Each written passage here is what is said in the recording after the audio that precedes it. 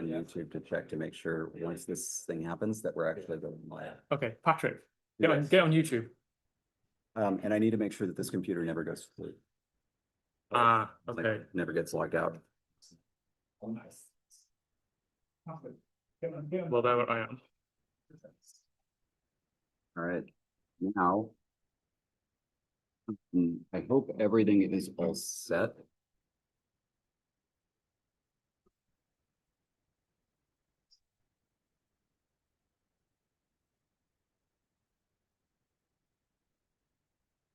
Yes, I'm not sure. Maybe I'll just jiggle the mouse every so often. I'm not sure I can guarantee that will actually set to go to sleep for a certain amount of time. Because the issue is that, we're logged in with Yeah, what it is. And so if we ever get logged out, yeah, we're gonna have to ring it this month. and then all of these settings are going to be gone. Yes. That's when you logged it on yours. Yes.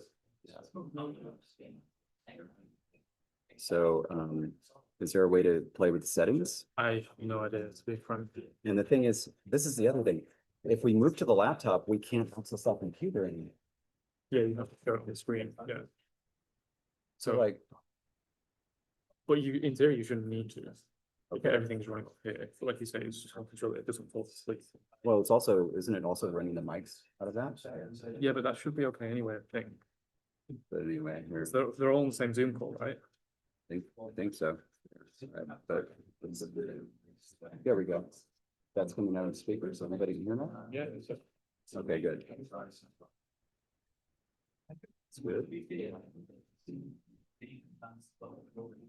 Don't need that.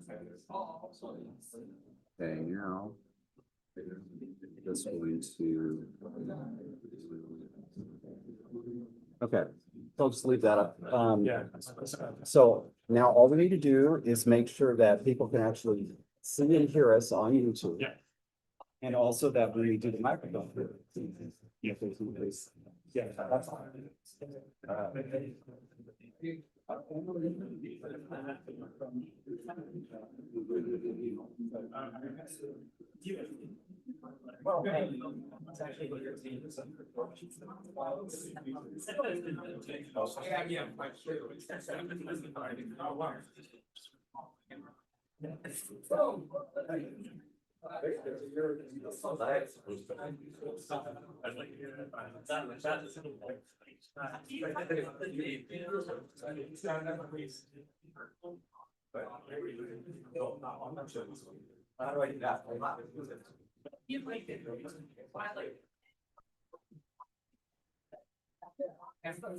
Right, so Zoom. And, I'm not the host. Try share. Where? Well, that then up there to the center. Okay, but your request. Oh, yeah, also swap. Yeah. Yeah. Yeah, this is the downside of the section. Allow. So Hannah is working with Natalie, trying to see what they can do. There are more people showing up. Some of them are students, and so no problem. Here's your name tag. But some of them are not, and so Hannah's trying to see if it's possible to get it reopened. But if it's not, I think we may just have to take that. Figure it out. Yeah. So, but yeah, Oh, that's right, but we, they're running it out there. but like, we can't take cash because it was a university event, right? Oh, That's the whole- Yeah. Well, that's why Hannah's talking to Natalie, because she's like, it could, I think technically be possible, it's just there are some extra, yeah, there's some extra hoops that have to. Yeah. But this seems to be going okay. And then, David, you already have these ones. Oh, those, I remember Jane, yeah, we've already. I printed out these two sheets, keep them spare. Oh, okay, So that. okay, yeah. Your backpack is where you can stop. The invite is not important. Perfect span. With this. I think they're seeing your success slides. Oh, it's the same problem we had yesterday. Yeah. So I meant ready for all done. How's that working? If we weren't in front of a room of people I don't know, it's like smack my ass. Hey, dude,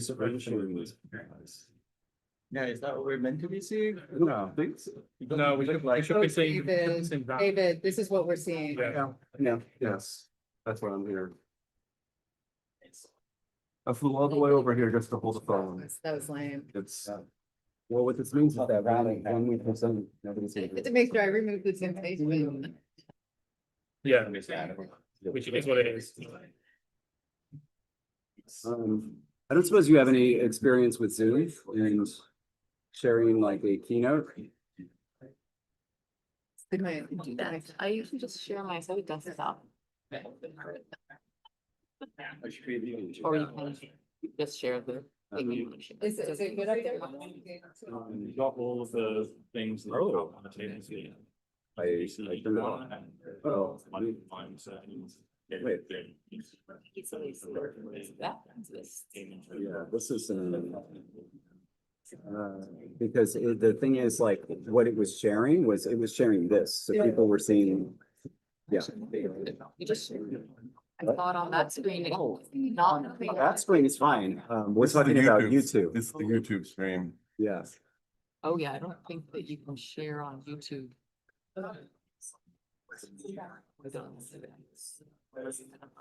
Probably went outside. If I'm sorry, if I'm on Zoom, I tend to. I remember. Yes, yes. Okay. Then what we're gonna have to do is just this. Google. If you.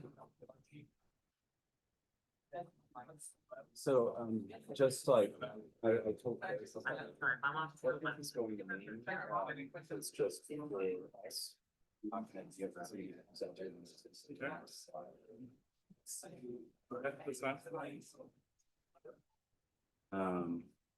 we don't need to block either.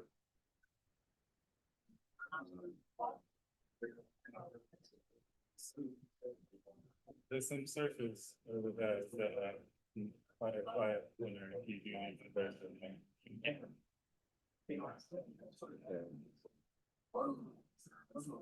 So like.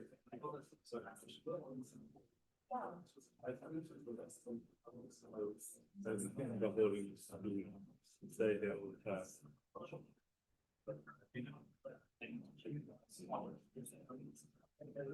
Not sure something. There is supposedly a portion of screen option in Zoom that might allow me to, oh, or you happen to just have it all be reflected real. We're taking a look right now. Is that pretty good? Yeah, I mean, it does, it's kind of a bummer that it shows like the current slide, thing on the top, but yeah. Yeah, it's got spoilers. You only know there's 46 slides. You We'll really know, yeah, we'll know when we're getting towards the end. Get rid of what? current slide. Oh, you can. Probably viewers do You it. could, you could, I do want to get rid of that. I want to get rid of that. yeah, right now, you might be able to line. Yeah. If we go back out to, I think we can. I would not. When you do, you? Yeah. Yeah, I guess play slideshow, Customized presenter display, right? yeah. I love it because everyone's talking. I feel like Yeah. cacophony in my ear here. Yeah. That didn't work. That didn't work. All of our audience love, like, lots of this. So to each other, I think we have to say So audience. to advance. appreciate that. Oh, yeah. That. Not a sensory overstimulation. Exactly, right? Like, we really have to If you go back like this. I'm gonna You get that. play but not play into venture. You come out of it and do play. You know. Oh, no, this is. We're gonna put- But David, Yeah. do we have a lifetime PayPal? Yes, no, we might have a LangTime PayPal, yes. Venmo is really an American thing, so nobody has it. Oh, Yeah, the American banking system, sorry. Oh. We're using work. Is it too creepy if I offer my like? details? But I don't think it takes. Don't a lot allow to country. create the PayPal. You need a bit, even- no, I think I do, So Matisse owes us Like, money. Yeah, or whatever. No, but it's also for other people, Yeah, like, I think if this was if your they don't agent, have they could cash. take that. Yeah. oh,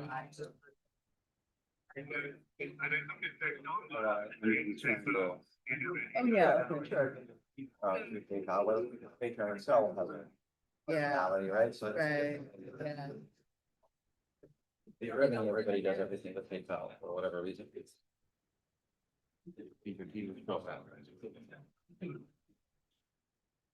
Yes, it's just LangTime Studio. Okay, I have LangTime Studio for PayPal. I was pretty sure, I just needed to check. Yeah, perfect. Yeah, that'll work. Hoping I could just make this go away. You're moving it. Slide it off screen even though. Um, I just see the same thing. Make it really small. Waiting. Present. You got that. Cool. Yeah, that's Presenter it. notes. Let's see. Latest bear guy in here.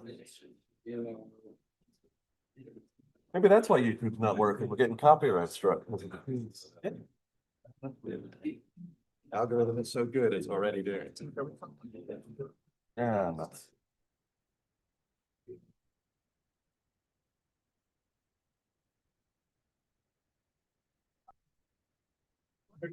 To do the display just mirror.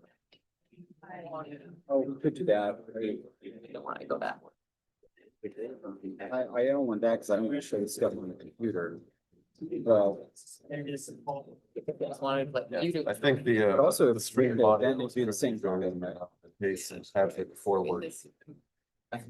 Anyway, this is only a problem for YouTube. It's not a problem for you. I told people to bring it to your house.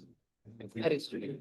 Yeah, exactly. Like, what are the draw? Disable show presenter display for monitor. Exactly. Exactly. Katie think that's fastly. Color and play by play. Exactly. Yeah. Exactly. One of them described what's happening on the field, play by play, and then the color. The other guy. There we go. Yeah, on couple of them, exactly. Let's see. It's a well-established, dyad. You don't get it there, but you do get it. Like you don't see anything. See anything? Go back to enable. Wait. Let's see what happens.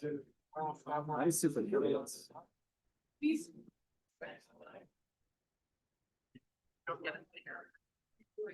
What does YouTube show right now? This way. Yeah, Must be hearing us after a while, they're like. yeah, there's like the 40-second delay, so. Battery, like. Let me see. doing a live reading. Oh, Maybe. oh man, I gotta get one. Look at that. Yeah, you just see a flip lens. A few of them. Leave your phone, but it's just showing what's on your spot. And So so much we just look at content. that. $50. 50 for the hardback. 50 for the For hardback? the soft. Oh, I think what we just read is actually. Yeah. Yeah, it was. I was just. Yeah. And I made it. Buy it outright. I don't know how many pounds it takes. That was the right. It just. So like there's overseas. So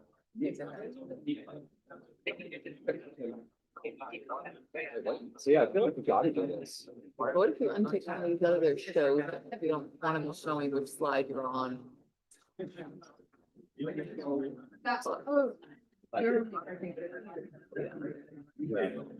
Oh, I think so. You mean like, Yeah.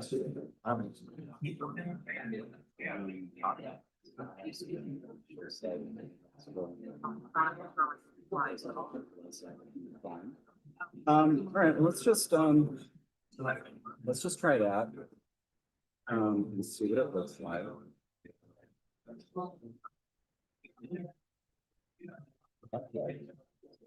Oh, the fine. Ooh, it keeps doing that. And watch what happens when I press No, it. no sushi. Continue to share, Fuck this. and then it says. Oh, your right, screen we're a sharing. family friendly screen. You didn't hear that. Let's check the YouTube. But I think it's still working. Hold on, yep, it changed, it is now, All right. it's still a little. I know, still- yeah, I okay. know it's not ideal, but hold on to that for a moment. I want to make sure that it's. Days, because we just did this process.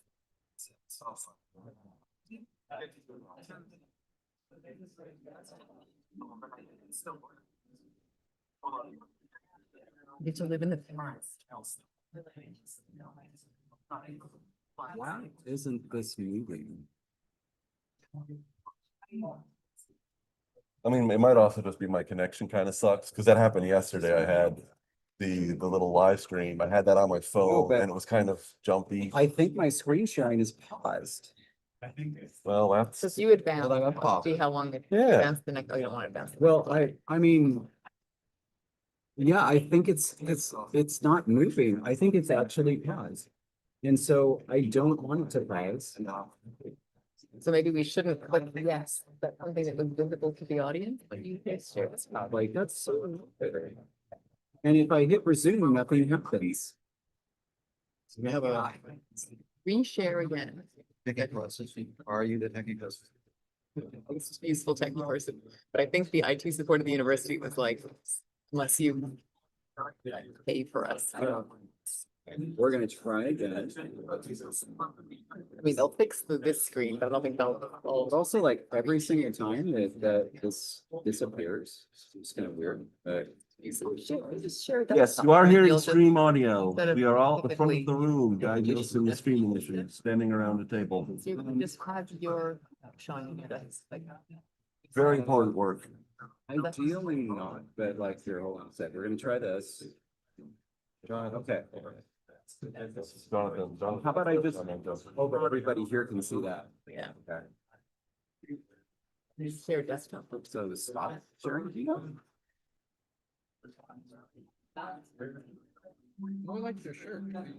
Paradoxically, that works. It's the Wingspan logo. It's like, it's from the game, man. Yes. How does that make sense? Like a merch. Like in order to do the thing you want, like. It was, yeah, it was the Okay. first thing I went to Okay, so we're gonna do one more Like, test. some that were missing, like, I don't want to pay this thing, and small wooden cube, let's see what else they have. Like, oh, yeah, shirts, like Wingspan shirts, like a nice cover. Here it is. Sorry, I emailed that. But it is animated. Yeah, I know. Oh. We had to click stop sharing the keynote and then it shared the keynote. Very unintuitive. Yes. Makes sense, yeah. What we're gonna do right now is I'm gonna speak into the mic. So first to make sure there's no feedback in the booth, but make sure that everybody is hearing me on the mic and that there's no feedback. Big thing, we need to get a. Should you listen from outside the room? I don't guess. Where you go here, that's. I, Jonathan has posted it in chat, this is the correct. yeah, I mean, it's not coming through this mic, but I, like, loud enough. Back out. Yeah, that's the main thing. Like, we have to make sure you. So that hasn't been a problem yet. We should all. Just a quick test. Can everybody in the room hear me, especially those in the back? All right, cool. And we're gonna check to make sure that the people on YouTube can hear me and that there's no crazy feedback. All right, good. Yes. This site, how do I get the link to share? Because I can't copy it out of Discord. I'll just do it on my computer Okay. because my computer isn't doing anything. But yeah, it's not letting me copy the link here. I got it. All right. Excellent. We are crisp as a chip. All right, hold on the YouTube chat. Oh. I assume that's good. I guess chip is crisp over here right there.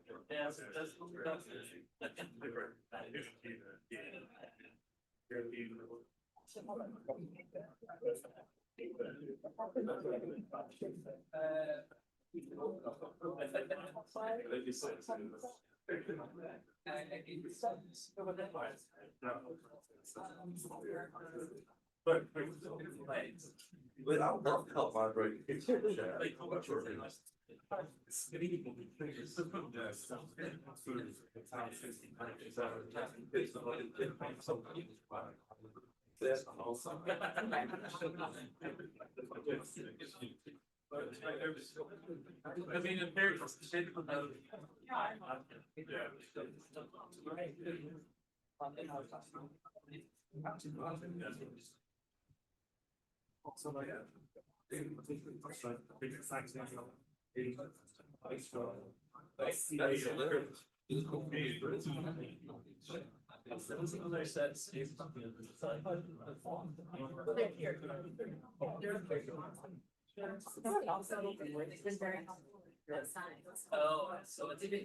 Oh, good. They made it.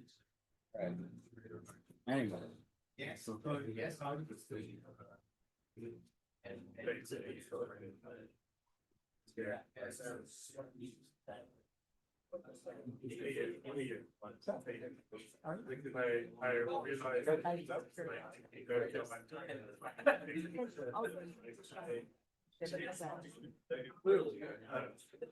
I could sit down. The restroom. Hallway. Going to restrooms, they're very.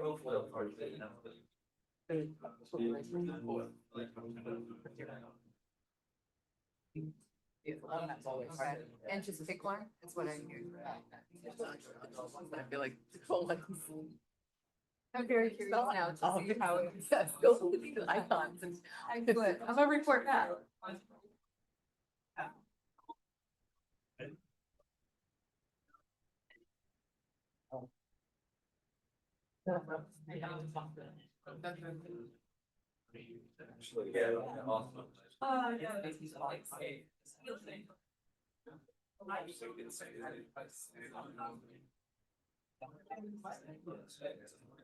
Oh, yeah.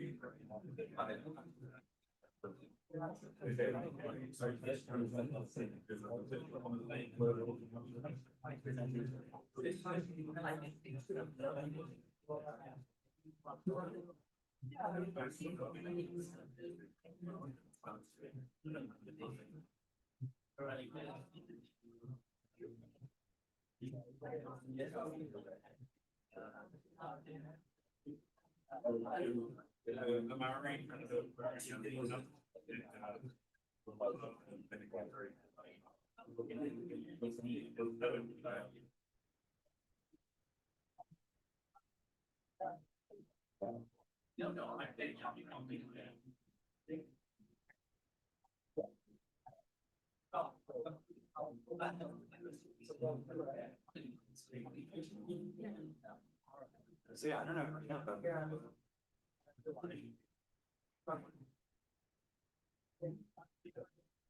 Yeah, yeah.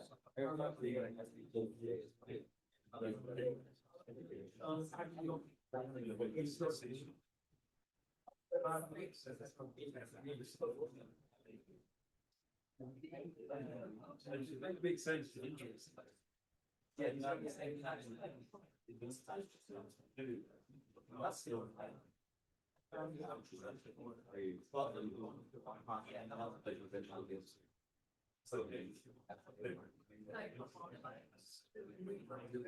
All right.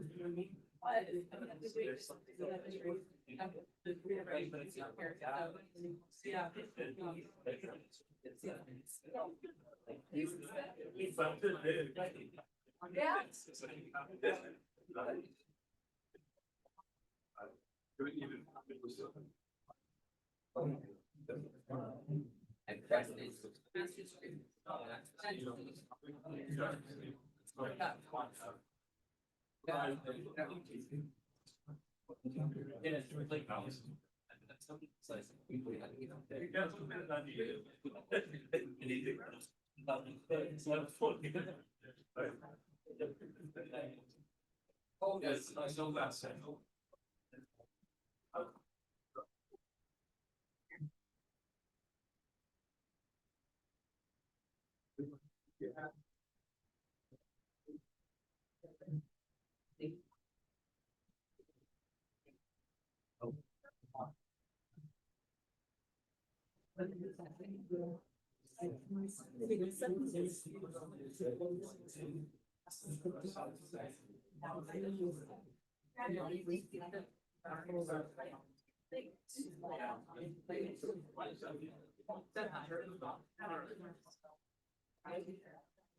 Oh, I've seen it.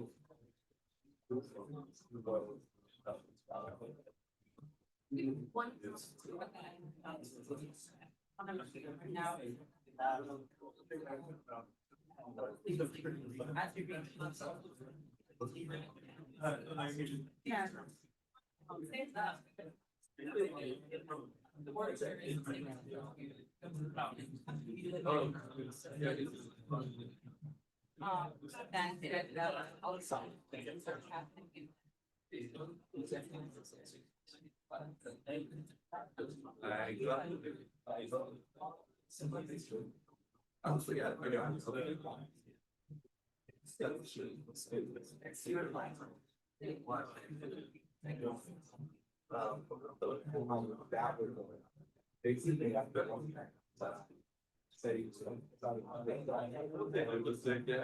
Where it's like that. Don't look at names. Yeah. It's yeah.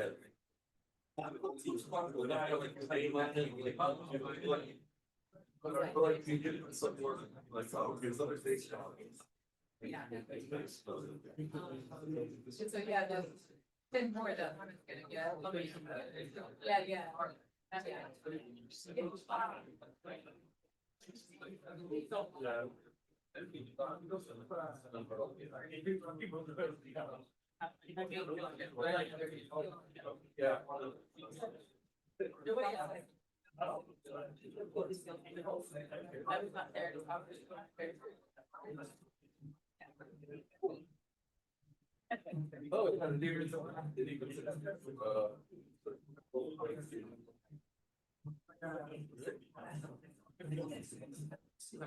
Yeah, I grabbed one of,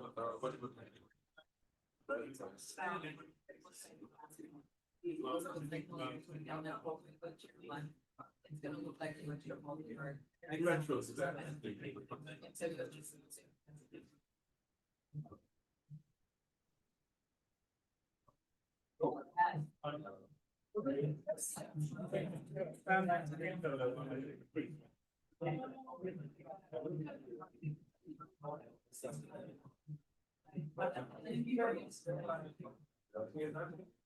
Oh, yeah. All three.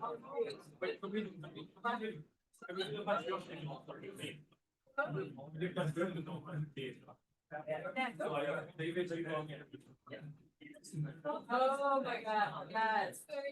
Yeah. I like the color palette. It's really good. It's good. All right, babe, where you been at? Jesse, can we just like round up all the Conlang taller than David? I was gonna say, so everyone go to the front. Okay, I think I must have gotten.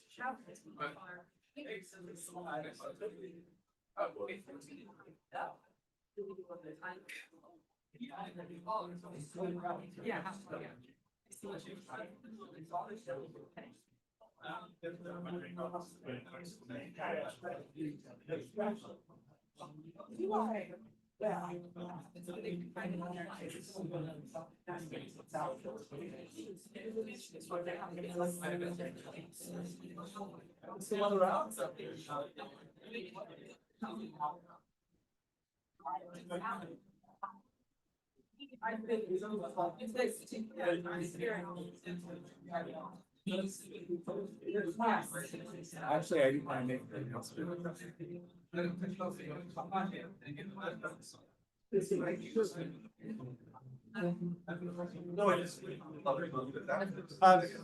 Just to make sure, if you did register and you don't have a name tag, there's probably a name tag waiting for you out there on the tables to that side.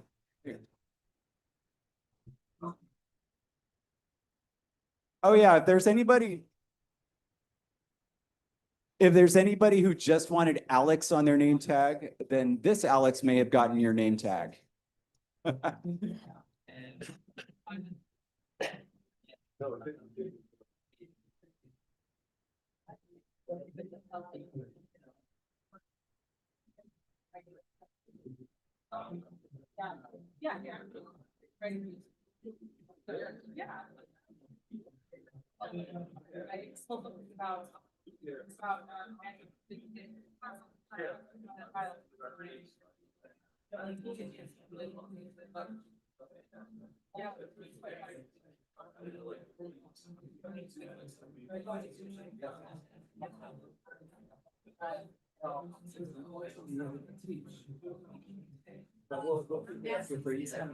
For the time being, Natalie's gonna stay outside. We're gonna test if we need.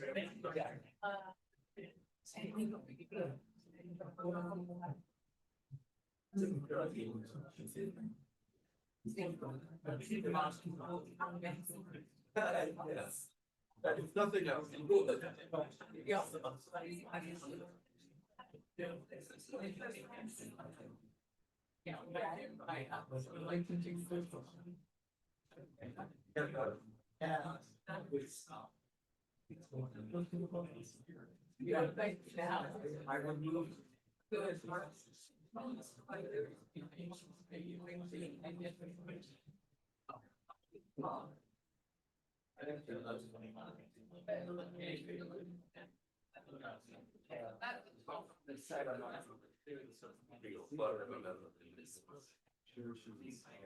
Oh, yeah.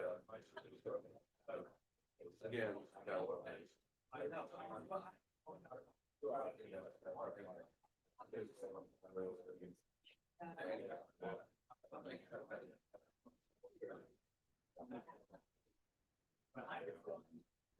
oh, I haven't actually.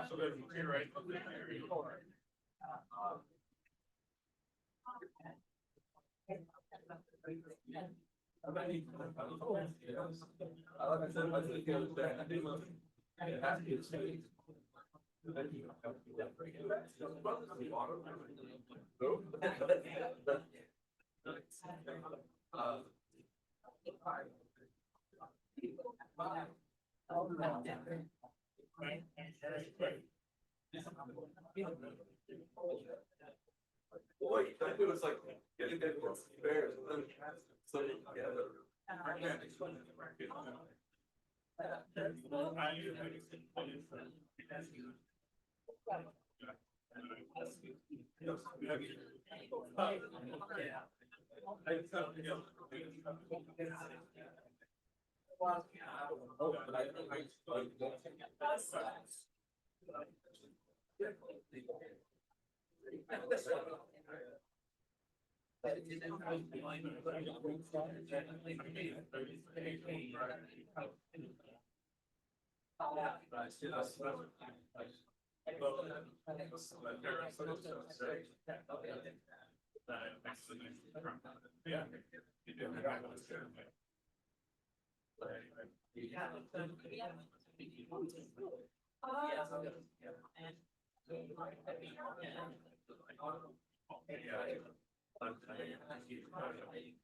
With what? I don't know, you were, so I was like. I was trying to pull up the presentation, but it's so fuzzy for me to find what I was looking for, that I'm just gonna try to remember.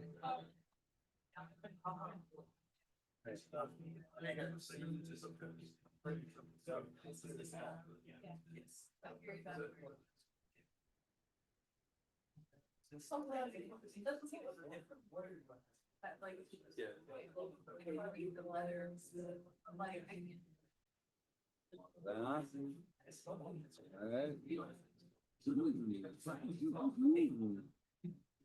Sure. This works.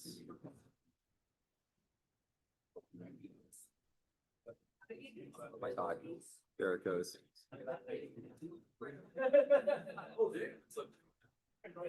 That was the. Oh, wait. I remember, okay, I remember what it's doing, okay. Can you do, Just wanna, can you just do this and it'll pause the music? we'll find out. Yeah. You may need to get off the slide. Is it connected to this slide? This means we're gonna have to stop sharing, or can we continue sharing and then just go to the, I don't know. let's find out. That didn't work. Okay. Okay. With music. Oh, I Here. get it. Where's the cursor? I have no idea. Cursor. Oh, God.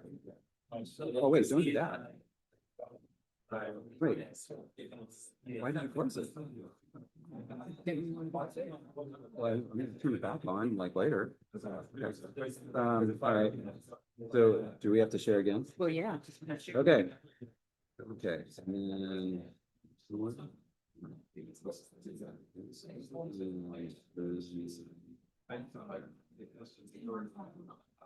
And from experience, I know that we have to do that. Okay. Okay. All right, everybody find a seat if you would like to be in here. Hello? Oh. There we go. All right, let's see.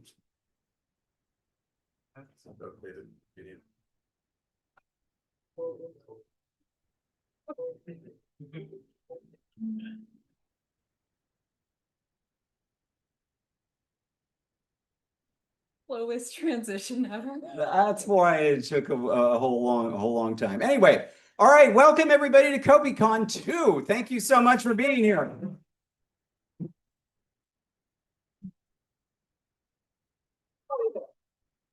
All right, I am David Peterson. This is my wife, Jessie Peterson, and she is going to tell you why I guess you're actually here. So welcome very much. Go ahead. Well, I wouldn't say, well, first of all, we have a list of speakers for you today. Not only are David and I speaking, but you're gonna get to hear from Biblaridian, Jake, Penny, and Kara Saryan. And we're gonna tell you not why you're here necessarily, more of like, why the heck is it called Kopikon? Because if you're not part of our YouTube streaming LangTime community, then you will have no idea what this name is. And so we're gonna take you back to February 27th of 2020. That is the date we had our very first LangTime live stream. And some people who are here today were actually there in episode 101. And so this is a screenshot of our very first episode ever. Not much longer, March 19th, David had his first on-screen Kopiko. Kopiko is a coffee candy. It's delicious. Just ask Mateus, who is very loudly protesting. So that was the first time Kopiko was on screen. After that, May 19th, David, who at the time I was living in Texas and I had said, what the heck is this candy? But I like coffee. David attempted to send me a Kopiko. Someone stole it out of my letter in the mail, ate the Kopiko and put the wrapper back in. And so I thought David, just being David, had sent me an empty wrapper to be like, haha, no Kopiko for you. Well, that was not actually the case. That was someone stole my Kopiko. So on June 4th, David rectified it. He sent me a whole bag instead of a single Kopiko. And that time I got it. So I had my first on screen, well, my first Kopiko ever. I had my first on screen. And after that, it became a weekly tradition that we would have a Kopiko during our live stream, at least once, to celebrate when we actually got something done, which is why we only get one per a 2-hour stream.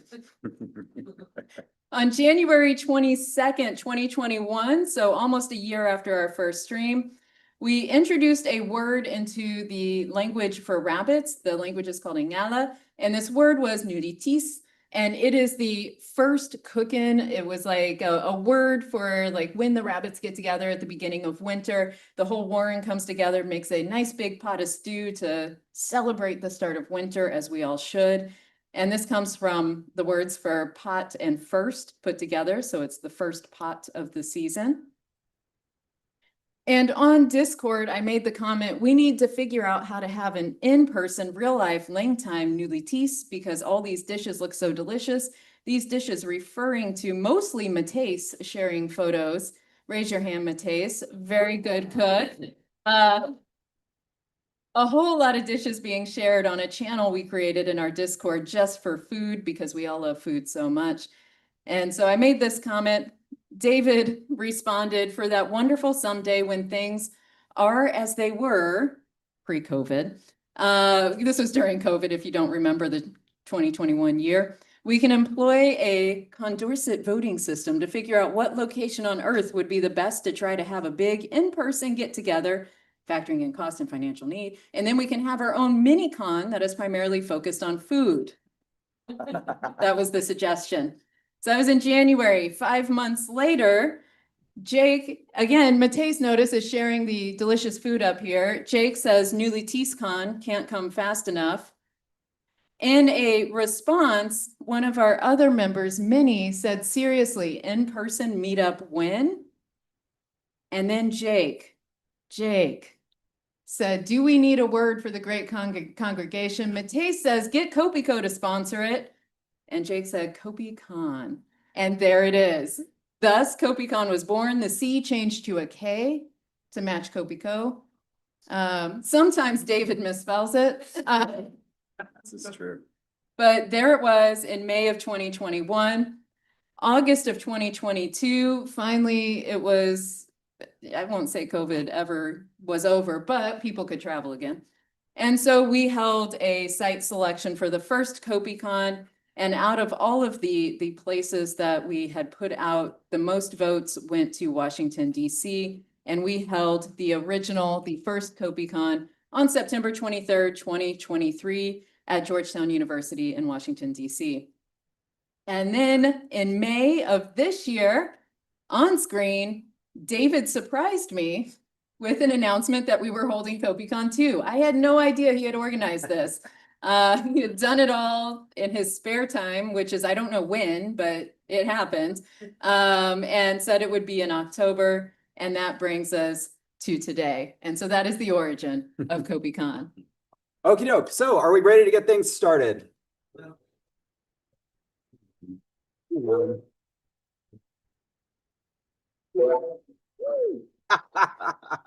Sound effects. There we go. All right. So just to keep us apprised, so this is our schedule as we devised it originally. We actually have the room for a bit longer, an hour longer. So if things kind of get off schedule, things run a little long, we'll be okay. So just letting you know. So our very first speaker is the University of Edinburgh's own Karis Sarian. Karis is here doing a postdoc in Turkic languages, and he is going to kick things off for us. So here, hold on to this. Thank you very much. Let me, and we're gonna move this over.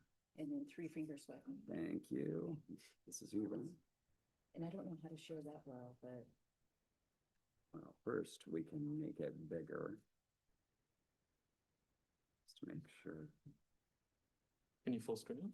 We can, but once, Uh-huh. we can full screen it after. Wait.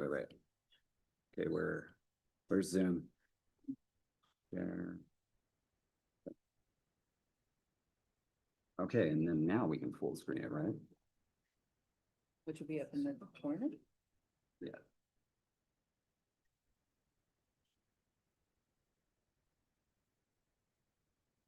Okay, there you go. Hopefully the people online will be able to see that. Oh, yeah, sure, fine. And then. Oh, no, I meant the whole, to get rid of the task, to get rid of the taskbar. It's on YouTube. I don't know how you do that. Wait. So if you go on, yeah, try that. Or is that, oh, that's already this. I did. Okay, let's try.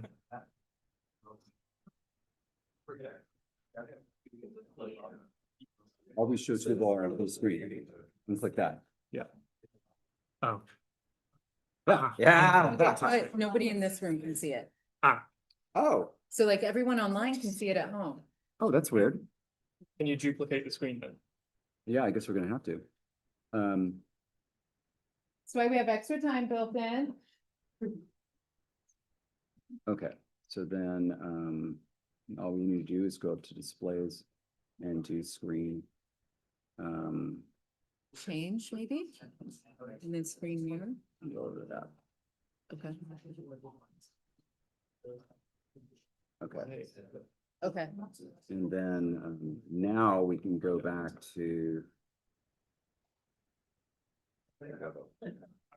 Fantastic. Right, okay. So let's get started. Or I'm trying to. Well, although first of all, so.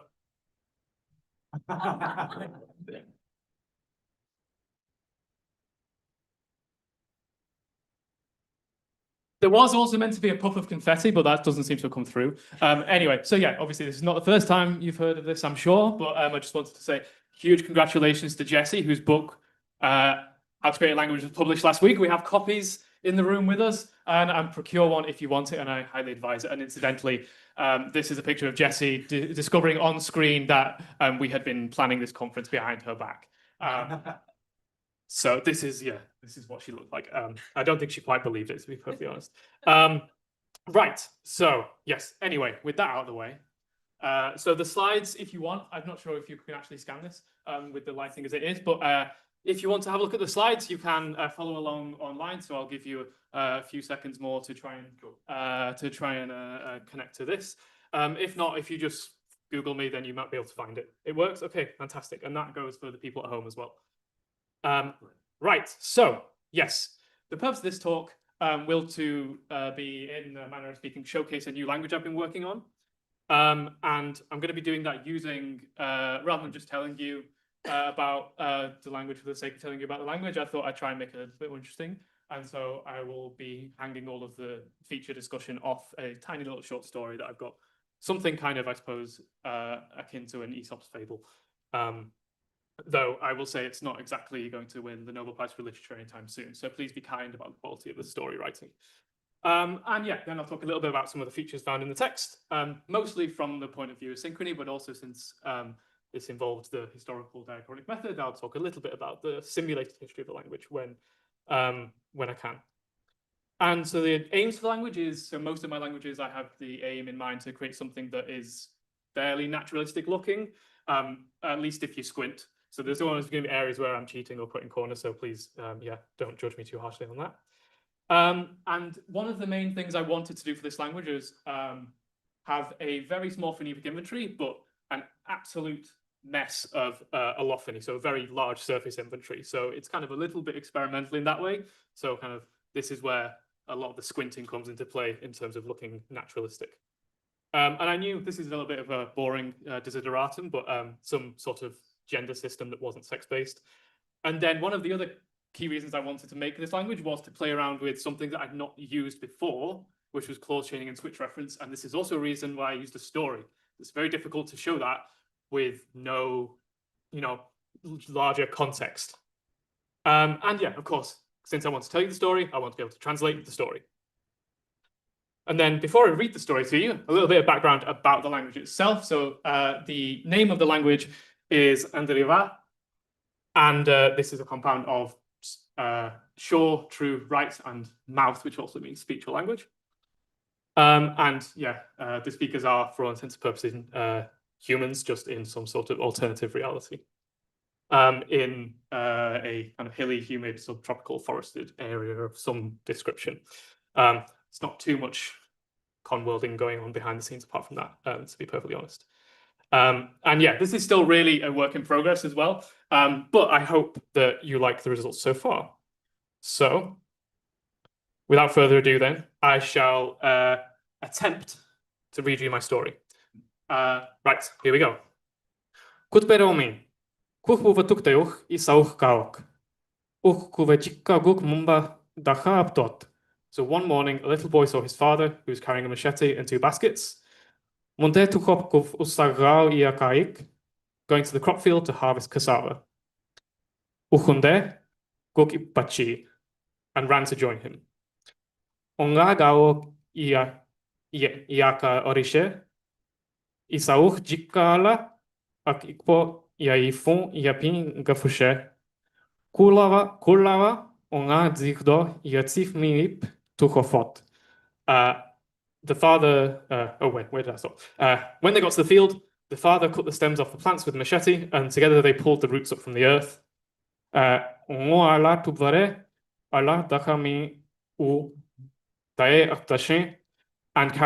carried them home in the baskets. Taepu onga ungu aladure alagudde alatukore ala insashin. At home, they washed, peeled, cut, and grated the tubers. Deye onga munde alatuo kuddere aladzicho miau tanashi ala tachunashe onga ala ufunde tambukture ala buvachifunu tan ngamare ala pishin. So next they soaked the cassava in water and dried it in the sun. Once it had dried, they pounded it to flour and formed it into small pancakes, which they fried. Doyomima onga punganami gok monde chifinu ala dzishin. That evening they ate the cassava pancakes with their family. Isauch gok tukteuch tzitsek kag igot onga bavap tuppe andat ma irav dongami donambana. The boy and his father smiled at each other, knowing that hard work tastes the best. That's the end of my story.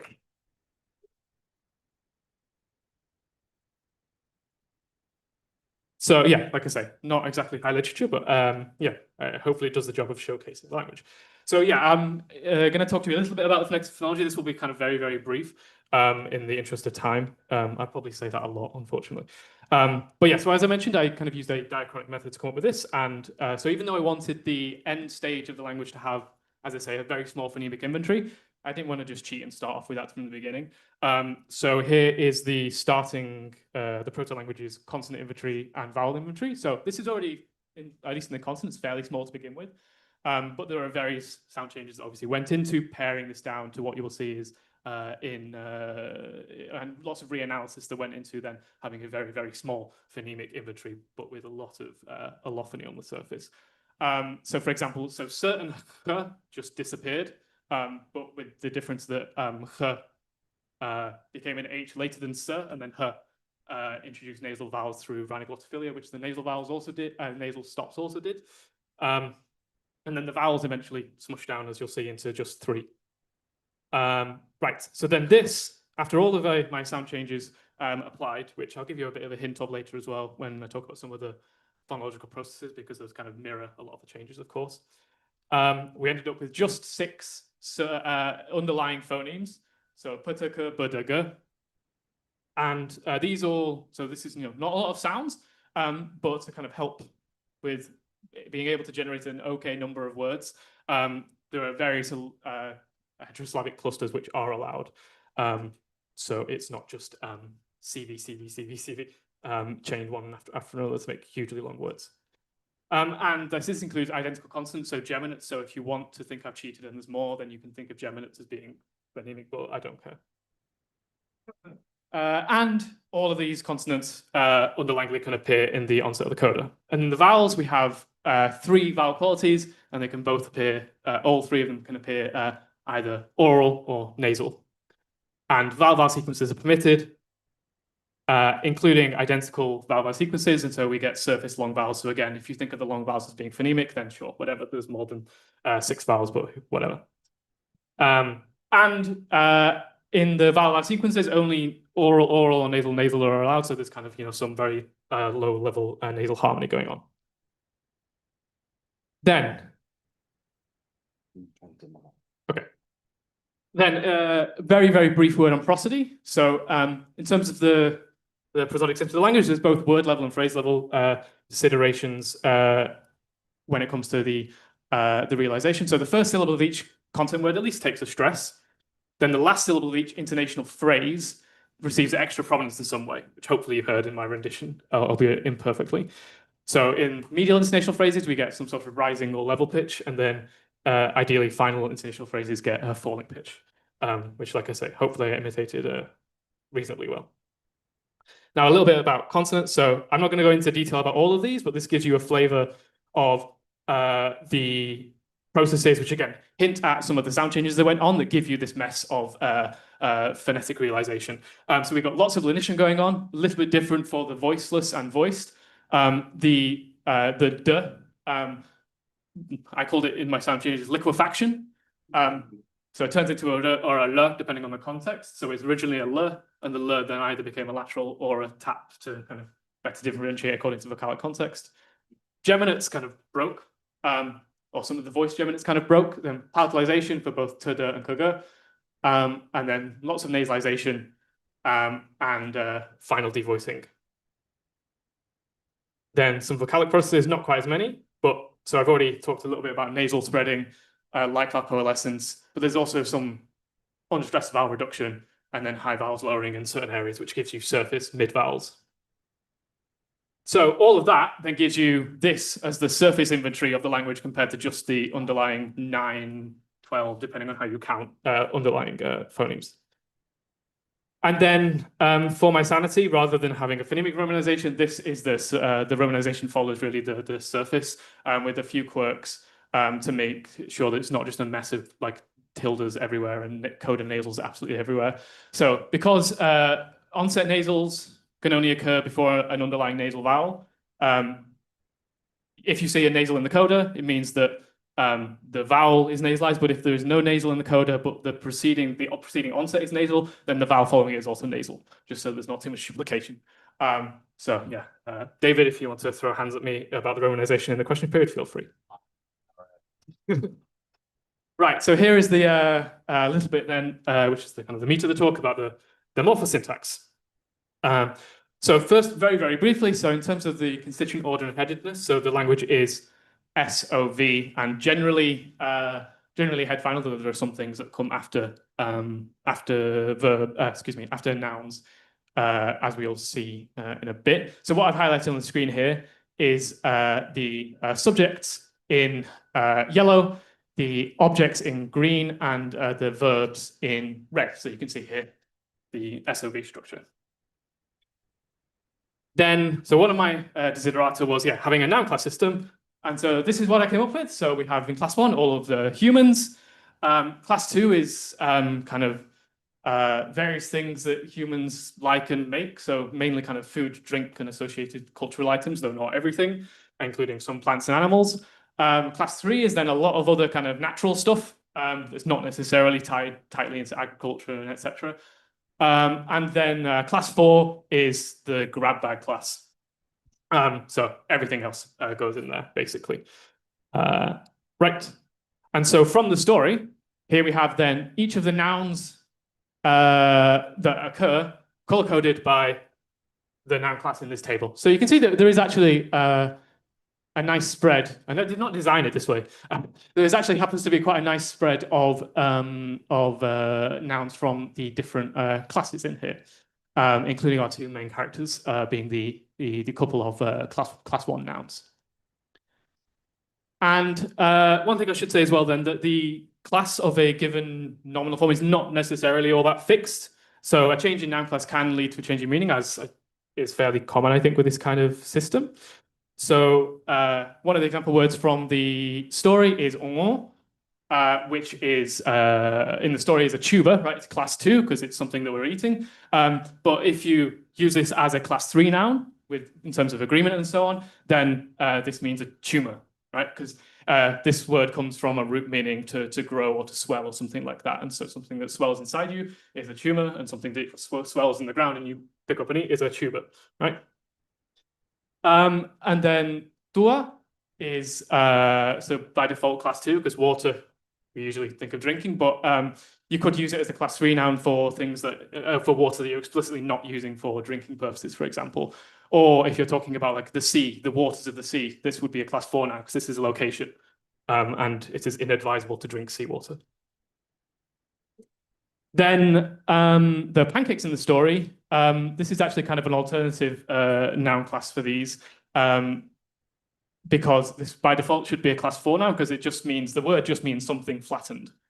But in the context of making food, this is like, a pancake type food item. Well, we'd call it a pancake, yeah. Now, there's not actually any examples of this in the text, I realized, but I felt I should kind of talk to you about this anyway, which is number marking. So singular is unmarked, as you'd probably expect, but animate nouns, although noun phrases, as I'll come to in a minute, are marked for plurality. So we have 2 different suffixes that mark this. So the human plural is marked by either the nasalization of the final vowel, so we have tukte, becomes tuktsin in the plural for boys, or suffixation of a nasal vowel, so we have arok, becomes arachon in the plural. Then non-human plural, we just get suffixation of underlinely ka, but then we have lots of allophony, so it surfaces very often as kha. So we have tsinje is dog, and tsinjikha is dogs. Then again, none of these in the text, but these are the speech act participant pronouns. Here they are just for completion's sake, and we've got a little bit of inclusivity going on. And then we have for each of the noun classes corresponding personal pronouns, with no plural one for class 4 nouns, because these are just, even if they are semantically animate, they're treated as grammatically inanimate. And so these, yes, as I say, correspond to the noun classes we saw before, and these are the ones that I'm really interested in here for the sake of the story. And so here they are highlighted in the story. So I think, there's only actually 2 of these used in subject position. Now, the eagle-eyed among you will probably see that the forms, not all of the ones that you think from the form are personal pronouns, are actually highlighted. And the reason for this is that personal pronouns are also used as definite articles, and these are post-posed definite articles. So even though the language is head final, so you'd expect them to come before, they come after. for the reason that they were kind of, I conceived of them as being kind of a restating, a repetition of the thing that's come before to reinforce what you just said, if that kind of makes sense, right? So this is the reason why this doesn't really follow the expected head order.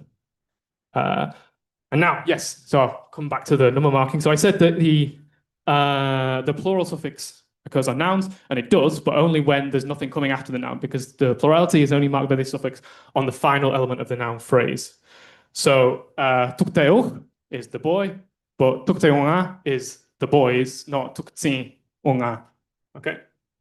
Likewise, goyala is the pig, and goyalacha is the pigs, not goyicha alacha. And then with the example we had before, tsinjeiya is in the plural, the dog is in the plural, tsinjeicha. Right. Then numerals. So yes, talked a little bit about number, but numerals are one place where you would expect plurality to be marked, right?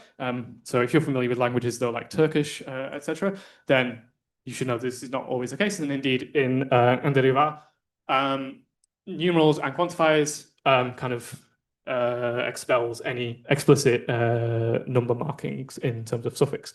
However, the noun class agreement, there is noun class agreement on the quantifier on the numeral. So rather than gender marking, there is a sortal classifier associated with the numeral. Okay, so we have, for example, kur tukte, so one boy, but two boys would be monk tukte, rather than monk tuktsin. And likewise, kut bero, one morning, but tusut bero, many mornings. And kuvadacha, or mumbadacha, for one or two baskets. And again, kun ungo, one tuber, and then tusun ungo, many tubers, because each of these, whether or not they actually belong to the same noun class, they are using different sortal classifiers. Because a boy is a type of person, so it gets the person sortal classifier. A morning is a period of time, so it gets the period of time classifier. A basket is a handheld tool, so it gets the handheld tool classifier thing. And the tuber gets the kind of like the clumpy noun class marker. That's the technical term. Now, singular indefinite articles. So the indefinite articles are basically just the same as the numeral one, just shortened. So this long vowel is shortened to a short vowel. So one boy kuk tukte, but a boy is kuk tukte. And likewise kutbero, kutbero, kuadacha, etc., etc. And these appear in the story, but if you've been following along and managed to keep all of the story in your head, as I hope you have been able to do, shame on you if you've not, then these actually combine with the definite article to express specificity. So where kuk tukte would be a boy, any boy, I don't care, like find me a boy. Kuk tukteuch is a boy, but I want a specific boy. And since the story is about a boy, because we've not introduced the boy, you don't know the boy yet, but it's about a very particular boy that exists in the world, or this world. Then we have this definite article on top of the indefinite article to tell you that it's specific. Then demonstratives. So there's three levels of demonstratives. Proximal, medial, distal.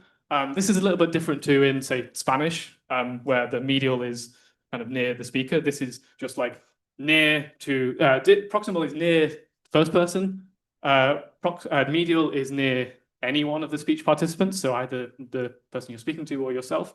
And then distal is just something like away from both of you or whoever you're speaking to. And then these are postposed because these are based on the definite article.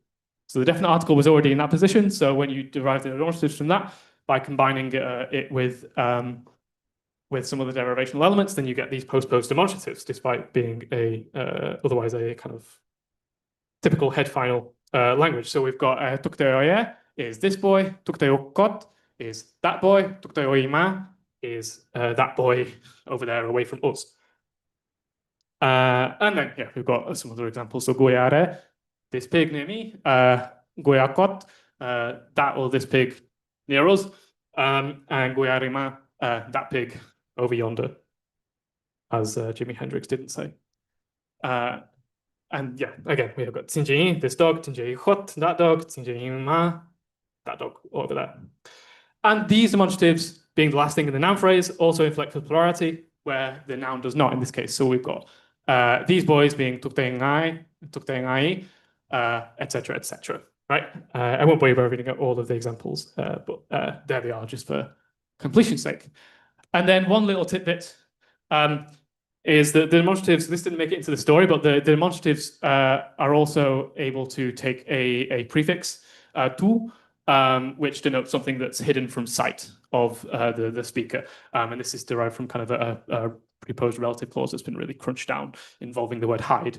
And then again, so from the text that you have memorized, you should have noticed that there was something that looked suspiciously that could have fit into this demonstrative category that was postposed but did not have this prefix. And the word that it went along with was evening, doya. So doyamima in the story is that evening. So why does that not take the invisible prefix? Because we cannot see necessarily evenings, right? Well, it's because this only applies to concrete nouns, because those are the only things that logically you'd probably need to distinguish visibility for. Yeah, and there's an example of the visibility prefix, or invisibility, I suppose, prefix in action. And then, yeah, this is an example of some of the postpositions. So as I say, head final language, postpositions instead of prepositions. And here are the examples of those highlighted in the text with the noun phrases they go with in green and the head preposition in red. And I do apologize to those of you that are red green colorblind, and I noticed far too late that would have been a problem. So my sincere apologies. And then, yeah, very, very briefly. So the main reason, I will be honest, that I wanted to talk about these is, so here's some examples of various different prepositions and some of the historical origins. So we've got to being see, so with, meaning being derived from the verb to take. Then the lines have kind of jumped around a bit, but okay. But the reason I want to show you this really is that I've accidentally created a bit of an oxymoron for the phrase in the sun. So in the sun is literally under the sun, and the preposition under is derived from shade. So to say under the sun, you say in the shadow of the sun, which etymologically is just nonsense, but you know, languages are stupid like that, aren't they? Right, and then this is the bit that I was, like I say, one of the main drivers for actually using this language and using a story is clause chaining. So for those of you not familiar with clause chaining, and so it's similar to coordination in a way, in that any number of clauses can be put together in a series, combined, and there's no embedding going on, right? So they are more or less of equal status. So unlike, say, with subordination, right, where one is subordinate to another. And these are mostly found in verb final languages. I believe there are some other languages that do show this, but this means that because they're mostly found in verb final languages, we have the terms medial verb and final verb. And so medial verbs take some sort of highly reduced marking, and only the final verb kind of gets the full whack of verbal marking. And these are very useful for organizing narrative structure. And so I've heard them kind of compared to a structural version of a paragraph. And then switch reference is something used to track whether the arguments, typically the subjects of a given clause, and the following one are the same or different. Okay? And this is something that often co-occurs with clause chaining in languages of the world. So I wanted to play around with both of these. And these also, from what I've seen, can be bound up with other kind of things, even if it's not necessarily the entire point of them. And found in, so especially languages of, so Papuasia and the Americas, but also in other languages of the world. But these are kind of, I think, the two hotspots. Then, in the language itself, how do they actually work? So medial verbs are inflected for same or different subject, but also relative ordering in time. So whether the two events in the adjacent clauses are sequential or simultaneous. Okay, so we get these four different markers with kind of a summary of how they might pop up in terms of phonological form. Then subjects with the different subject marker are always stated overtly, even if it's just a pronoun. But they're not repeated with same subject, right? So this is a little bit like conjunction reduction that we get in, for example, English. So if we have this example here, so the boy ran and then his father fell, so it's a different subject. So we get tukteoch unishe, the she marking the different subject, isaoch bamushi. So father the fell.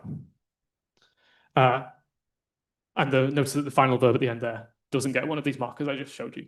Or we have a same subject marker, so the boy ran and then fell. Tukteoch unde bamushi. So boy the ran and then he fell.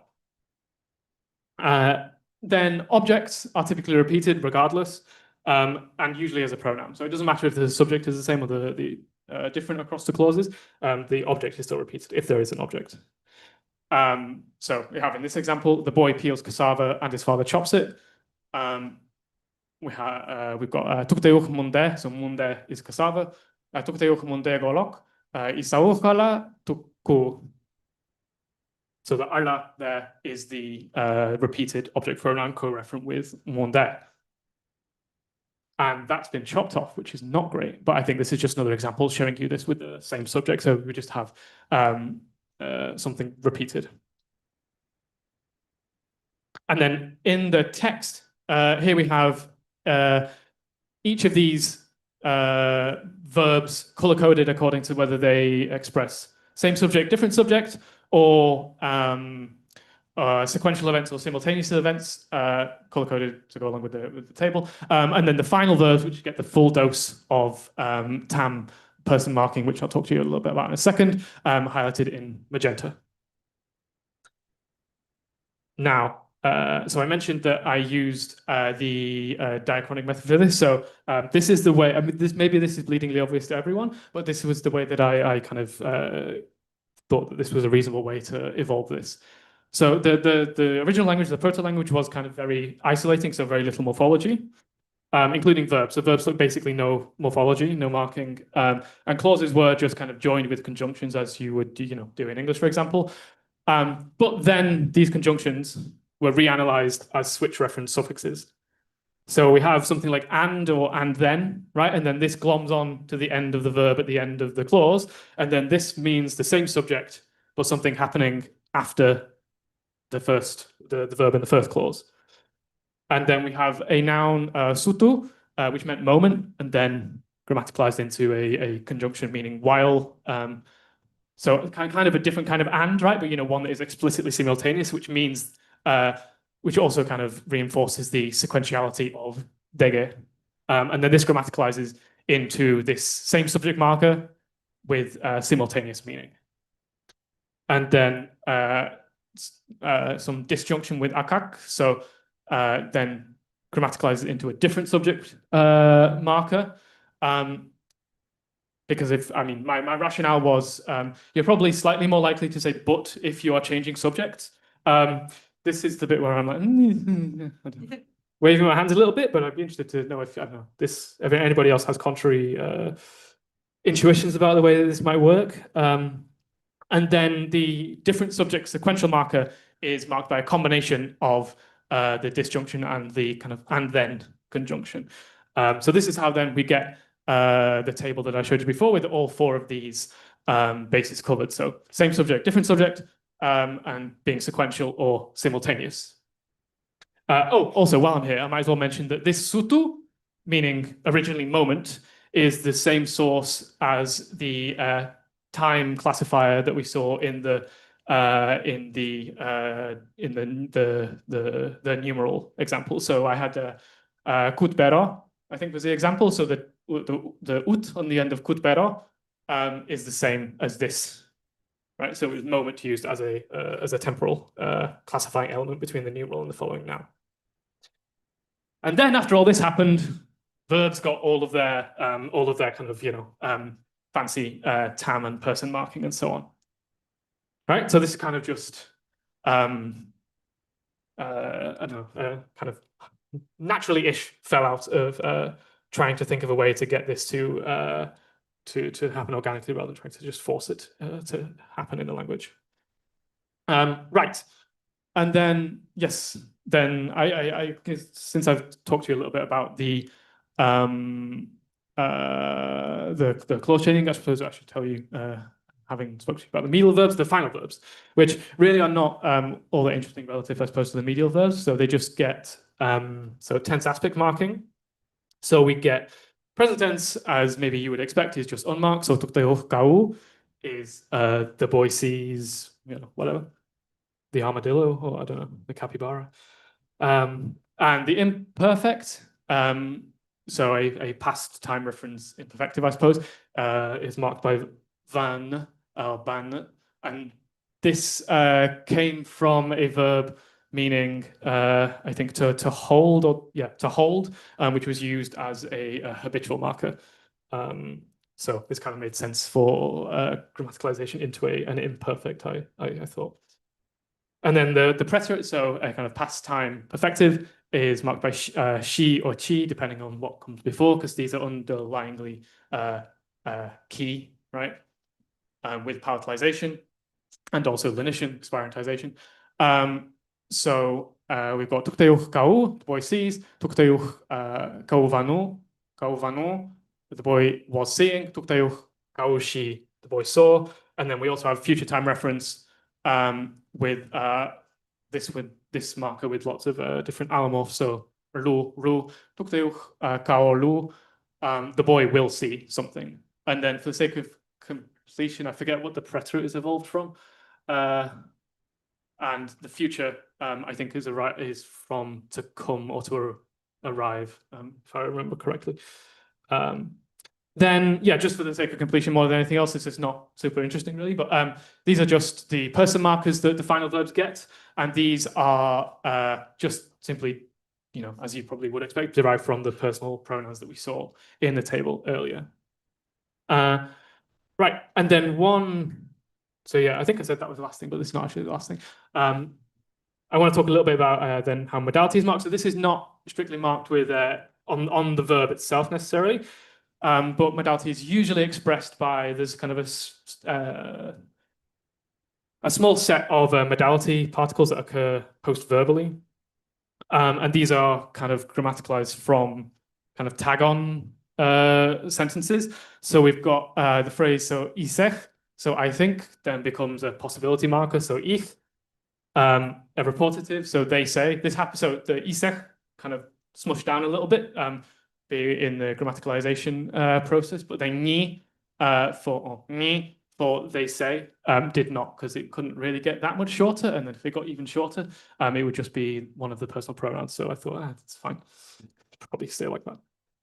But then they say is not the only way to kind of express reportativeness. We also have a quotative, which is also derived from the verb for say. So this is jishi.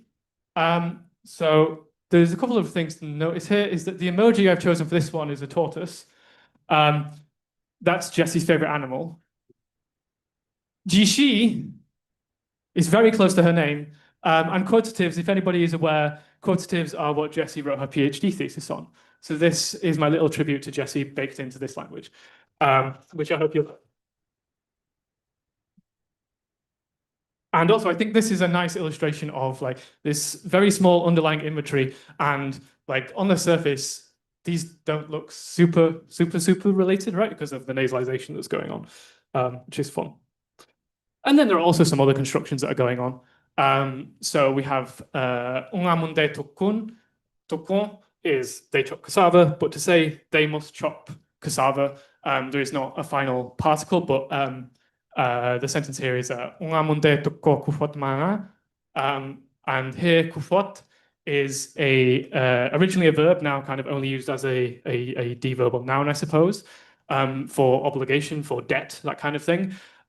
So this is a possessive construction, but also kind of a subordinate clause construction, which is also in the text. which if you look out for the ma in the text, that's what that is part of. And this kind of literally means something like they have cassava chopping debt. Is they must chop cassava. Right, and so yes, I have no idea how I'm doing for time. It feels like that went very, very quickly. But that is hopefully all the tools you need to kind of piece apart the most of the things included in the text. I didn't cover everything because I did not think I would have all of the time. But here we have, Monte Fino, which is the entirety of the story. And I won't put you through the torture of me trying to read this out fluently again. But here it is for completion's sake to round off things. And so the last thing for me to say is Tovo imami bikta. Thank you for listening.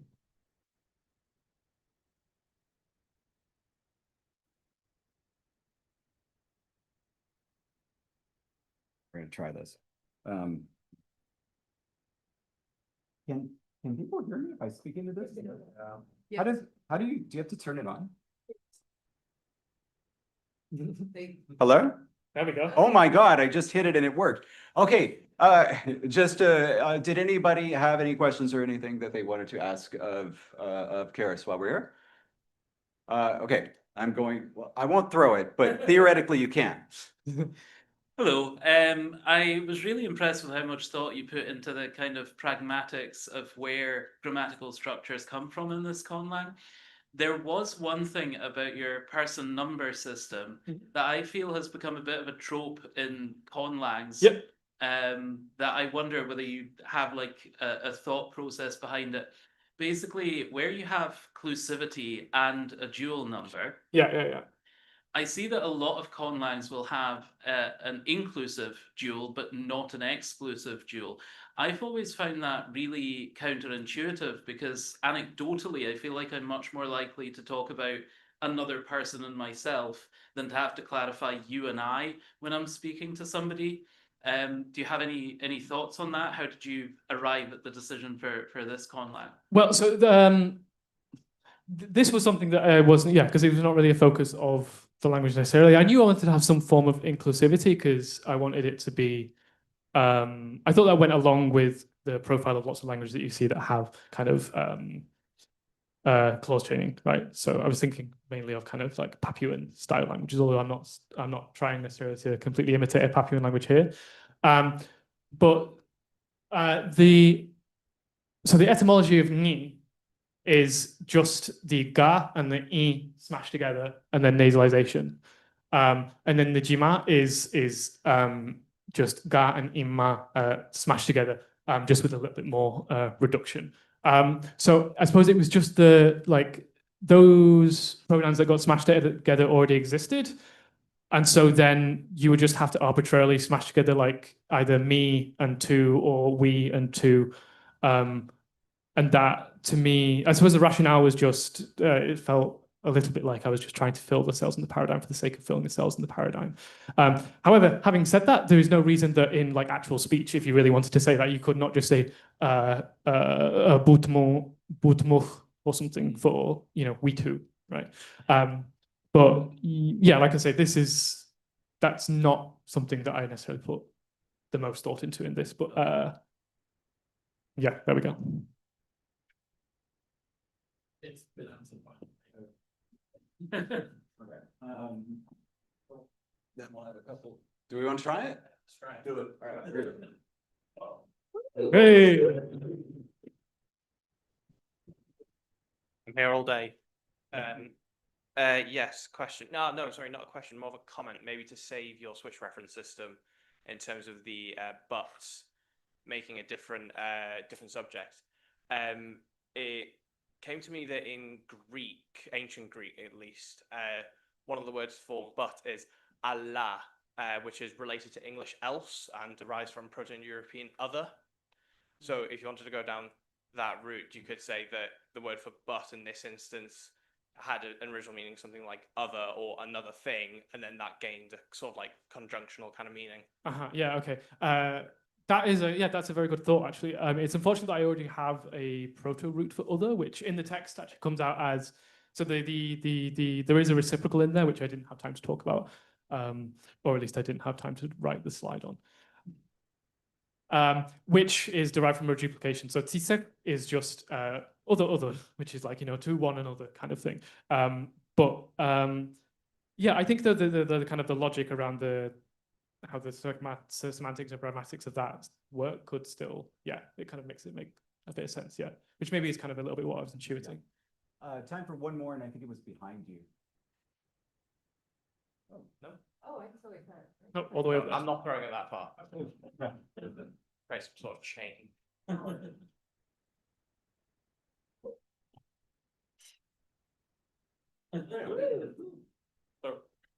Can you hear me? Yeah. Hello? Okay. Maybe hit it again.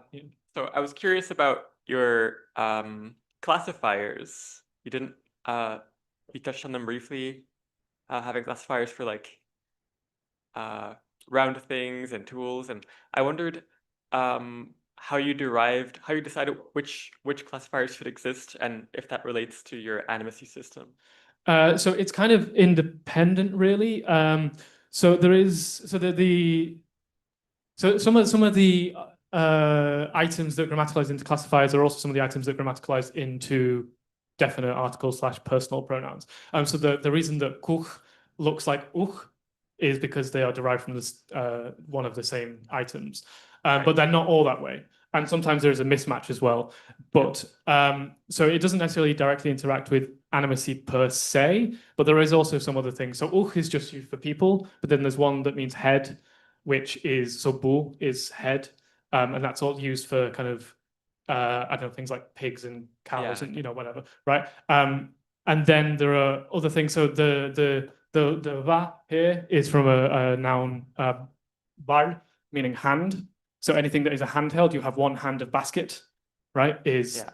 So it's more to do with the kind of well, there's sortal classifiers, right? So it's kind of the sort of object that you're talking about. Yeah. So like I say, it's I suppose any interaction is incidental rather than hard baked into the grammar per se, if that makes sense. Cool. Yeah. Yeah, that makes sense. All right. Thank you very much for the question. Okay, toss the cube back here. I got it. Nope. Never mind. Okay. Go ahead. I'll get her to set up. Thank you very much.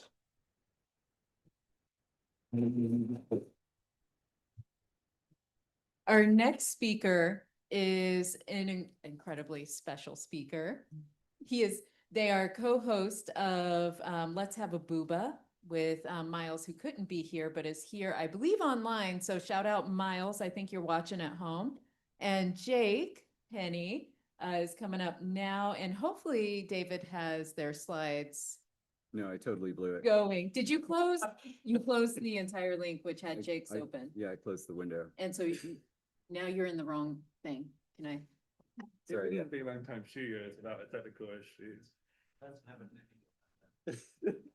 Surely history will. That's it. That's right it. here.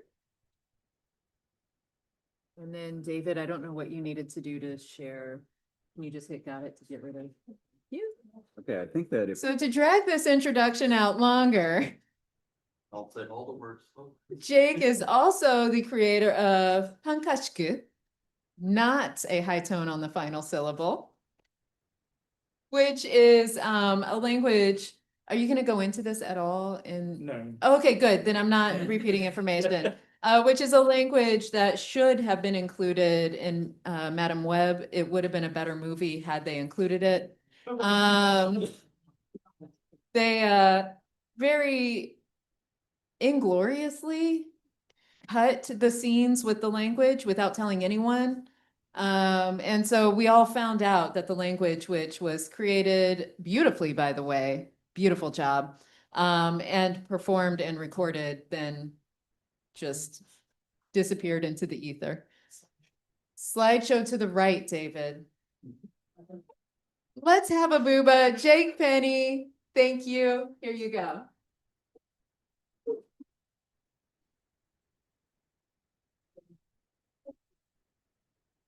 So is this I hope everyone, or at least 50% of people, as you'll see, get the reference.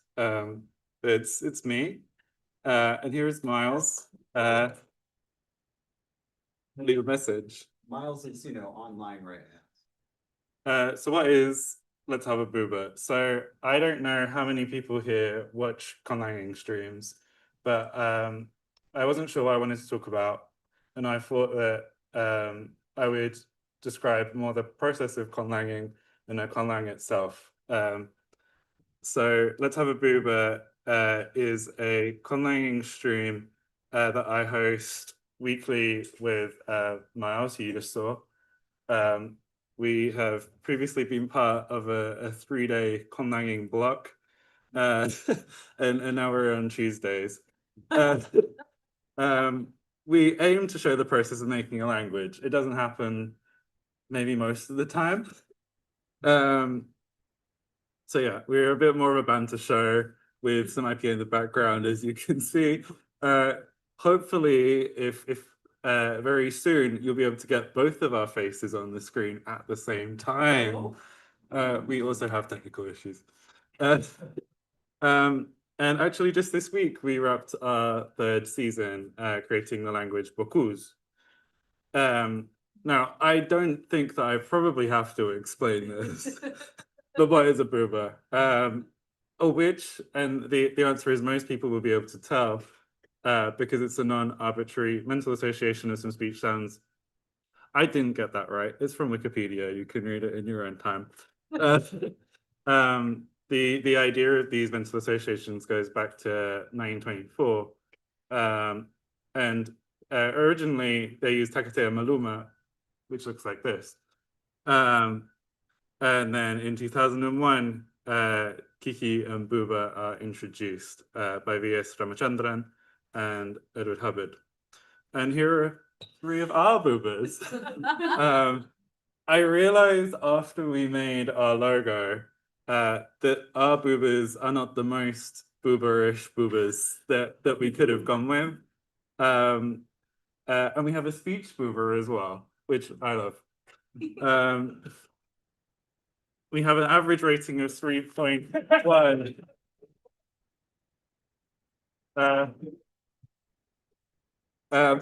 I want to be, it's coming. Well, we basically just needed a name. And I have my own thing as Jake Benny and the labiovelar consonant fan. People love to use the term labiovelar, and it doesn't really make sense. It makes sense in that you know that the lips are involved and the velar is involved. But it's very confusing because you have the normie labialized velars, like qua, gua, hua, moi, and moi. I hope I got all those right. And you also have, and I'm going to do my best, ba, ba, ma, and ba. Which are labial velars, which are very special to me because I have family members who are native Igbo and Efik speakers, and I love the West African languages that include this particular set of sounds, and Vietnamese. They're all great languages.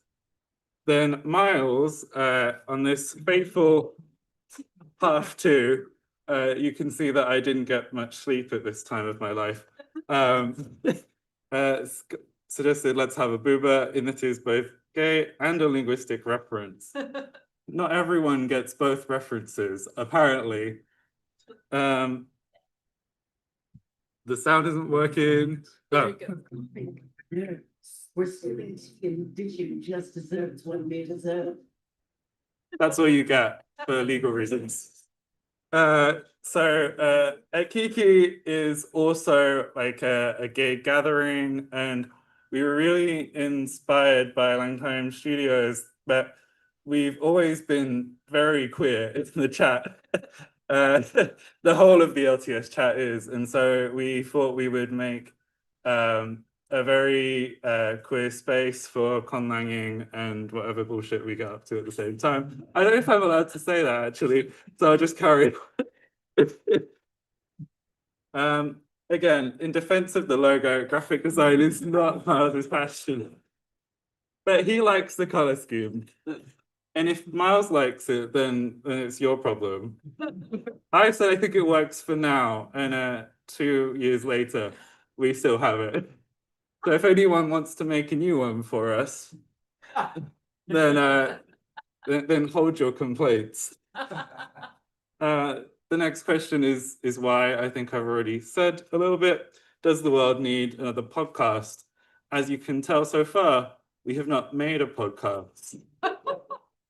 And do we know how to make a podcast? I think clearly the fact that we just put YouTube streams on our channel does not make sense. The reason why is really LangTime Studio and friends. Here is this was the first screenshot of LangTime Studios that I could find with the capybara. And honestly, it's this bit up here in the chat which really makes the experience. And I'm really pleased that we have the chat going right now. I found my first comment, which was, I mean, if we assume animals aren't homophobic, there'd be no need for a community, right? In reference to finding a specific word for queer opossums. And I also remembered that my first comment on the channel was me trying to correct David when he claimed that Japanese only had unrounded vowels, when of course the O vowel is rounded in Japanese, David.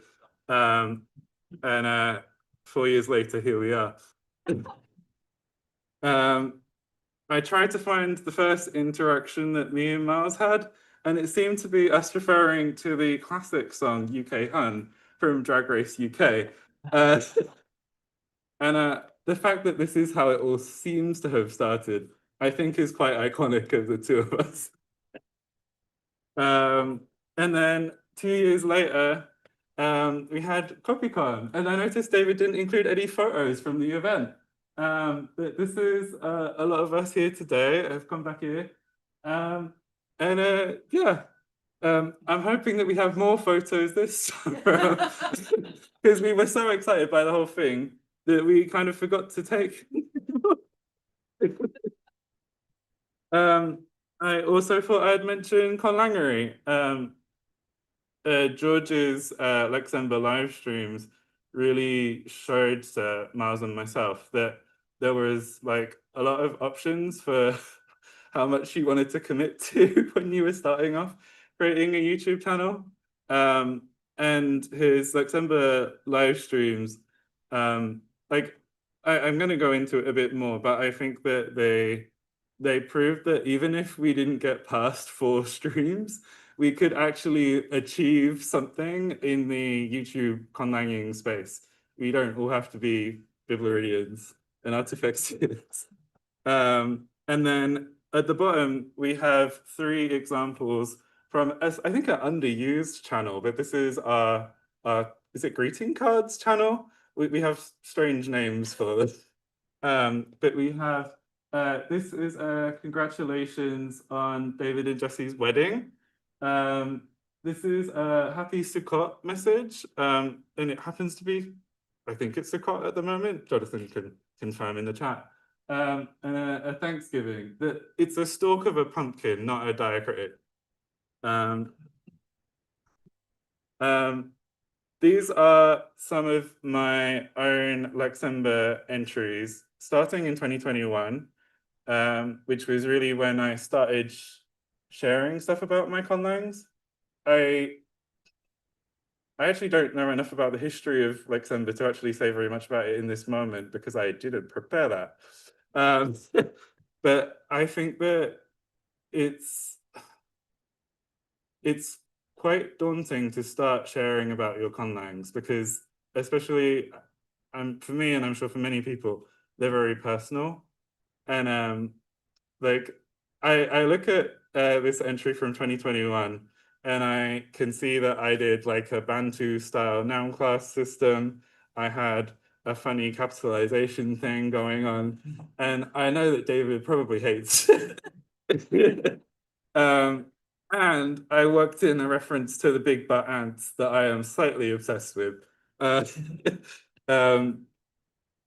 And then by 2023, like I've got like my derivations in there. We've got a full script.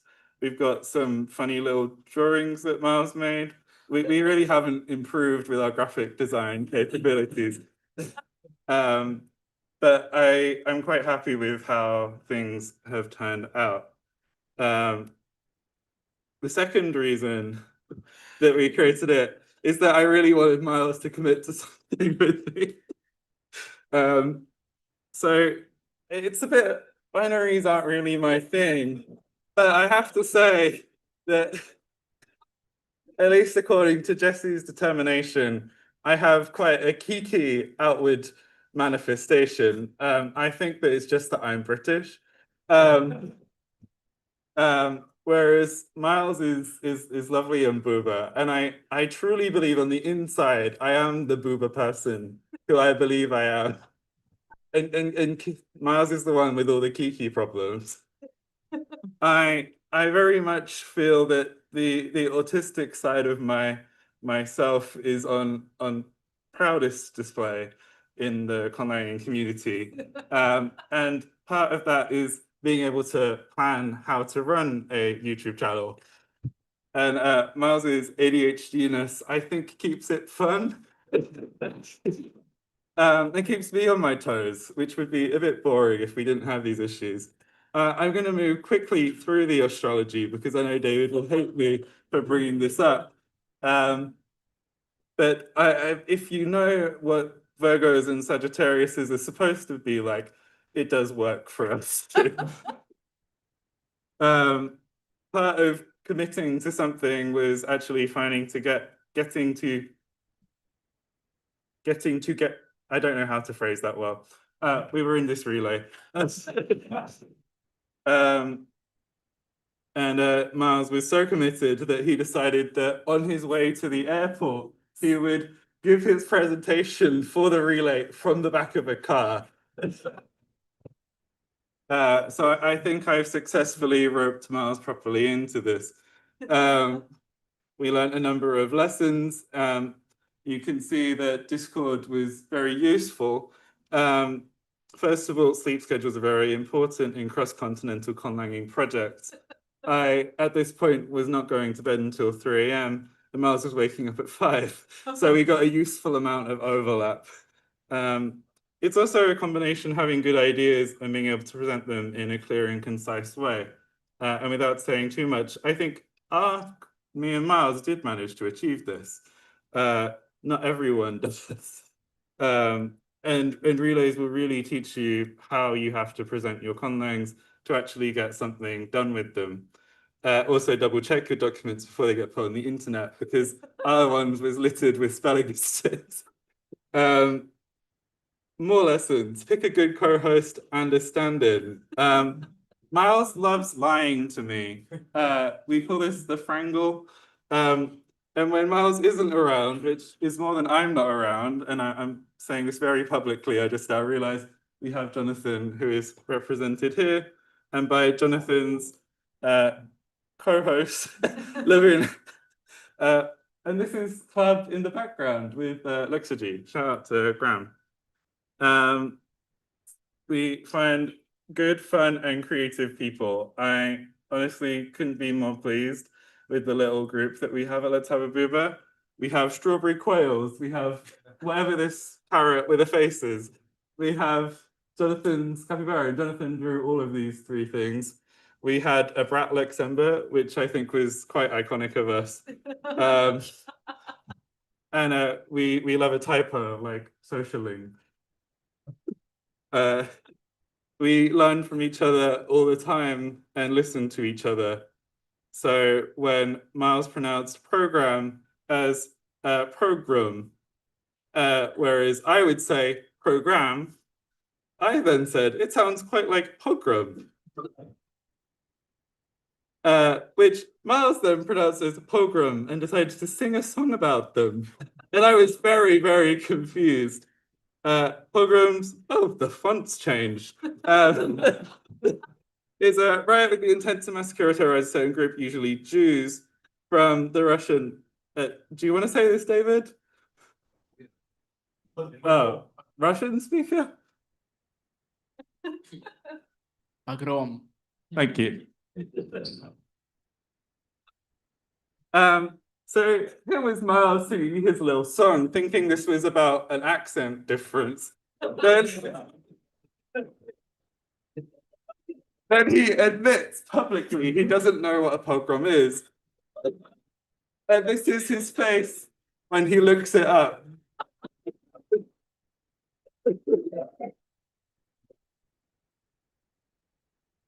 This is me the whole time. Love you, Miles, and thank you for checking these slides to confirm it was okay to share a moment of weakness with the board. 90% of Let's Have a Booba viewers said they understood half or fewer of the references that we make at Let's Have a Booba. I think that it happens to everyone. Does Let's Have a Booba produce good conlangs? We started off with Yatlao in 2021, which worked in multiple relays to varying degrees of success, can produce reactions like, wait a minute, there's one verb in this sentence and 5 nominal arguments. David Jacobson, 2024. He had to produce an apology video after.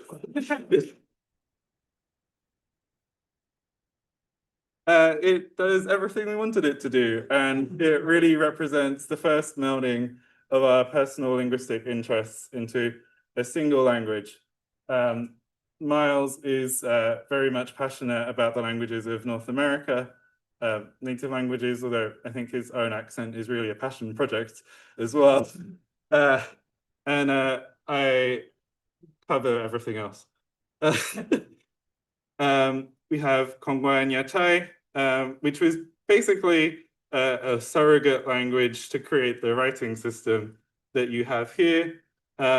This was, I think, my 4th attempt to write this correctly, and I'm trying to look at David staring in horror at the number of squiggles. We still haven't used it in a relay, so we're not really sure how great it is, and we don't have fully functioning verbs yet. Then the first proper Let's Have a Booba language was an brace for terrible pharyngeals, Nasi Pomo, which was the first Let's Have a Booba language. We have fun. Look. We've tested it in a relay to mixed success. We also managed to get a Luxembourg for it, and it's liked by many, loved by few. Miles has this thing where he decides that he hates every language we make the longer we spend with it. I have to try and steer us to a reasonable conclusion. And then, thank you to Nat/Rooftop Octopus for the lovely map. We have Bocuse. Bocuse is probably our most successful language that we created. And it just all sort of works. The script is, however, a work in progress. Jonathan, if you could get on that, that would be great. And we haven't used it in a relay yet, so we're not really sure what horrible things we have yet to add to it to make it actually do anything functional. And I'm going to leave you with the question of, does Let's Have a Booba produce good music? And thank you for listening. Oh, wait. I've not been stressing them properly. Wait. I've not been stressing them properly. Oh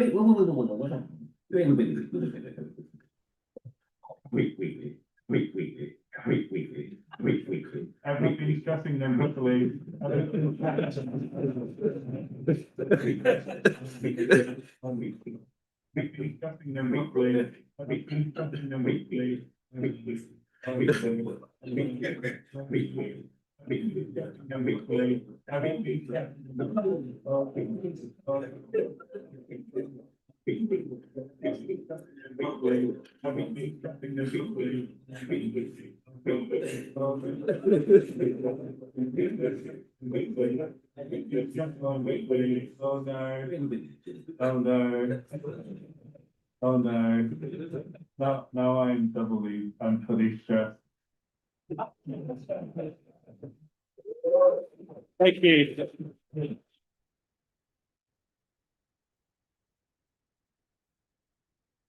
Damn legend. Okay. All right, we're gonna, Yeah, hit it. is it actually, you have to hit it again? Yeah. Okay. Oh. Hello? All right, we've got the question cube. So anybody with questions or comments, raise your hand very high and I will, I'm gonna just run it to you. Hello. Hello. I've seen and been part of so many Conlang collaboration projects, which really don't end up doing anything. How many other collaborative things have you done, and also Miles done, before you got to this one, which is working very well? We had a ring-a-ling lang, which sounds as silly as the name sounds, and we just got past phonology, if I remember correctly. As is normally the way. We've run multiple quite successful relays, which I love, and we've been part of many other less successful relays. I've tried to make a Creole before, which failed miserably. Like I really love working with other people, I think, because I usually hate everything I come up with by myself. And so I think being part of a team really is an opportunity to kind of get outside of your own head and make something that you're proud of, not just because you did it, but because you did it with someone who you enjoyed working with as well.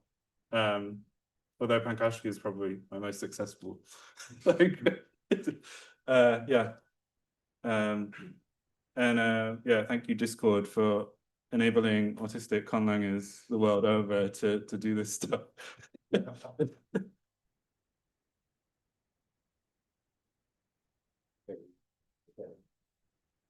Pass to me.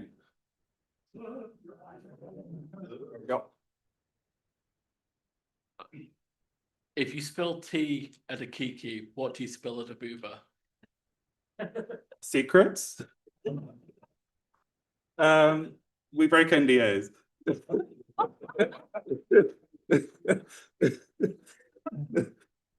Where do you find Conlang relays to get involved in, like relays and things? Really, you just have to know people who, and also, if you make a big enough impact, people will just ask you to be in them, is what I've found. And also, like, I hear harassing people who you quite admire helps as well. Yeah, join the LTS chat. Yeah, Discord groups are quite good. We have like a collaboration channel directly in there where we organize our own ones because no one's in our own one. There were a lot of empty references that I don't know if everyone's gonna get, but anyway. Any more questions? Wow. I assume no one would want to know anything else. Hello. Hello. Could you please tell us, in your professional opinion, which star sign is the most kiki and which star sign is the most booba? I love my mum, but Scorpio is honestly very kiki. Booba, maybe Pisces, because I feel like they're just accommodating people, and those curves are very accommodating, you know. But this is in my perspective as a professional Virgo. So other star signs may vary in results. Oh, you know, toss it back and thank you very, very much. Thank you.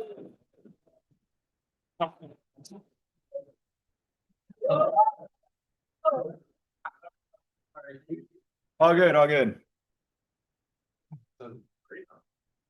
Yeah, right, our comments blowing up with There you go. the mic throw. A literal mic drop. All right, so getting some things moved around. Yeah. and, Oh, oh, we oh, did I have. forgot. Well, I mean, I don't think we need to show that. We should really just get on the one we need on. No, but No, but David's gonna show it anyway. Okay. oh, right, but then we gotta. Yeah, we're on the wrong slide. We have to do where's the display thingy? Oh, how do I move this? Oh, I can just move it like that. Anyway, sorry, I just wanted to show you, Look where we've been. we put up, see, we put up little slides with everybody's name. Anyway, so then this is our next speaker, but I need to actually share his slides, sorry. Anyway. So we're gonna leave that one to Yeah. go into another one. Sure, okay. Window. Oh, but it's. Yeah, you have to actually open, Oh, like, have I do. bibs on top. Oh, yeah, you're right. Selected. Yeah. That's just Okay. over here.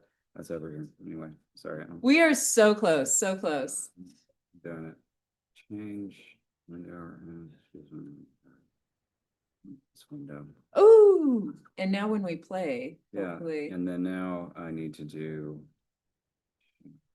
All right, so as David is getting this going, our next speaker is none other than the incredible, as David used to say, Biblarodon.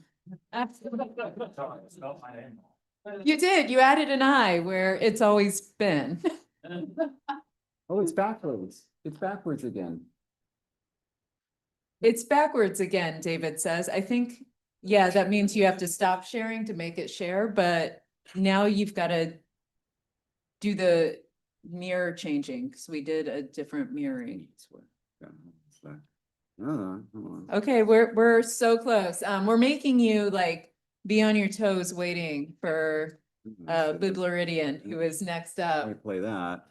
And now you do the And now thing. I hit stop, even though it doesn't make any sense to say that. Yes, And I can move this. there you go. And now with that, I think we are ready to welcome.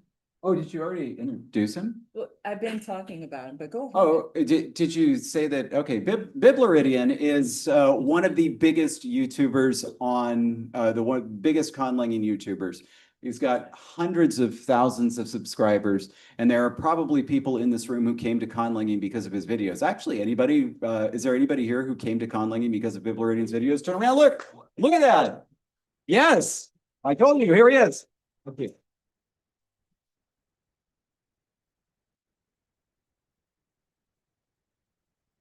Is this working? Wonderful. Hello, thank you.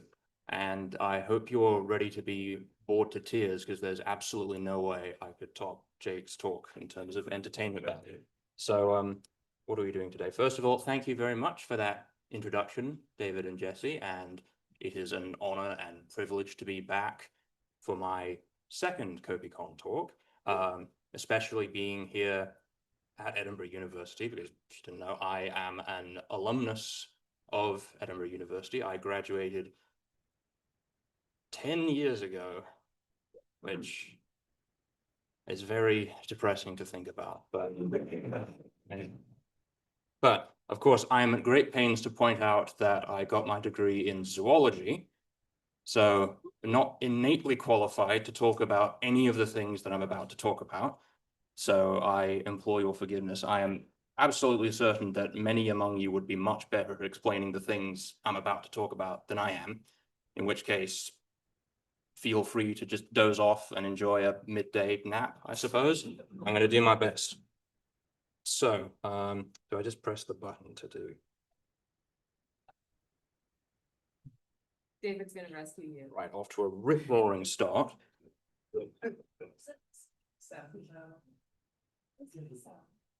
Something happened. I know, yeah. That's right. Do I just have to click on them?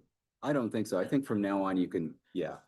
Yeah, okay, cool. So, yeah, my name is Michael Alexander, but for the vast majority of people who are aware of the fact that I exist, they know me as Biblaridian, which is the name of this YouTube channel that I've been running now for a little over 5 years, and through a very strange series of events that I'm still not entirely sure how they happened.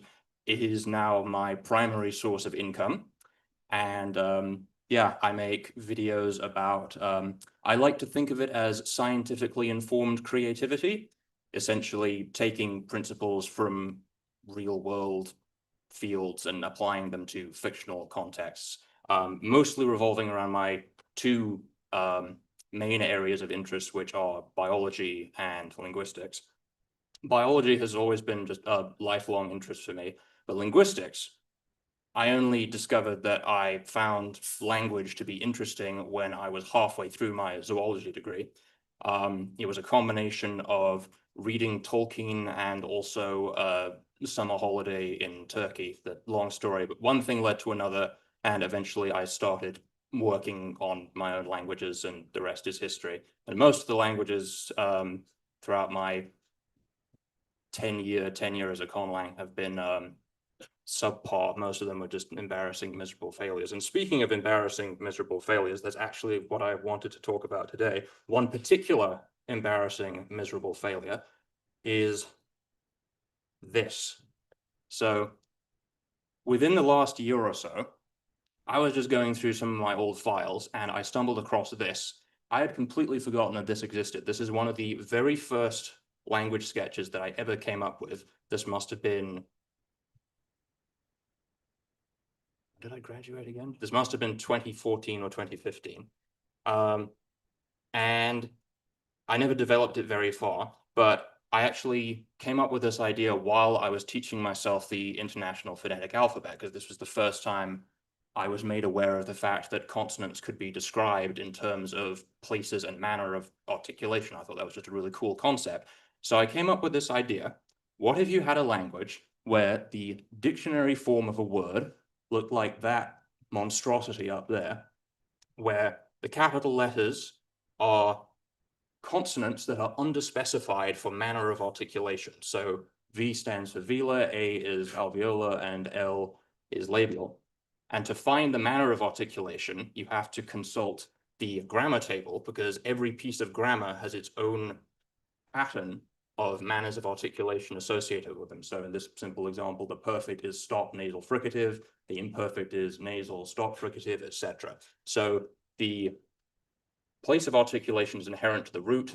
The manner of articulation is determined by the grammar, and then you combine the two of them. So I ran is kenafu, I was running is ngetafu, I am running is kenapu, and I will run is kesamu.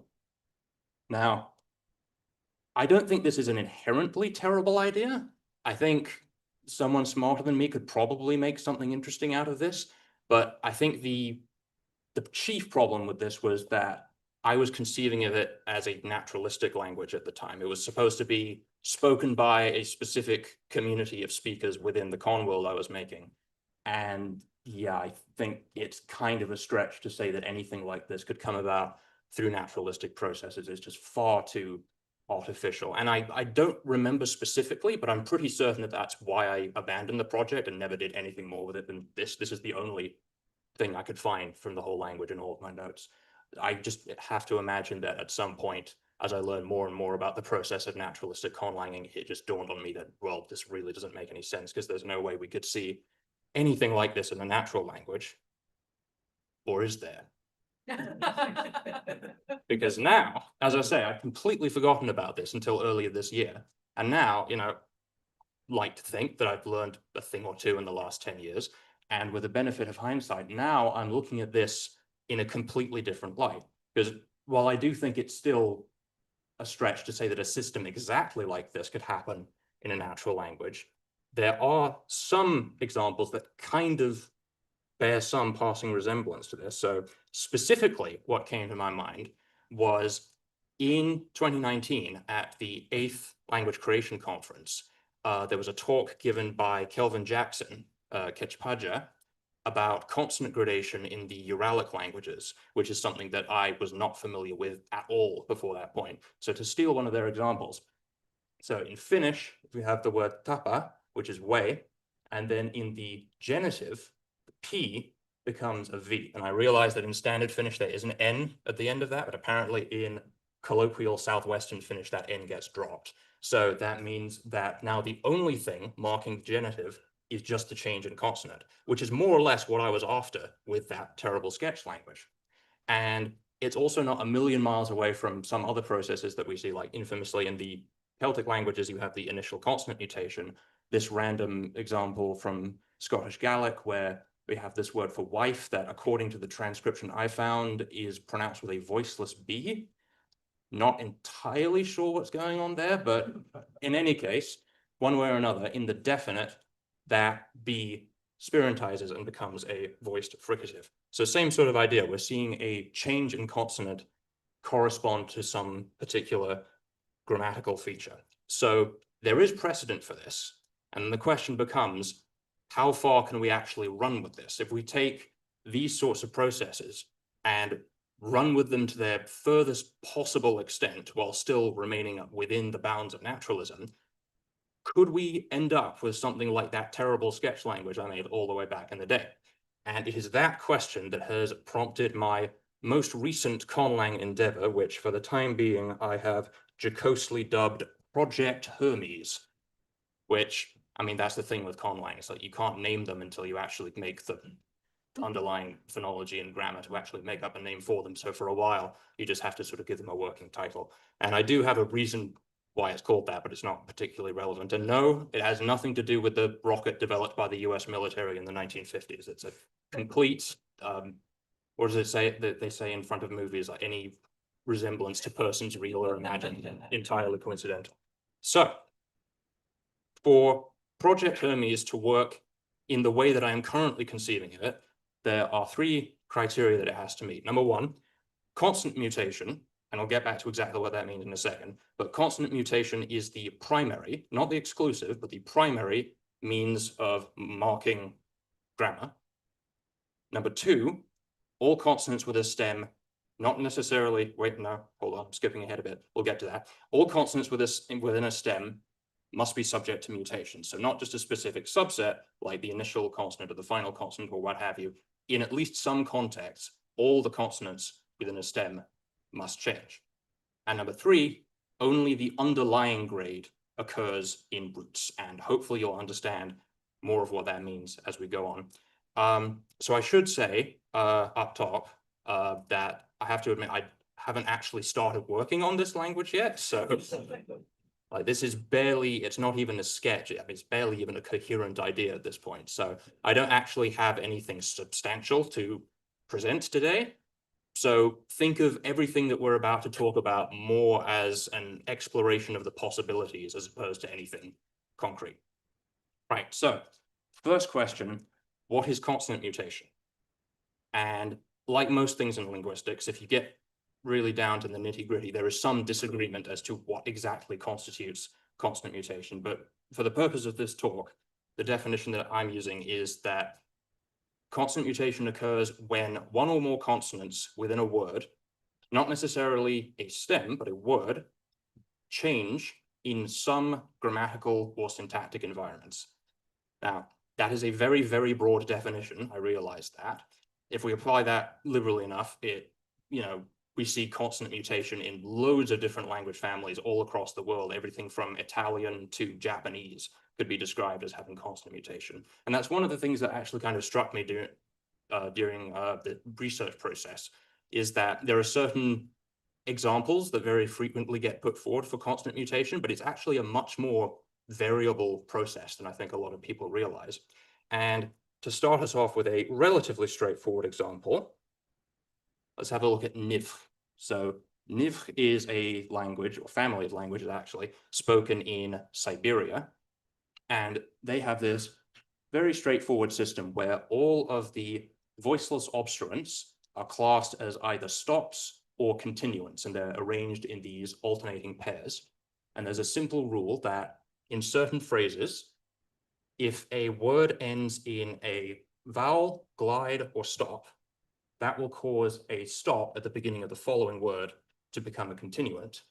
Whereas if the preceding word ends in a fricative or nasal, a continuant at the beginning of the following word will become a stop. So for example, we have this word trum, which means fat, And if we prepose that with the word kyo, which means fish, the fact that it ends in a vowel causes the aspirated T to become a voiceless trill.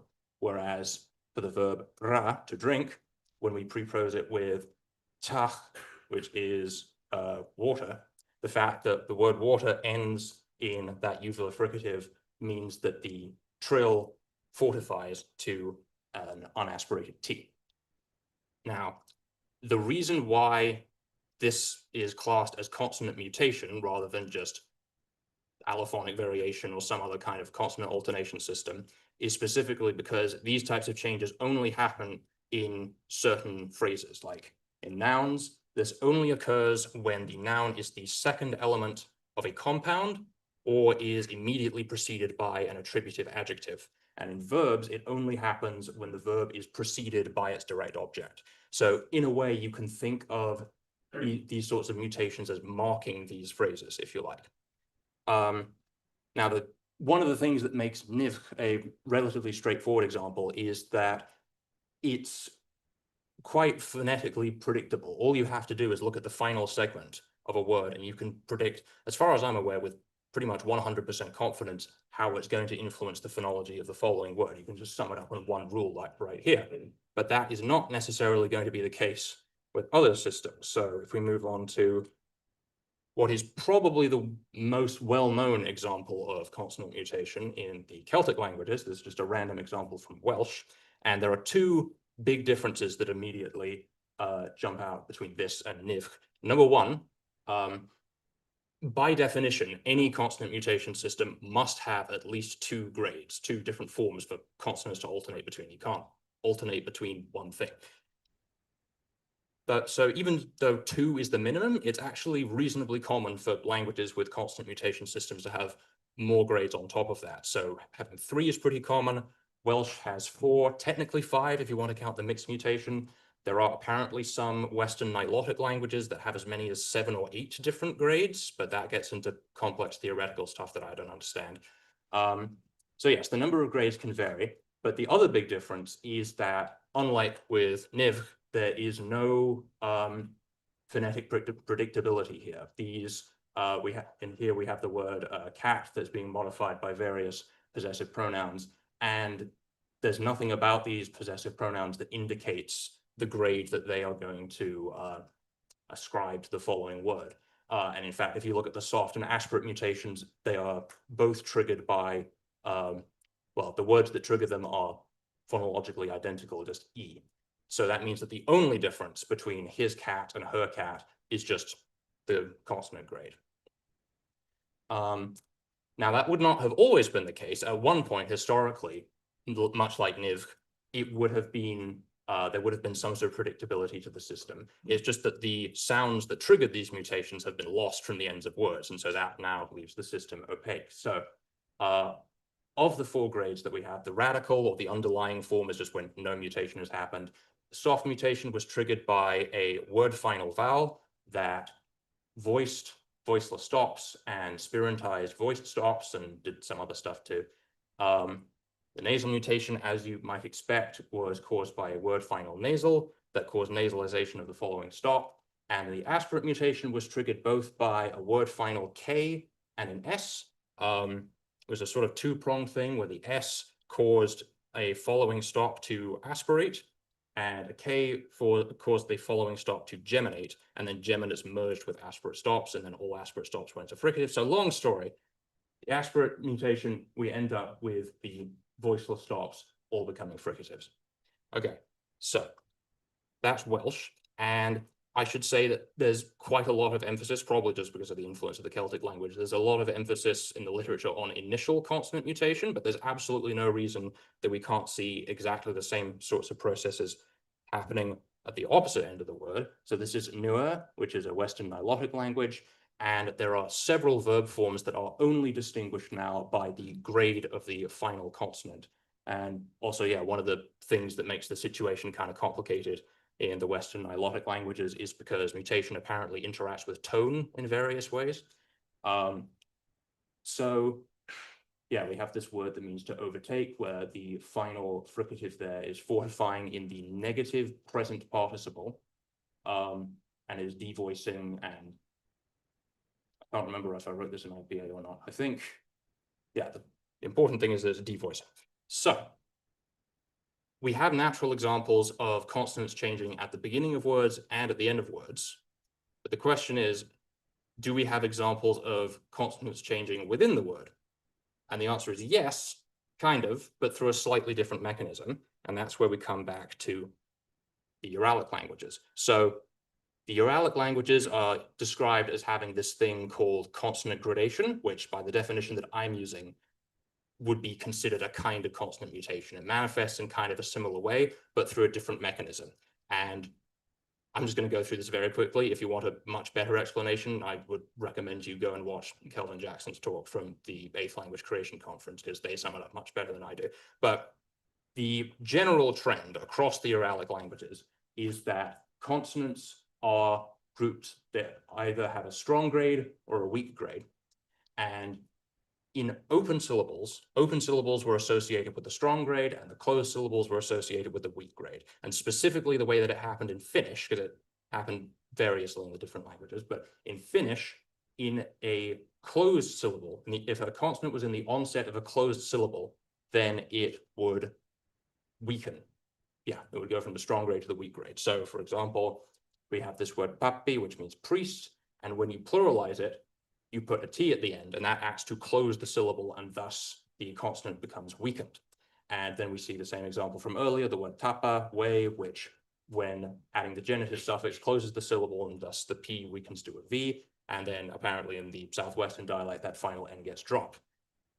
So the difference here is that the change in consonant is not caused by the influence of some other word floating at either end. It's instead caused by syllable shape. And we actually see a broadly similar thing to that in the Central Numic languages, which are a subfamily of the Uto-Aztecan languages. Here, the situation is a little bit different, because instead of various verb endings, for example, affecting the stem, every verb stem in these languages is described as having a particular grade, and then each verb suffix has different allomorphs depending on the grade of the stem that it's attaching to. So in this example from Southern Paiute, we have 3 different grades of stem. We've got spirantizing, geminating, and nasalizing. And you can see if we add this suffix ka, which underlyingly is just ka, if you add it to a spirantizing stem, it turns into a ra. If you add it to a geminating stem, it geminates, obviously, and turns into akka. And if you add it to a nasalizing stem, it turns into a nasal stop cluster. Now, from what I can gather, the situation with the nasalizing stem is a little bit murky. There probably was some influence from some word final nasal at some point. But this, for the spirantizing and geminating stems, we actually see an interesting pattern emerge. This paper from Dirk Elzinger et al. Looked at the phonology of Proto-Central Numic, and specifically looking at syllable shape. So pretty much all verbs in Proto-Central Numic would have had one of these syllable shapes on the left there. And the stress pattern in Proto-Central Numic was it always fell on the leftmost closed syllable. So default stress was word initial, but if the second syllable, like in the 3rd row there, is closed, then that drags the stress backward. And it turns out that that's exactly the environment that we see these geminating stems emerge from, whereas all the others become spirantizing. So there must have been some sound change where just after a stressed syllable, consonants were strengthened, if you like, and became geminated. Okay, so that's just a whistle-stop tour of all the different variation that we can see. That's obviously, just for the sake of time, those are just some of the highlights. But as I say, loads of different variation across languages in how this mutation can manifest. So the question is, how do we take all of this and apply it to Project Hermes in a way that can achieve these 3 goals? And as I say, I've not actually made this language yet. I have very little in the way of actual ideas of how to go about doing this, but just a very, very simple, straightforward example of how one might go about creating a system like this. First of all, let's just make a phonology. It's pretty small, nothing particularly special there. Now, for the 3rd, no, I've already lost track. The 2nd goal that all consonants within a stem must be capable of undergoing mutation in some environments. Now, the situation in the Uralic languages and the Central Numic languages provides us with one way to do that through the influence of syllable shape and syllable shape and stress. There we go.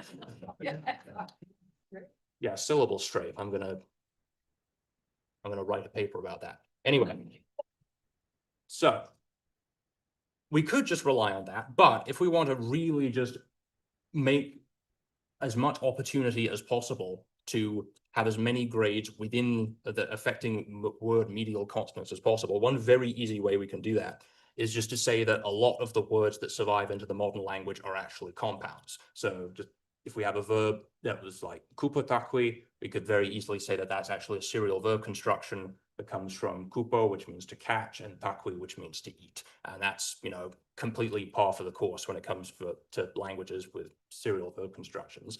But what if we say that there was some intervening piece of morphology that got sandwiched in between them? And so just to say that we have this N suffix that's a perfective and an S suffix that's imperfective. And let's say that these suffixes are concordant, meaning that they have to be marked on every single constituent within a serial verb construction. No matter how many verbs you have piled up, they all have to be marked using the same suffix, which again is reasonably common. And let's also just say that we have this verb a, that just means to go, but then eventually takes on this sort of progressive aspect and eventually combines with the other suffixes to produce this paradigm. So we've got a perfect, a present, an imperfect, and a future, and there's nothing particularly remarkable about any of that.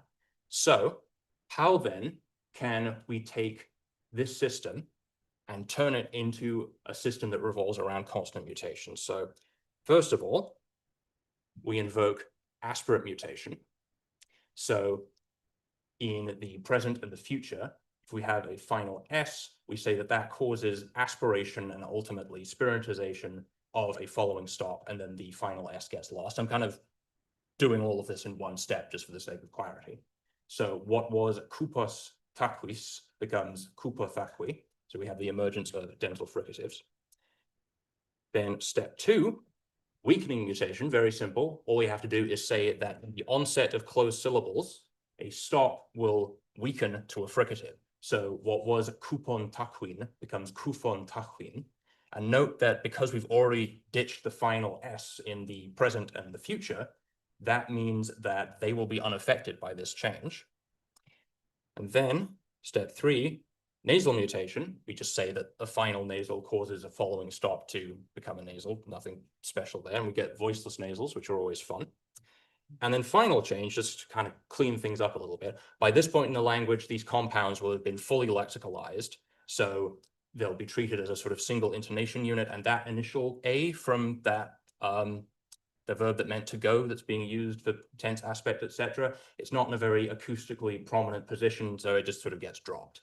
And so that means we end up with the final forms, kufothnahui, kupothaqui, mufothnahui. I'm still rubbish at pronouncing voiceless nasals, I apologize. And kupothaqui.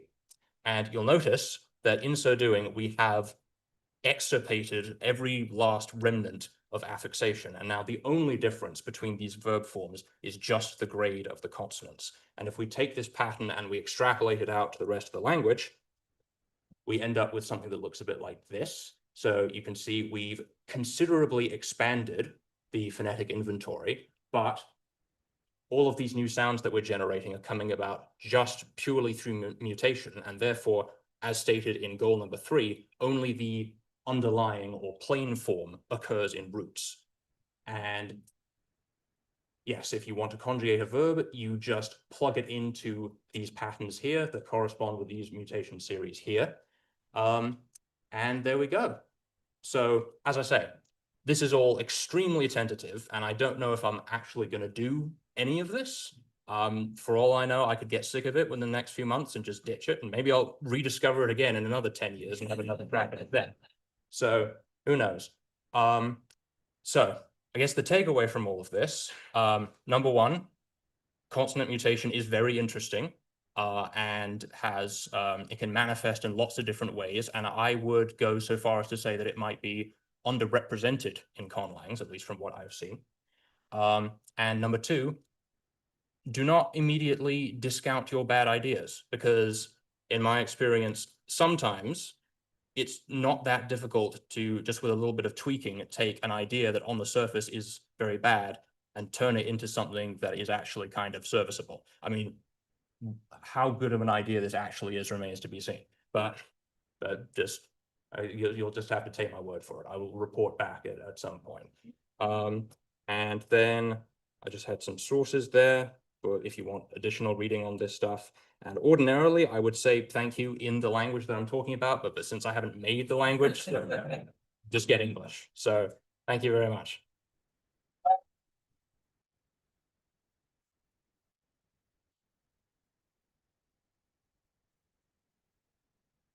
Brilliant things I've ever seen. Really? Yeah, that's crazy. Okay, is it working yet? No, I'm just speaking into it. Okay, how about now? Yes. There we go. All right. There we go. Saw the first person. There you go. You're incredible. Mr. Alexander. Hello. Yeah. So what do you plan to do for the nominal declension? Do you plan to create like a fortified constant at the initial for like a pluralization? Or do you plan to have it, well, I was about to say have it affected by different articles like in Welsh and the Celtic languages, even Sindarin, an Elvish language. But then I realized that would, I don't know, I get the idea that you want to create like a synthetic language. Is that true? I would say that's probably the direction I'll go with it. Yeah. So, articles would probably lean towards a more analytic pattern. Mm-hmm. So, I think the fortification of the initial constant may be an idea worth considering, Mr. Alexander. Yeah, there's lots of ways I could go with it. At this point, again, all of this is extremely tentative, but I think everyone in this room can agree that verbs are great. They are very clearly and obviously the best part of any conlang. 3 thumbs up. So, oh, very good. So yeah, I am imagining this as quite a verb-heavy language at this point. So I'm not sure I'll actually go for cases on nouns. There might be some, suffix adpositions or something similar. There might be like a locative case or something. But one idea that I did have for nouns that I'm playing around with is if plurality is marked by reduplication, it's fairly easy to turn a reduplicated consonant into a geminate. You just say that the vowel, disappears, and now you have 2 consonants next to each other. And then, much like the situation in the Celtic languages, the geminate stop could turn into an aspirate stop, for example, and voila, you have a change in consonant marking plurality. That's just about the only thing I have in mind for nouns at the moment. Right now, I'm thinking that this will primarily be a thing with the verb system. But how exactly it manifests in nouns, yeah, I will keep thinking about it. Yeah.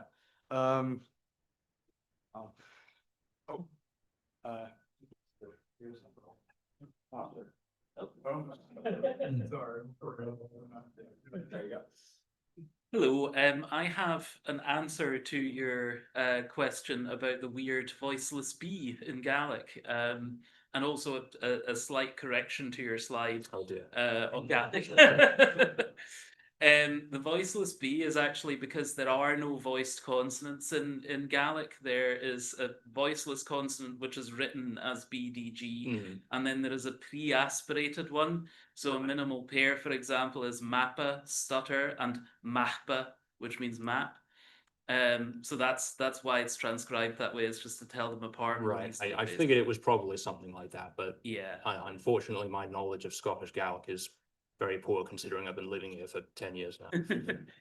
And the minor correction is just you had unven there, which would basically be the Irish form, but with lenition in Gaelic, you lose the N in the definite article, so it would just be aven. Oh, yeah. I can't recall where I got that transcription from, but unless I just copied it down wrong, which is entirely possible. Well, I apologize. The original author might have been wrong, who knows? Yeah, yeah, I'm surprised how often that seems to happen, but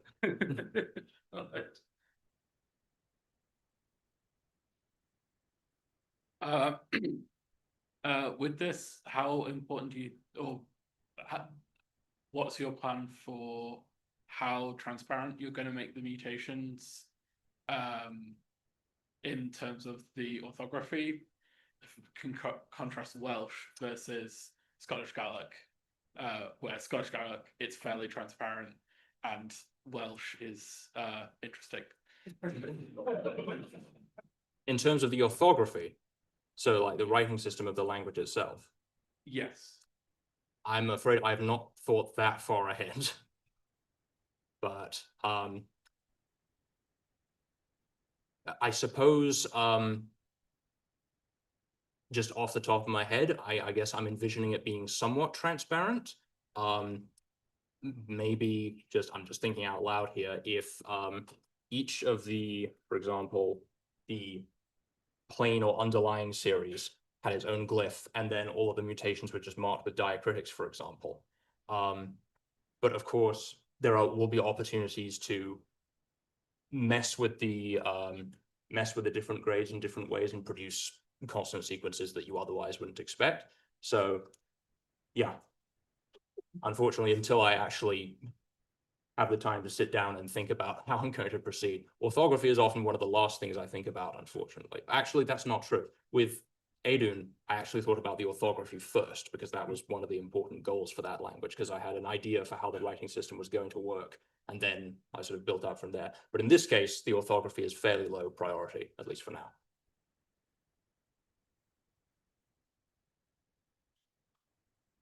Hello. Hey. Hello. Selfish question. Would we see you make this after you finish Takvamir, or would this be more of a private? Oh, okay. So I'm probably going to hold a poll once I finish Takvamir properly, which hopefully will be at some point within the next 6 months or so.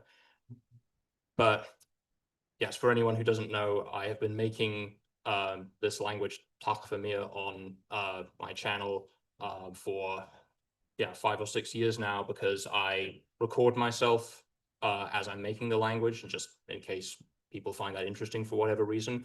But that necessarily slows down my progress considerably, so that's why this language is taking so long. But when it's done, I will move on to another language, and there are several other possible candidates. A lot of people have been asking about Tsapukama and Suma'a, which are some of my other languages that I desperately need to revamp at some point, because they're in a very sorry state.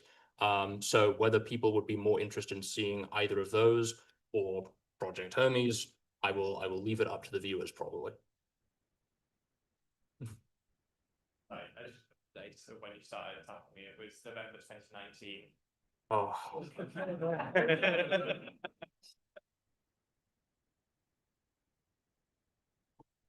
Speaking of Adrian, how do you keep a logography organized? I don't. Understand. That's I mean, kind of the point of the system in Adun is that it's ridiculously complicated. And I do have a master document with all of the different logographs and all of the different syllable characters and all the different situations they can show up and the changes that they can undergo. But really, it's such a huge mess. It's almost not worth it. Most of the time, I just go back to the proto language and just sort of try and piece together what would have been used to write it then, and then just kind of, yeah. I'm sure someone else has a better recommendation for how to store logography, but I am the wrong person to ask on that front, I'm afraid. But bear in mind, I've never actually made a proper font before. Like all of my writing systems, I've yet to make a writing system that I actually like, but all of the writing systems that I've made so far are just on paint.net. So I just have individual, PNGs of each of the characters and just sort of manually drag them into position. I did try and make one font one time for Okolawak, and it was, by my estimation, a huge waste of time, because I spent about 3 weeks trying to figure out how contextual ligatures worked, and it just, I don't know. I do really want to try and make a font for Takvamir, but we'll get there when we get there, and we'll see if I can actually figure it out this time. I remember J.R.R. Tolkien mentioned that when he creates when he writes his novel, he will work on the language first, then the culture. I want to see if when you create your own fictional world building, do you work on your language first or culture first? Because I think that makes creating idioms, I think, somewhat interesting. How do you, like, whether you want to know how the world works, or should we like think about how it works through the language first? It's a good question, and it varies. So historically, when I was making the Refugium, which is the world where almost all of my conlangs, except for Takvamir and soon to be Project Hermes, take place in, that was very much a world first kind of thing. Because at the time, that was before I actually found out that I thought language was interesting. So that was just when I discovered that conlanging was a thing, I was like, oh, maybe I can do this for this world that I was working on. And then I gradually grew more and more in love with the process of conlanging and less with the actual world itself, until at this point, I really don't care about the Refugium that much as a world. I just like to have it basically just as a place for my conlangs to exist in. Whereas with Takvamir and Project Hermes, these two languages exist in a new world that I am trying a different approach with, because I have I don't want to say a bad habit, but I feel a very strong dependency on bottom-up world building, where like we focus on like the fundamental laws of physics and the geography and all of the abiotic stuff first, and then we gradually go up until we get to humans and eventually language. Whereas this time around, I wanted to do a more sort of spontaneous, I don't know if that's the right word, but like I don't really know very much about this world at this point. And I'm hoping that just by coming up with stuff as I go, I can flesh it out in a way that it sort of becomes interesting. I like the idea of sort of discovering this world rather than create it. Like when I come up with these things, even I don't really know what the answers are yet, but you know, I can go in any particular direction that I like, and you know, we'll see what we find. So yeah, I have very, very little worked out in terms of the culture for this language, but I will say that it is a prestige language. And the reason why it's called Project Hermes is because it is associated with alchemy specifically. Yay for alchemy. And so long story, but essentially this is a language of an old empire that there were a lot of, is essentially like a sort of scientific revolution, a lot of that laid the foundation for a lot of modern scientific principles, comes from works that were written in this language. And so if you want to be, you know, every academic knows how to speak this language because this is just the posh language. It's very similar to the way that ancient Greek and Latin is treated in like modern Western scientific nomenclature. And yeah, I thought it was, I didn't intend for this, but it worked out, you know, I thought it was a very harmonious coincidence that, you know, a language of mutation is actually, you know, as in transmutation, you know, it's kind of like you're applying, you know, doing alchemy on the consonants, you're getting them to change different grades. And I was thinking this might be a touch cheesy, but I was thinking of maybe instead of calling them things like the weak grade and the aspirate grade, they could be named after like different alchemical metals. So the underlying form is like, ooh, that's wow. The underlying form would be that like the lead form, and then you transmute it into the other grades. It's just a fun little extra bit of flavor.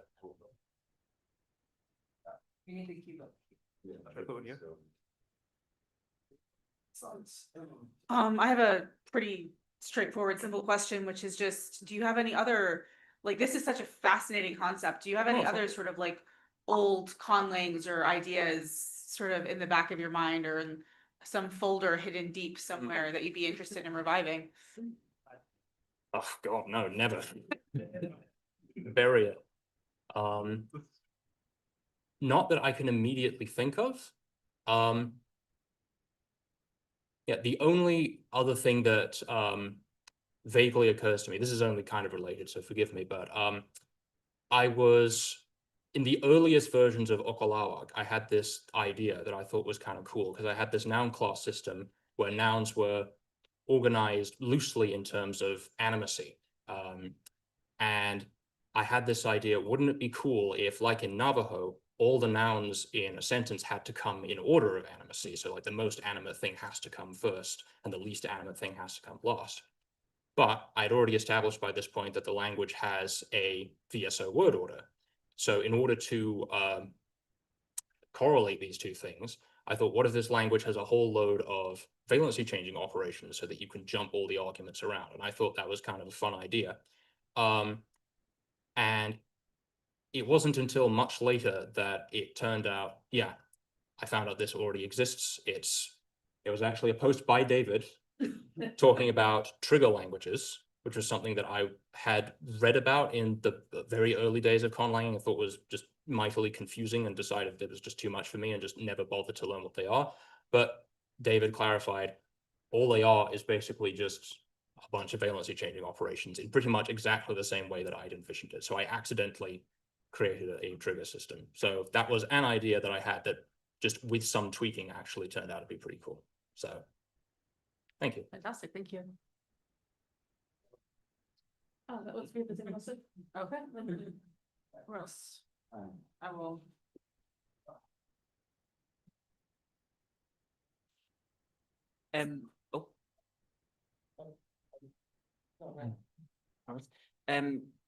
You mentioned that there's some things, as you just said, that you sometimes engage with and feel like you don't really understand. If you're inspired by these, do you still kind of try and include them anyway and just make up what you think's going on, or do you tend to read into them a lot and try and learn exactly how it works? I will generally try my best to understand a particular feature as much as I can before I include it. Yeah, the alternative, I think, can lead to a lot of issues down the line if you're not careful. But like, one way to help learn about how certain grammatical features work is to implement them in a conlang. Like, I really didn't understand what ergative absolute of alignment actually was until I made a sketch that used it. So yeah, I would say for the most part, I just stick to what I know.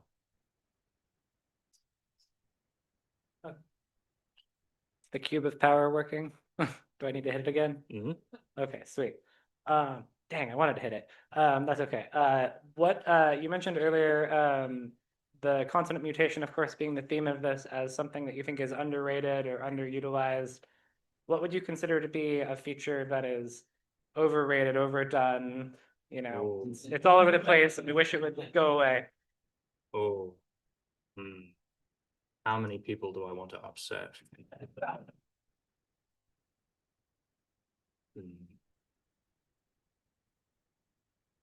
I don't know. Not much is coming to mind, honestly. I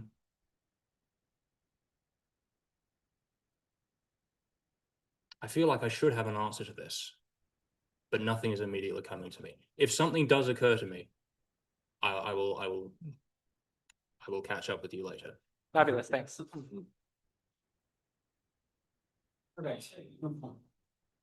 All right. By the way, I hate to point it out, but he's gonna this mark on the palatal nasal.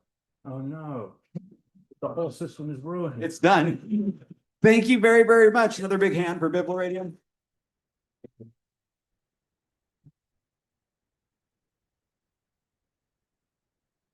And that is going to conclude the first part of our day. So a couple of announcements right now. We're going to have an intermission.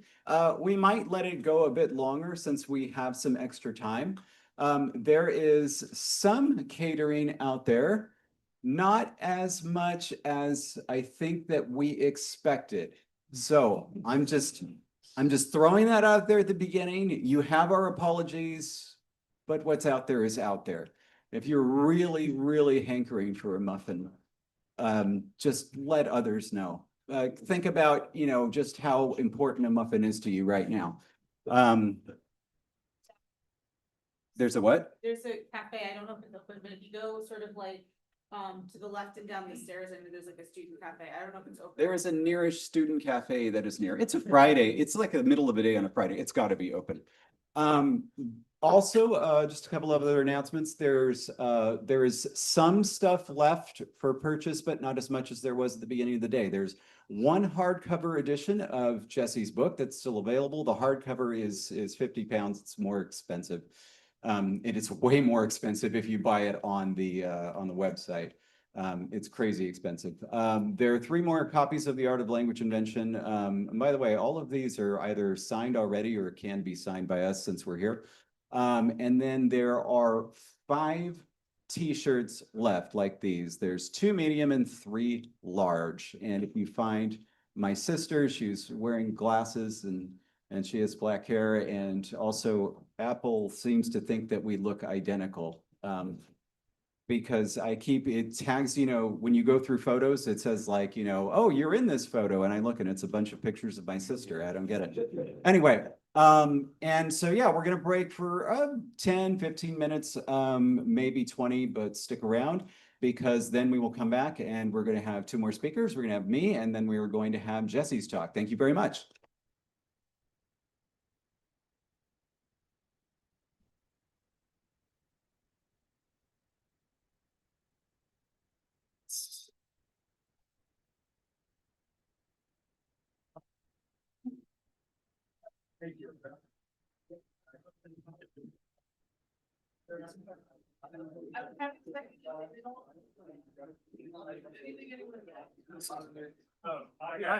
Hi, you sign my book of the art of location. Absolutely can. Let me just get this going here. No problem. Make sure this is not too loud. We can just like here. My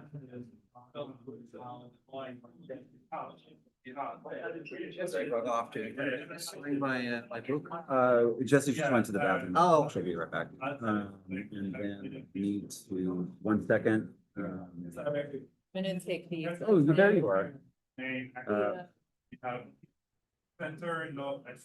The snaps are limited, so I already announced that. And then I'm gonna put these out, all right, babe? perfect. Okay, yeah, sure. So let me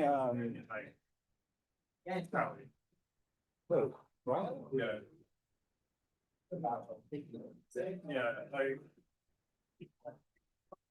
Well, there's some stuff.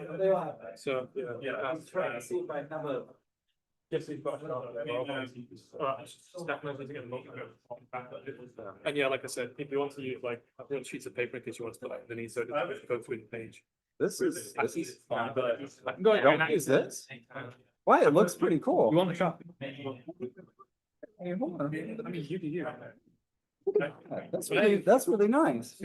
Okay, yeah, sure. Oh, by the way, when Stefano comes back, I'll take it. is he already there? Okay. He's gonna wanna use one of those. How? Is he the older one? Yep. All right. I don't remember when I bought it, but it may have been before COVID, so. And what was your name again? Sorry. Sorry, Lucian. Lucian. Oh, okay.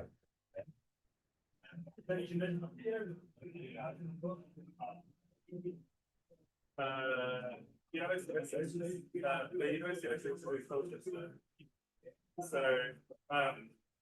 they're really. Okay. Okay, so culture series. No problem.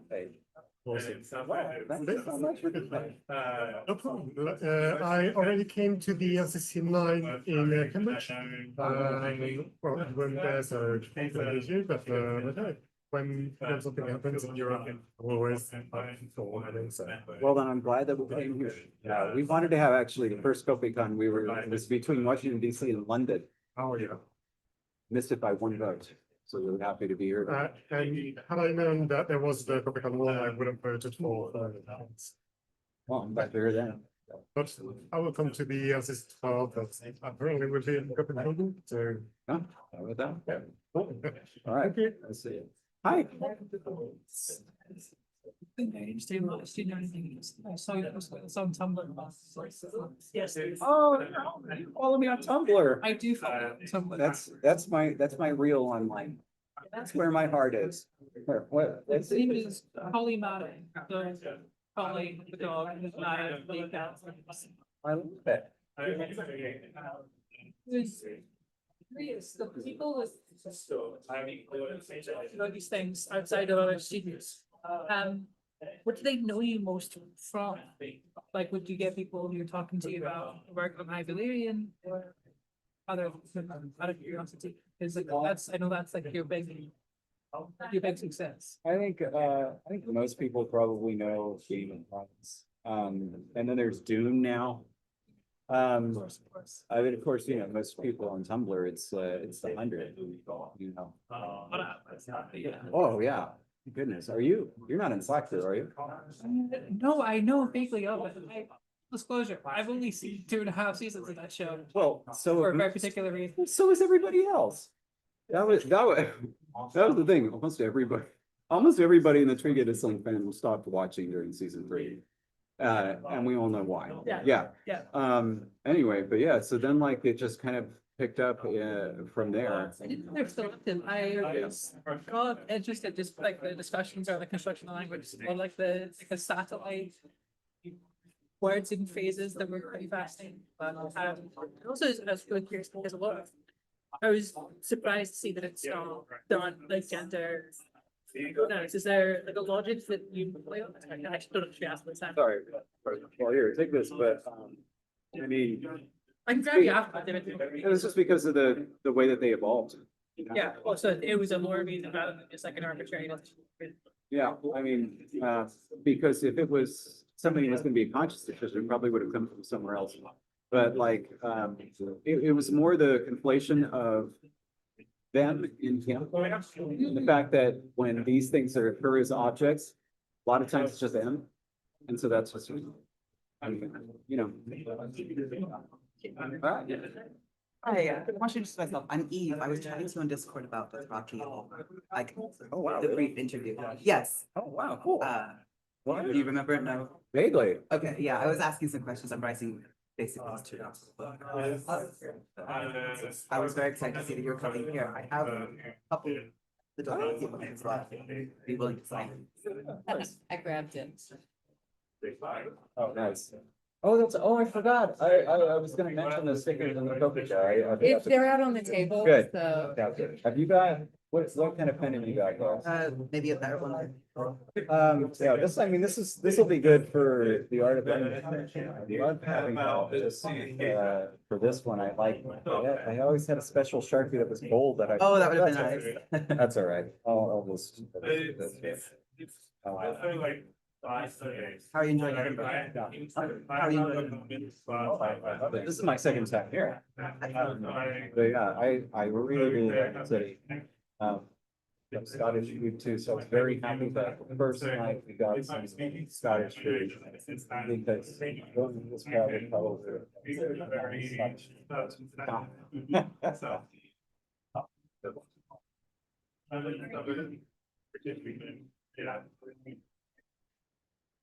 Because I feel like I think it's that I am more of the essence.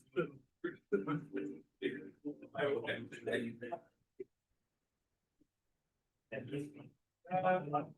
been coming to myself compared to the and she. Are there any of you I don't know people up there, so I'm not entirely sure. I didn't realize they were available earlier, so. They were variably available because this book just came out September 23rd. And I guess some orders are being fulfilled and some are not. So for example, we also ordered 10 books to come here to be sold. And they have not arrived. Which is a probably show it. Yeah, I work in publishing, so I know what it's like. Yeah.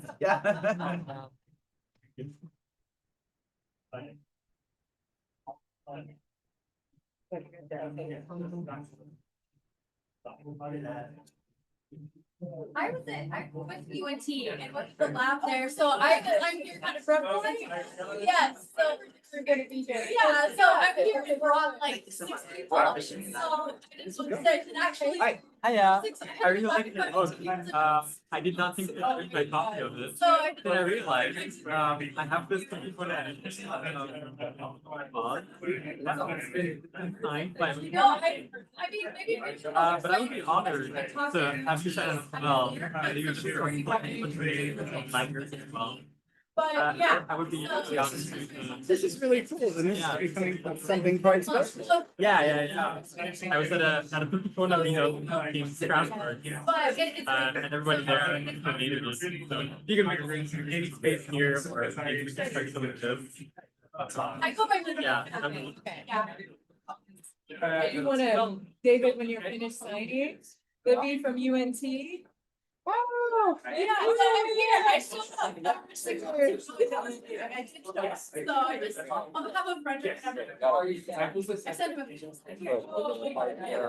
Yeah. Thank you for coming. You guys supposed to be here for us. This is crazy. That was so sad. I was like, I'll have to show him. Wow. There we go. Yeah. That's really cool. Yeah. I'm more of a con than a conlanger. Actually, we've come down here with a bunch of Lloyd bunnies. There's 5 of us here. We've been hanging out with the Lloyd fun and coming to this conference together. Yeah, Neil's the last one. Oh my goodness. We'll be around. Right on. Well, so nice to meet you. Yeah. It's not one that I bought today, it's I love it. By the way, put your name tag around. What do you? Harry. Yes. So donations. I'm sure that was no small feat at all. I'm really happy I got to do both covers. Yes.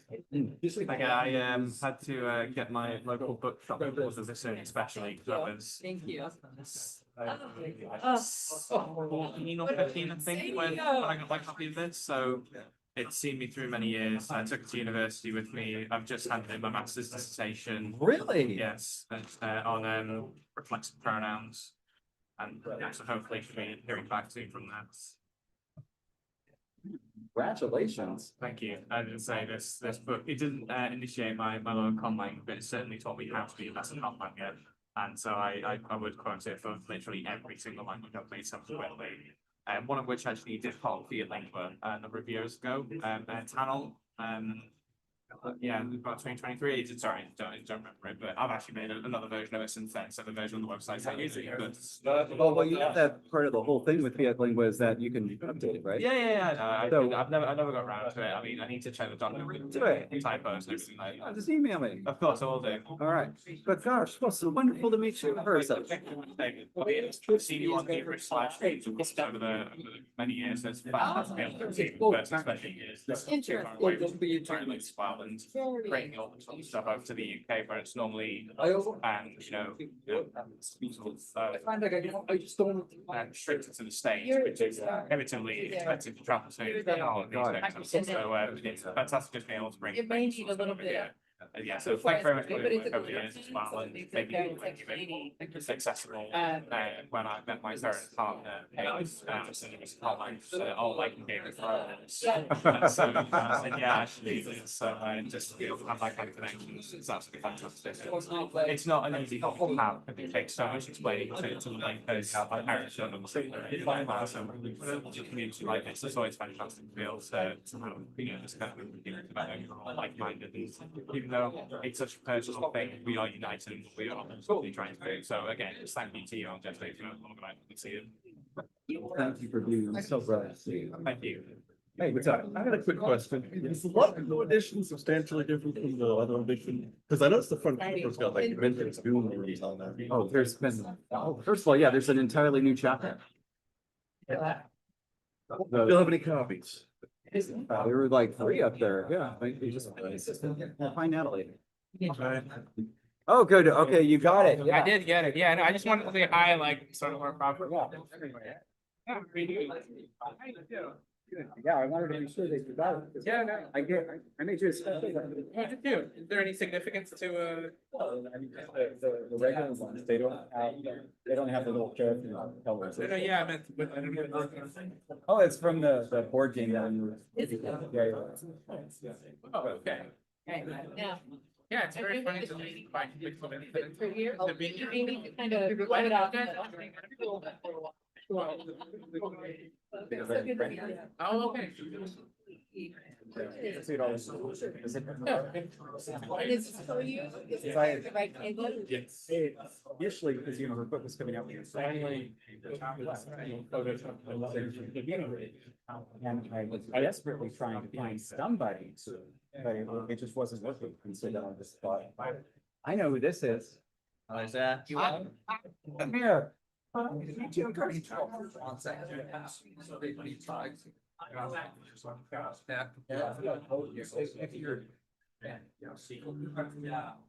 And changing to my sunglasses because unwanted and uninvited migraine came along this morning. And saying no. Yes. I heard you guys had a fun time at Edinburgh today. Found out the idea of karaoke was perhaps needed. I'm so down. Karaoke. You don't need to. It feels like you're either or you get set against it.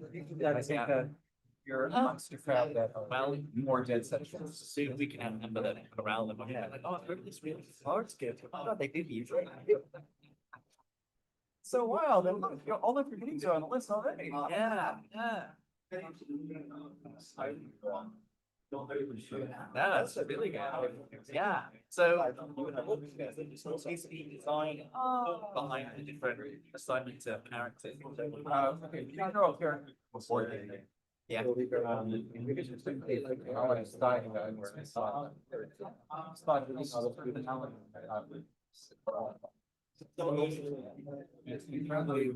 really cool to see where the sunlight. And yeah, you put open. Send that back. Oh. Okay. Okay. And Ross.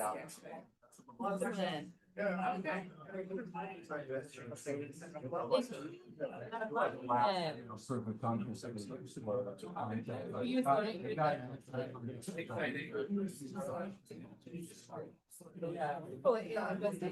Oh. That's your first one? This will be my first one. Everybody, there's gotta be more ways. Yeah. It's first go. Oh, that's fantastic. Alright, so they need to kind of let. Oh my goodness.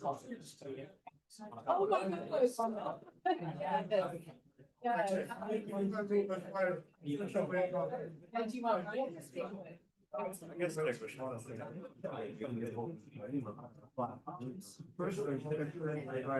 Okay, go for it. Earn it. Yeah. All right, there we go. Yes.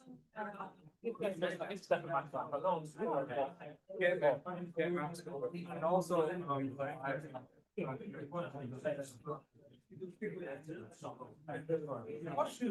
so I'm aware that the software and every other language is in the which I've not watched because there's too much teen stuff.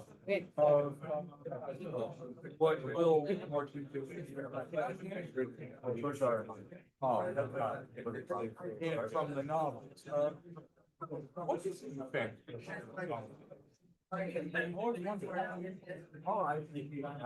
I'm happy with it. And so he, for example, he asked me to send a shot.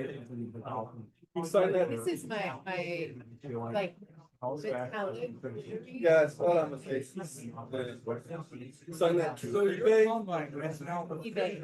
eBay. Enjoy your copy for $350. All right. Yes, right. I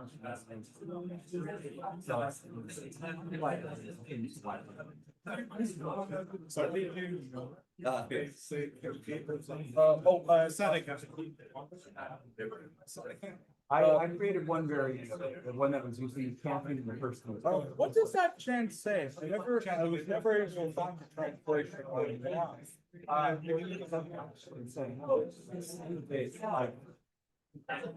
Weird, it's like I sketched out the mapping structure, but it doesn't have any semantics.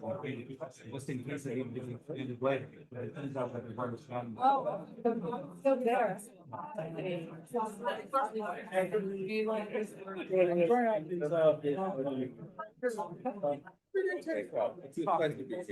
Thank you for letting me stick around to fight myself. So, what Firestone threw about concern this was this column. The first time I got him an answer, I think, It's still logged in, you know, that's still logged in.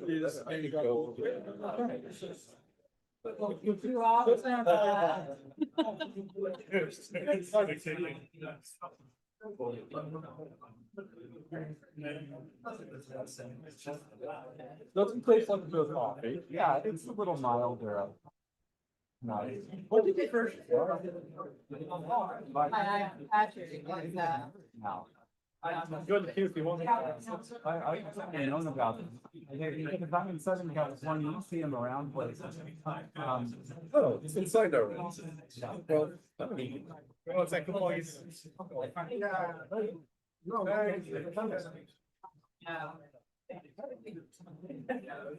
Oh, sorry, no, I just went to ask my website. Not.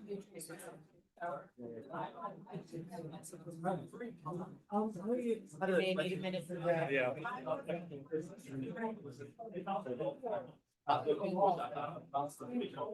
Okay, to, like,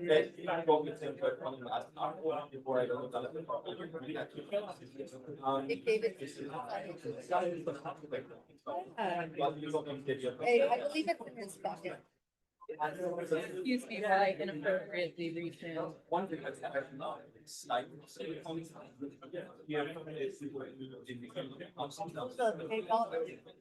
And I'm just wondering.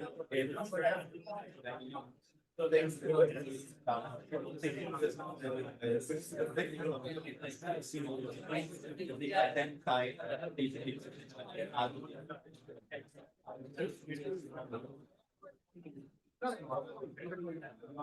Yes, yeah.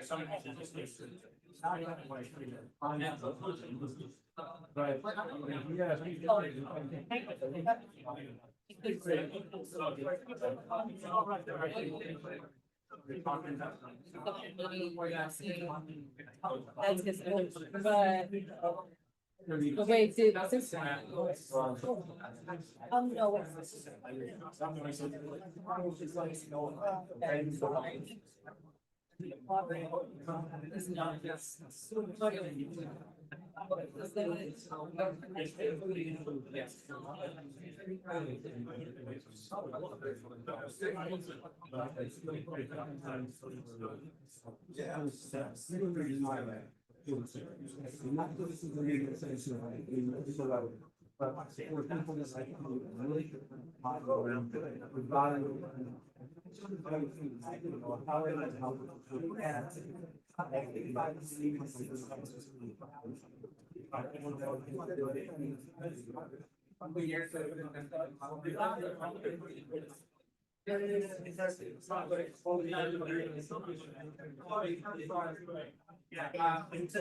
Oh, it's since that.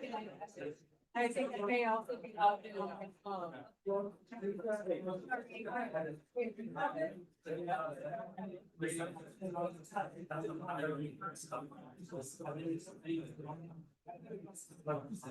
Anyway, but like, so that's the thing that.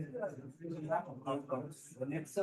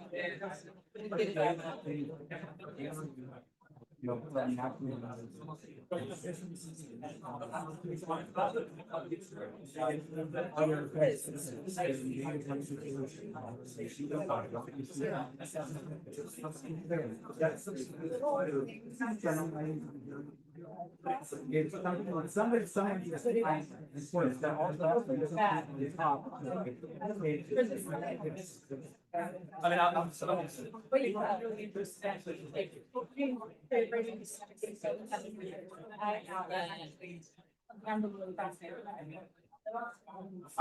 I was planning on trying to see if I could find a practice of different online and actually also see. Something like. Yes.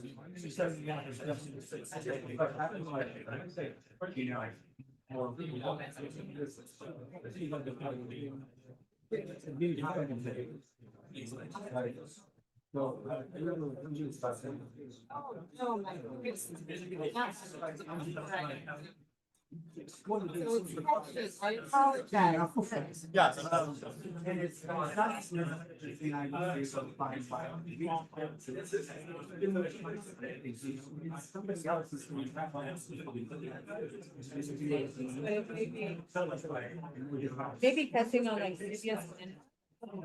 Like a paper on. And so. Some words got a little bit longer, but so much better concept. So. Yeah, and so you. It's not fun, but it just takes actually tries. That's why I. Yeah.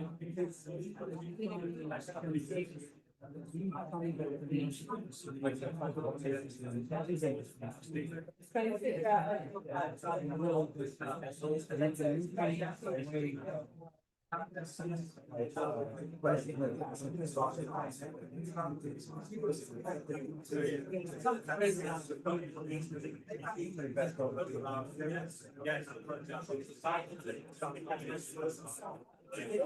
figure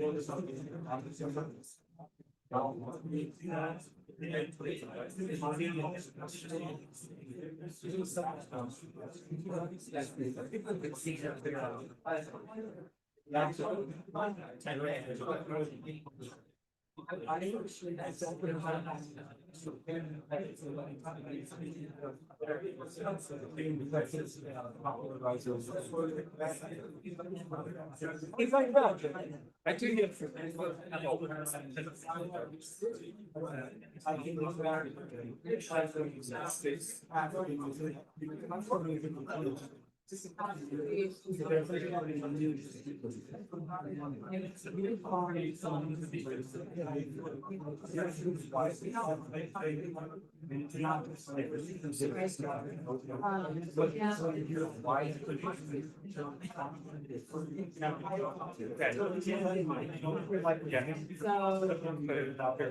We'll come back together.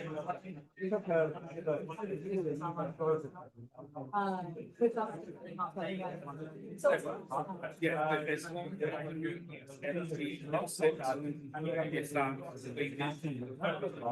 Yeah, it's pretty very as long as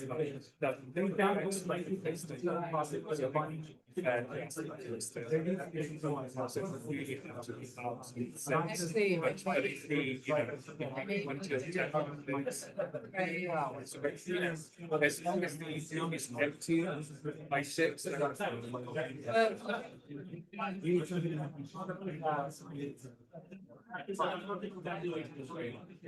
They have the, yeah, yes,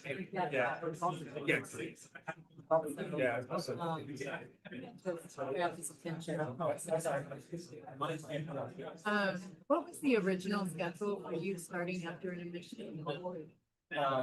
It's like a 320. Here, let's take a look.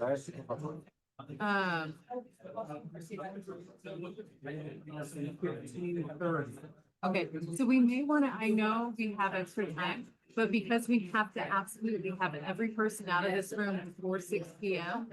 I think what we should do is start back now and then have time afterwards for people to come up and talk to you.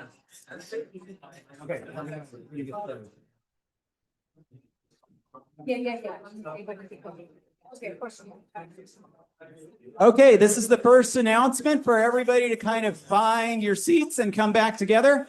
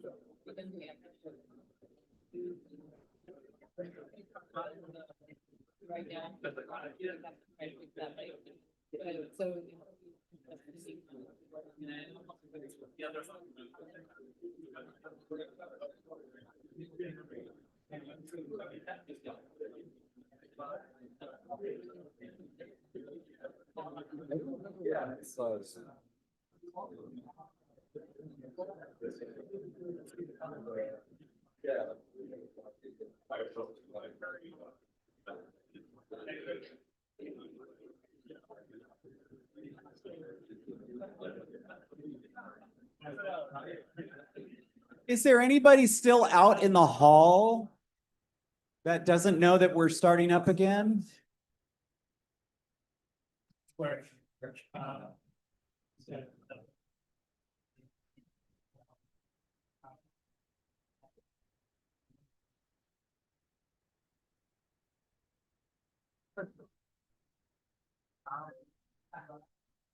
I do like class.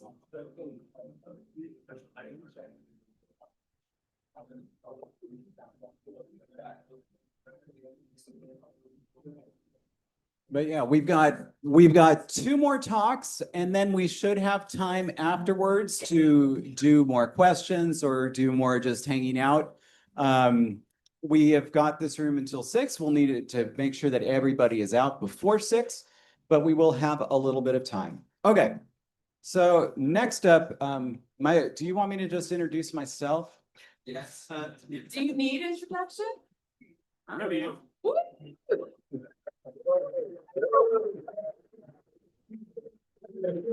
Well, here, actually, Jesse, why don't you come up and entertain folks while I do the whole switch over.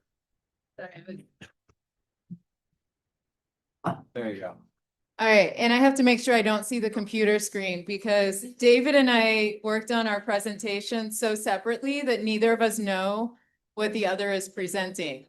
And so, like to the point where he literally went to his parents' house to work on the presentation. So I wouldn't even be in the like airspace where I may, I don't know, figure out telepathically what's going on. And so the presentation, which is not yet there. It's not there. Is going to be so exciting for all of us to find out what it is. And it was also, his was so secret that he wouldn't even download it on my computer, which may be what he's having to do right now. No, I got it. Okay. But I just want to make sure that we don't have to change the arrangement. Yes. Okay. Stop.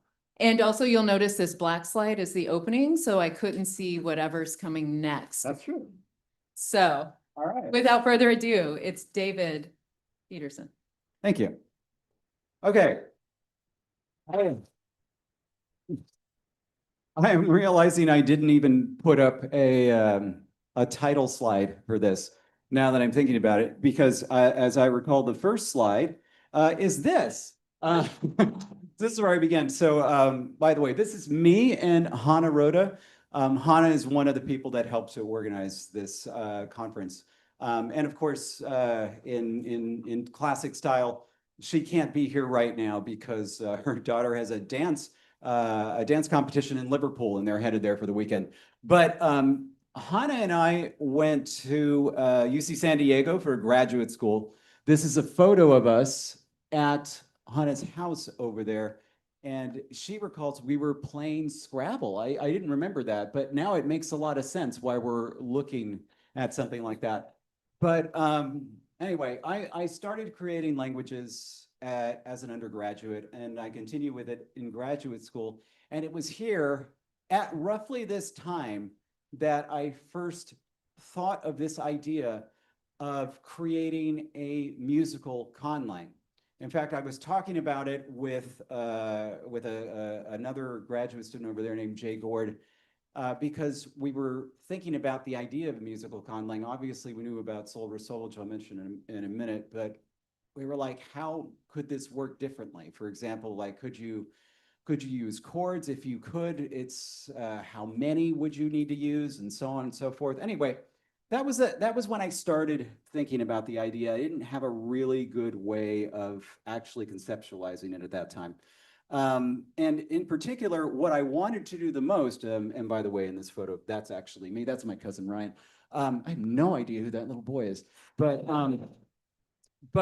I wanted a musical language that I could play on the guitar, something that made sense for the guitar. The guitar is, well, I play a bunch of stringed instruments, but I've never been very good with music itself, either reading music or really understanding music theory or any of it.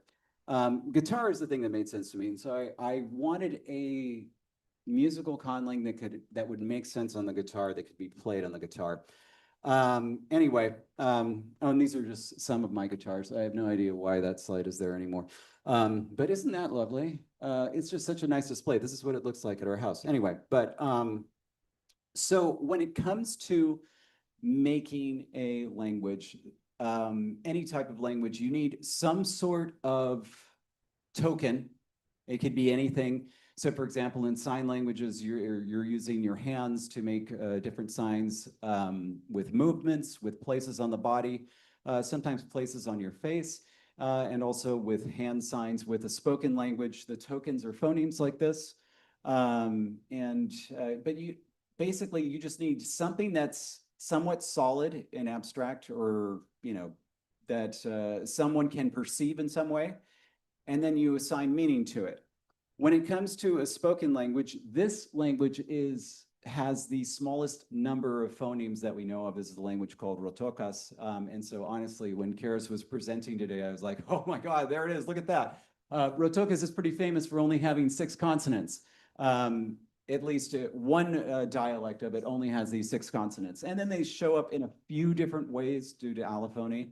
Honestly, they could take a lesson from Karis's language, because there was a lot more allophony for that one. It was really cool, but they do have the 5 vowels. And so this is 11 sounds. So if you want to think about, like, for a human language, what's the minimum that you need? 11 is the minimum. You might be able to go less than that. And also they do have long vowels that really kind of doubles it. So that gives you like 16. The chromatic scale that we use in music is 12 sounds. So you could actually make a language with this, using these like phonemes. But there are some problems with that.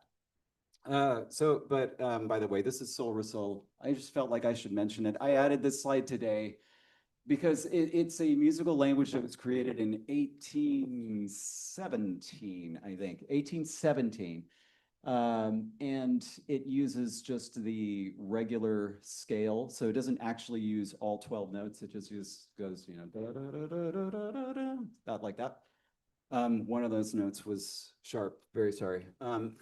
Anyway, it was kind of intended as more of an aux slang. I think that he actually intended to present it to Napoleon at the time. Yeah, that Napoleon. Anyway, moving on from that. But there are very fine distinctions that are made in natural languages that I think might be a bit difficult to pull off if they were mirrored using a chromatic scale. So these are all, I'm going to do this in my dialect of English. These all have different vowels.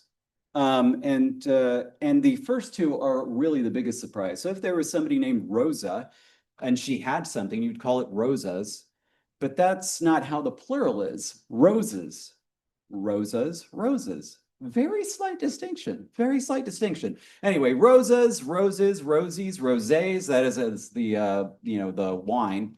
I suppose it's rosés, not rosés, but anyway. Rose ooze, if there was a type of ooze that happened to be rose color, rose ooze. And then if there was a kind of like this wild, like floral variant of Oz, where like I'm imagining the Emerald City, but pink, that would be Rose Oz, right? And so you had roses, roses, rosies, rosés, roses, rosas, right? Okay, so all of these things are distinguished if you ignore stress, which I obviously forgot about. They're distinguished just by this one vowel in this one environment. So the question is, what if you did that with notes? So let's say that this is a dog right here. And this is the, I'm going to turn this up a little bit just to make sure that everybody can hear. This is the word for dog. You have that in your mind? That's the word for dog. I'm going to do it one more time. Okay. Oh, that's right. I didn't have to go back because I thought about doing it twice on the slide and I did it. All right. So that's the word for dog. Remember that. This is the word for waffle. Got it? Slightly different, slightly different. And this is the word for sock.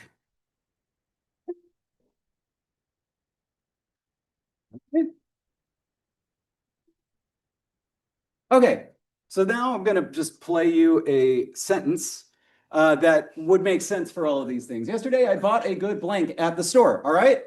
So what did I buy a good of at the store? Was it a sock, a waffle, or a dog?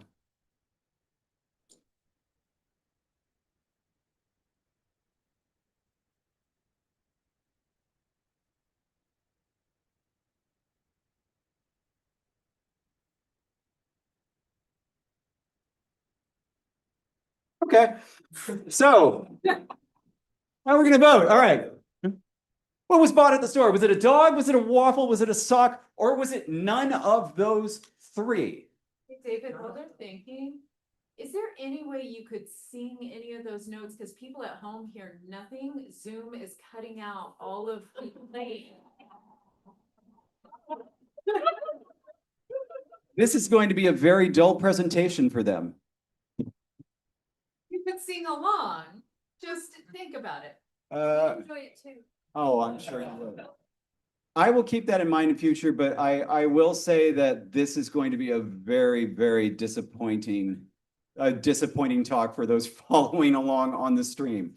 I am so sorry. That's all right. Everybody here, you can hear it fine, yeah? Like, I really don't know what else to do other than like, where are the speakers in this room? I could take the microphone close to the speakers. The issue, I think it's because they heard Jake's, I thought they Ah. heard Jake's. Yeah, they did hear Jake's. Right? They heard the song. So You might have to turn real sound from musicians off. where would that be, in Zoom or in? What? Edgar. I can show you if you want. Okay, well, come on up here, but while we do that, everybody heard that. Let's just ask real quick. How many thought it was a dog? Okay. Waffle? Sock? None of the above. Okay. What did you think, by the way? I didn't follow. I think that makes that sense. By the way, for those who don't know, this is Edgar, who is Artifexian from YouTube. How to make that out of this for a second and screen that to standing Zoom window. Stop screen share probably. Can I stop? Is that allowed? Can we do that? Yeah, so should be something up. Why is it different? Okay, so the crap, right, there's usually a button up there. We try going to settings. See what that goes. Audio. And scroll down.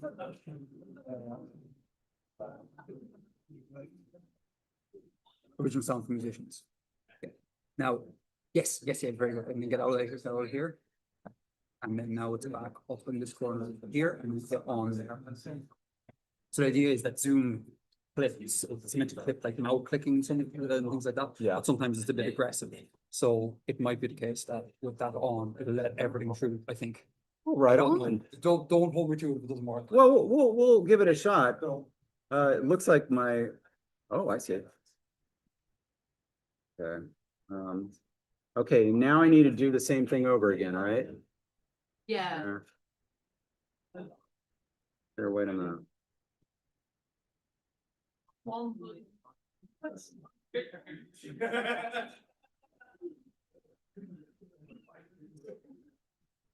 And then.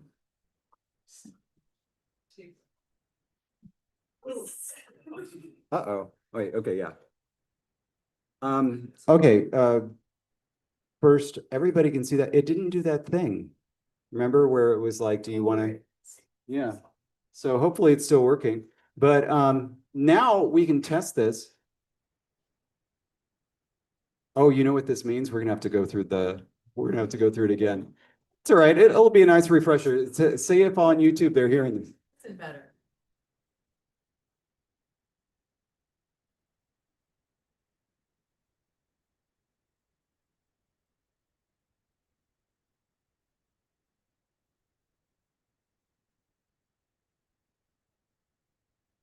Yeah, all right, see there, it was much clearer that time. Are people actually hearing it on YouTube now? I just asked. We're waiting. What are they doing? And they just stop paying attention? No. Everybody leave? Here's to be a no. Oh, well, Edgar, you gave it a shot. Oh, sorry. Yeah, they tried. We tried. Oh, well, anyway. The answer is, oh, sorry, there was the fifth option, which was I have no idea. How many people would have answered I have no idea? Okay, yeah. That's probably actually the accurate answer. Truthfully, it was none of the above. It was the very, very, very similar sounding, which is iron brew, of course. Wait, they make good iron brew? Oh, Patrick always knows how to make enemies. All right, so anyway, the point here is that it's actually very, very, very difficult to make these kind of distinctions. So while you could actually make a language with the chromatic scale as your phonology and just make a bunch of words, it wouldn't really work very well. It would be very hard to interpret. And so you have to kind of look at other options to make a language. Now, there's also something else specifically about me. Some of you will know this. This is standard music notation, and I hate it. I think this is one of the worst orthographies ever created, and I don't understand why it's still being used. It is absolutely bonkers to me that it makes a difference that something is on the line or in between the line. And I even added color to this to make it easier. Ordinarily, of course, the lines and the dots are the same color, and it's all very, very small. And sometimes there are other very small little dots that completely change what the note is. And it's whether the note is full or not, or like, you know, there's an empty circle or a full circle. And of course, there's also a non-full circle on the line.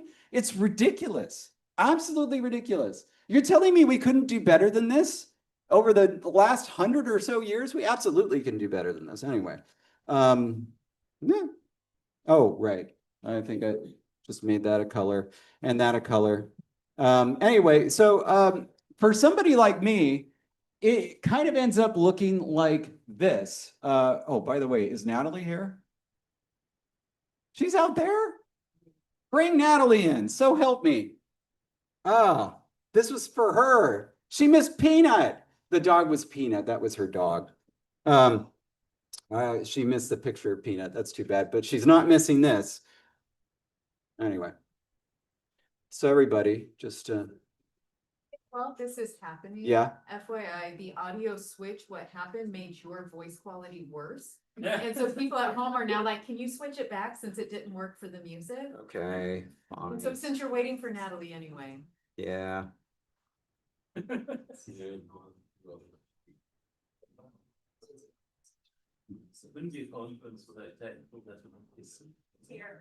Okay. Oh dear. Oh no, did we kill everything? Yeah, we killed everything. Hang on a sec. Do we need artifact being back up there or Stefano or? Oh, something's happened. And okay, there we go. There we go. There we go. There we go. There we go. All right. Okay, now we're gonna do share. And then. Oh, and now I get to do this again. Stop sharing Keynote. Okay. Anyway, so as all of you who are inside of the room know, yeah. So I was complaining about music notation and how it looks terrible, and that especially for somebody like me that had problems with Scantrons and having an issue where like I would get to question 20 and look at it and I would be filling in bubble 21, and I was like, oh, how did that happen? And I'd end up having to go and like erase like 17 answers because I accidentally skipped a line. I hate those. Anyway, it ends up reminding you of something that looks more like this. Thank you. All right, now I'll get back to the rest of my talk. I don't even remember what I was supposed to be talking about next. Oh yeah. Like, look at that thing. Can you imagine like telling the difference between that and that? That's what looking at actual music score feels like to me. So anyway, for a musical language, I came up with these four I don't know, what do you call these? Criteria, desiderata criteria. Anyway, number one, the language has to work like a language, obviously. It's got to be easy to perform. It's got to be easy to follow, and it has to not sound awful. All a potential musical conlang should accomplish all four of those things if you want it to be something that you actually use and might actually work. There are two languages that I came across from between 2003 and now that kind of made me think, and that I thought were very, very good attempts at a musical conlang, better than I'd ever seen. The first one is the language of Moss. I have no idea who Jackson Moore is. This isn't a person that's a conlanger as far as any of us know, but Jackson just put up a website one day about this language of Moss. It was honestly like brilliant. Basically, he worked with a minimal set, so he kind of I think it was a vocabulary of like 120 words, and he assigned just musical patterns to all of them, and then these are them, and they sound very nice. And he played it on like a nice little wind instrument. It sounded very cute. The way it works is you have this mini staff, right? And there's this note, right? Now, what happens is that, because like all of these are relative, this is supposed to be like the neutral state of the note. And there can be something that's either slightly below, slightly above, majorly above, and then slightly below that and slightly above that, and then majorly below, and then again, slightly above or slightly below that. So that's kind of how everything works in the language. It's not defined specifically. So like, it could be like a half step or a whole step. to be like kind of below, and then 2 or more to be a lot below. Anyway, so then we got this versus this is basically whether it's like, you know, a quarter note or a half note or something like that. A dot above it means something, and I don't remember what it means. And then I've got that for some reason. Anyway, you can look it up. There's you can find the language of Moss on archive.org. The original website isn't up anymore. But this was simultaneously very cool, but also very, very confusing. The way that the grammar works is that again, these aren't notes. So these aren't actual notes. You have to assign a key. And then basically like that always means want, that pattern. But when you, if you want to say like, I want cold water, when you get to want, you have to shift it down slightly. And then if there's a modifier, you see they're on the same line, so you don't shift down. Okay. And that's a very, very cool idea. But basically, right, want is already below the line, right? So like there's the neutral line. Want is already below the line. So if it shifts down, then like, how do you tell it's more below the line? This is the issue, like at least in terms of perception. In terms of production, sure, but in terms of perception, it's very difficult to like actually tease out and to tell what's actually being said. So that was one, and still I think one of the best attempts at a musical conlang. Very, very cool.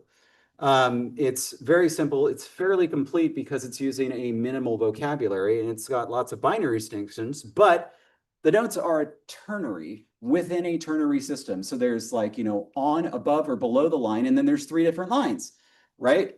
And so that's a bit too much. Binary distinctions are where it's at, basically where you're trying to tell, is it the thing or is it not the thing? That's the easiest way to do this. And so it's going to require too fine an ear to kind of figure out. The next one is this language, Steffa, by Jonathan Kane, who is one of our LangTime community. This was a really, really, really brilliant language, Steffa. Basically, I want to give you kind of like the most important stuff about it. So like say you have a noun, and nouns come with these tags, unique tags, all right? So if you had something like noun, verb, noun, the cat eats a fish, it would be something like cat, tag 1, fish, tag 2, eat, tag 1, tag 2.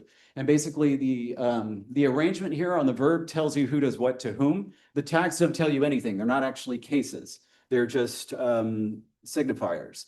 And there are tons of these. I believe, and Jonathan, correct me if I'm wrong, but I believe this was based on, or this was inspired by third-person pronouns in American Sign Language, where especially for third-person pronouns for not present things or people.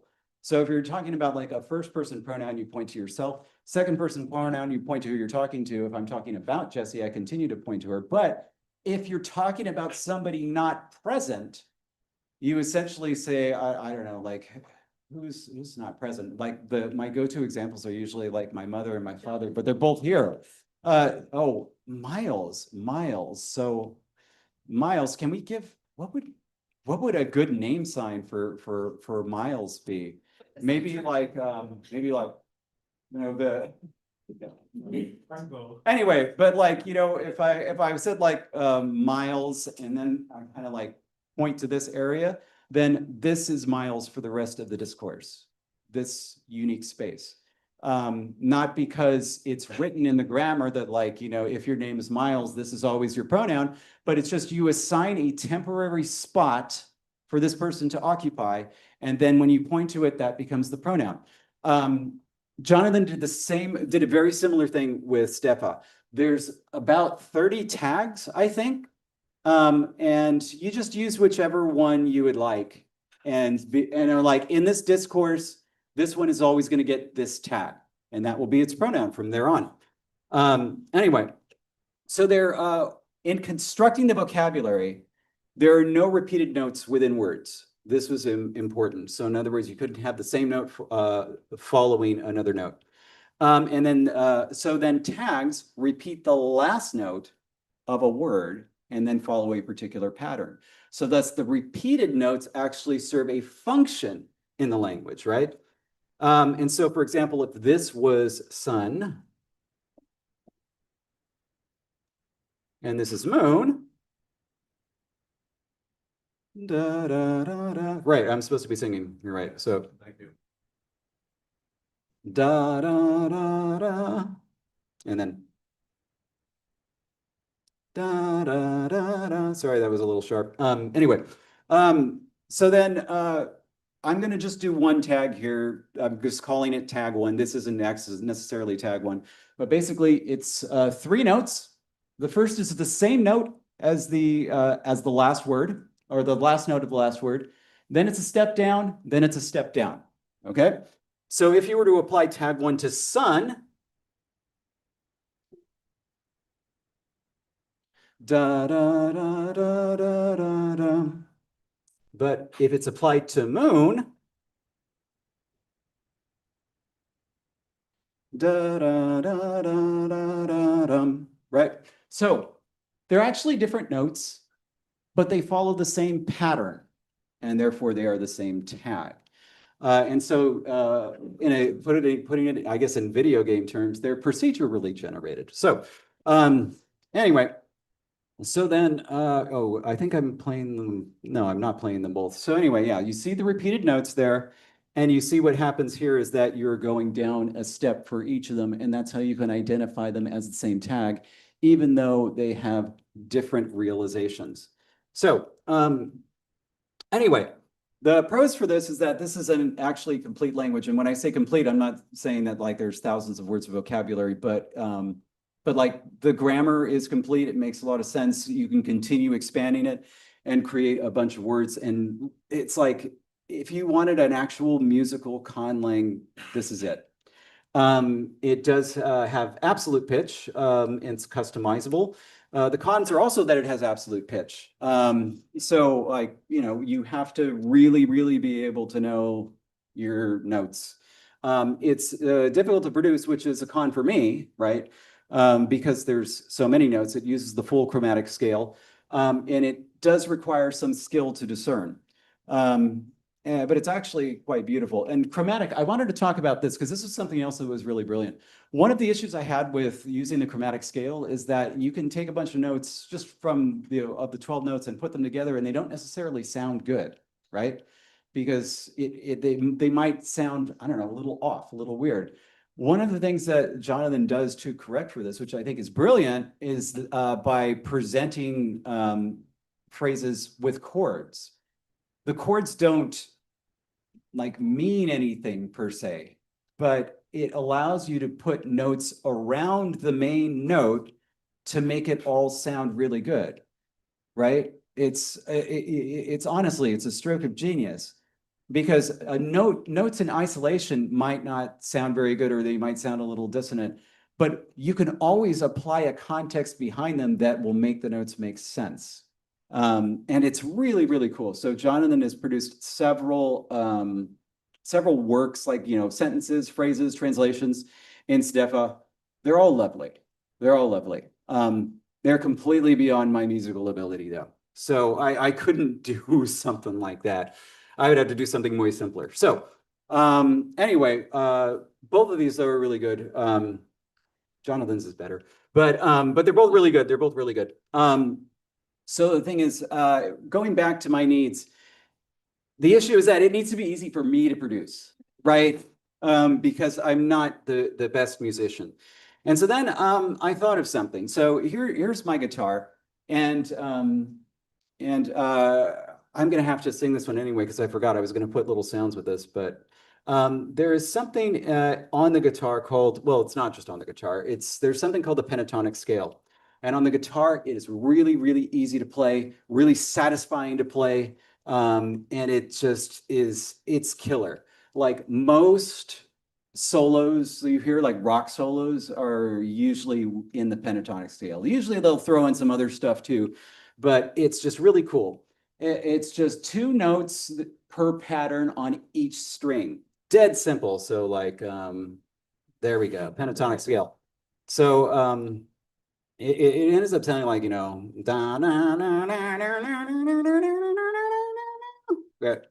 but it's like it's got a, you know, it's got this sound, you know, bum, bum, bum, bum, bum, bum, bum, bum. It sounds very rocky. Anyway, so this is like pattern one, right? You're just playing that note, that note, that note, that note in that order, and they actually fit together as you go down the neck. And so you go backwards, bum, bum, bum, bum, bum, bum, bum, bum, bum, bum, bum, bum. By the way, I don't know what the actual notes are. I just know approximately how they sound. And yeah, it just keeps going, bum, bum, bum, bum, bum, bum, bum, bum, bum. I don't know. It's really cool. It's really, really cool. So the pentatonic scale is awesome for a number of reasons. Well, first of all, there's 5 notes repeating, 2 notes per string, right? They're all 2 to 3 frets apart. There's only 1 hand shift involved in all of the different scales. And if I had a guitar, I could show you what that means, but it's like where you're doing this thing and you have to go like that, which is wonderful. And for those of you who are not musicians or who don't play guitar, if you've ever played Rock Band, for example, that's my set bad holding the white guitar, by the way, right there. If you've ever played Rock Band, you'll know that, like, or Guitar Hero, you know that if you're on the easy mode, there's 3 buttons. If you go on medium, there's 4. And then the hard and expert introduce the 5th button. And that's more challenging because suddenly you can't just keep your hand in one position. You have to move down to hit the 5th button, right? Yeah, it's the same thing on the guitar. And so, like, for example, if you're talking about the modes, for example, there's a lot of shifting that is involved. That's 3 notes per string. You have to move a lot. You only have to do that once. And most importantly, most of the notes in the pentatonic scale are just done with either your first finger and your pinky or your first finger and your ring finger. And so you don't actually have to do a lot of movement. It's super easy. And so it's one of the things when you learn it as you're learning guitar early on, it's extraordinarily satisfying because you can do all this stuff and it sounds good. And it's really easy. It's tremendously rewarding. Anyway, the nice thing about the pentatonic scale is each note always fits. Every single note, they just go together, even more than the regular scale, who I don't know. What's the name on the normal scale? The da da da da da da da da. Major, thank you. And yeah, easiest thing for a guitarist to play. The cons is that it's 5 notes. And you'll recall that when we were talking about rotokas, that's 11 sounds there, right? And the pentatonic scale is 5 sounds. And so you can't really make a language very comfortably out of that. I mean, we can say that, all right, there's going to be a distinction between short and long, whatever that is. And then that gives us 10, which is serviceable. But basically, fewer sounds equals longer words, right? And you don't want to have this be tons of long words because then it'll take forever to say anything. Anyway, then something else happened. I thought my first idea was like, if you look at this picture, well, there's 3 of us, right? So what if you reduce the vocabulary of the language and increase the number of instruments? All right. So in other words, like this was my cool pie in the sky idea. What if like one person was playing like a guitar and another person was playing a bass, and all people had to do was tell, all right, is one instrument playing or 2? And then are they playing the same thing or different things? You could play something that harmonized with the first one, but you wouldn't have to be able to tell what notes they were, or if they or like what the harmonics were or anything like that. You would just need to be able to tell, is it the same or different? That's it. Binary distinctions. I thought that was a really, really cool idea. But then, so like, for example, let's just say that like one instrument playing is fruit, right? On the guitar. Then you have a trumpet that plays something else, and now it's an orange. Or a harp plays something, and now it's a plum. Or an apple plays, or keyboard plays something, and now it's an apple, right? This was my idea to how to expand the vocabulary so that you could actually make a serviceable language, right? But then a couple of things happened that got in the way. Oh, also Kiwi. Sorry, somebody's singing Kiwi. A couple of things happened that got in the way. First, I tried so hard to find other people to play guitar with me here at this conference, and everybody said no. Literally everybody. I couldn't find anybody. And so that kind of put the kibosh on that version of the language that wasn't going to work. Second, like I started to ask myself these questions because when there's too many variables, it's hard to move forward. So like, what words should be basic roots? That's a question that every conlanger has to ask themselves if they're doing a language that has a reduced vocabulary. How many should there be? What should their melodies be? What's the grammar going to be like? What do I even write about? There were way too many variables. But something that really helped push me forward was there were two things. I'll tell you what one of them is now, and I'll save the other for later.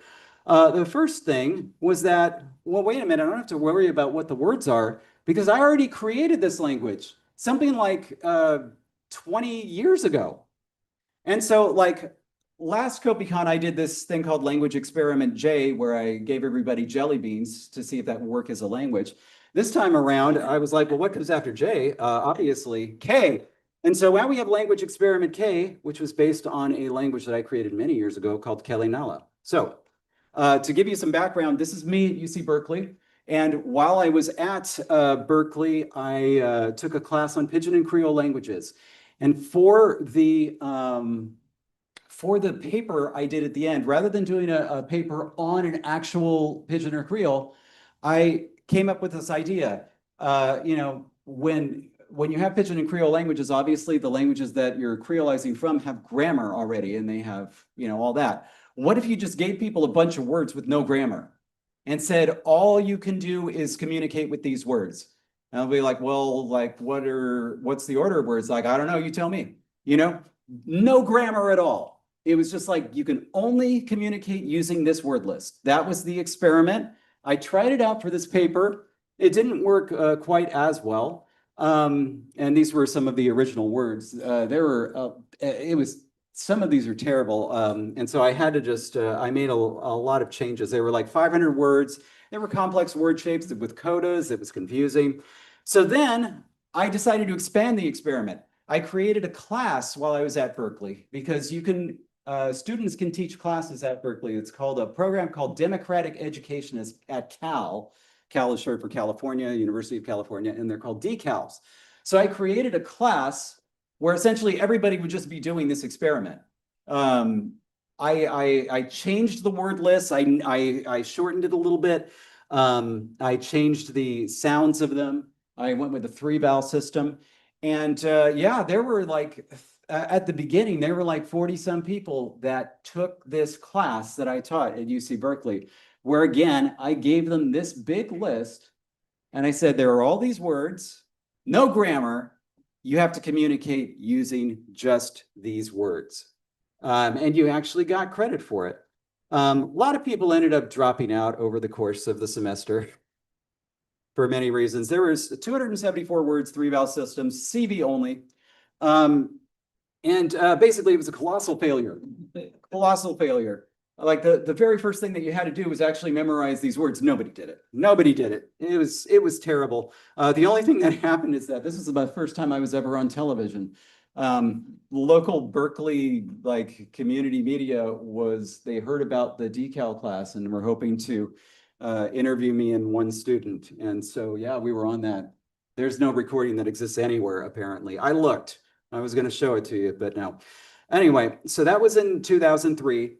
But something that was really, really frustrating to me was watching all of these students. I gave them this word list, and honestly, there were so many words on there where it's like, it's so obvious what you should be doing with these words. Like, I gave you this. Why aren't you using these? They were terrible at it. Absolutely terrible. And so then I decided after this was done, I'm creating my own language, right? And so that was what Kelenala was. I basically took the same idea that I did in that class, except and there's a whole bunch of words there, huge word list. It's still up on my website, including some words that really don't need to be there, like chocolate and dessert. There's 365 words, a 5-vowel system. I modified the phonology a little bit. So it can end in Y or W, a ya or wa.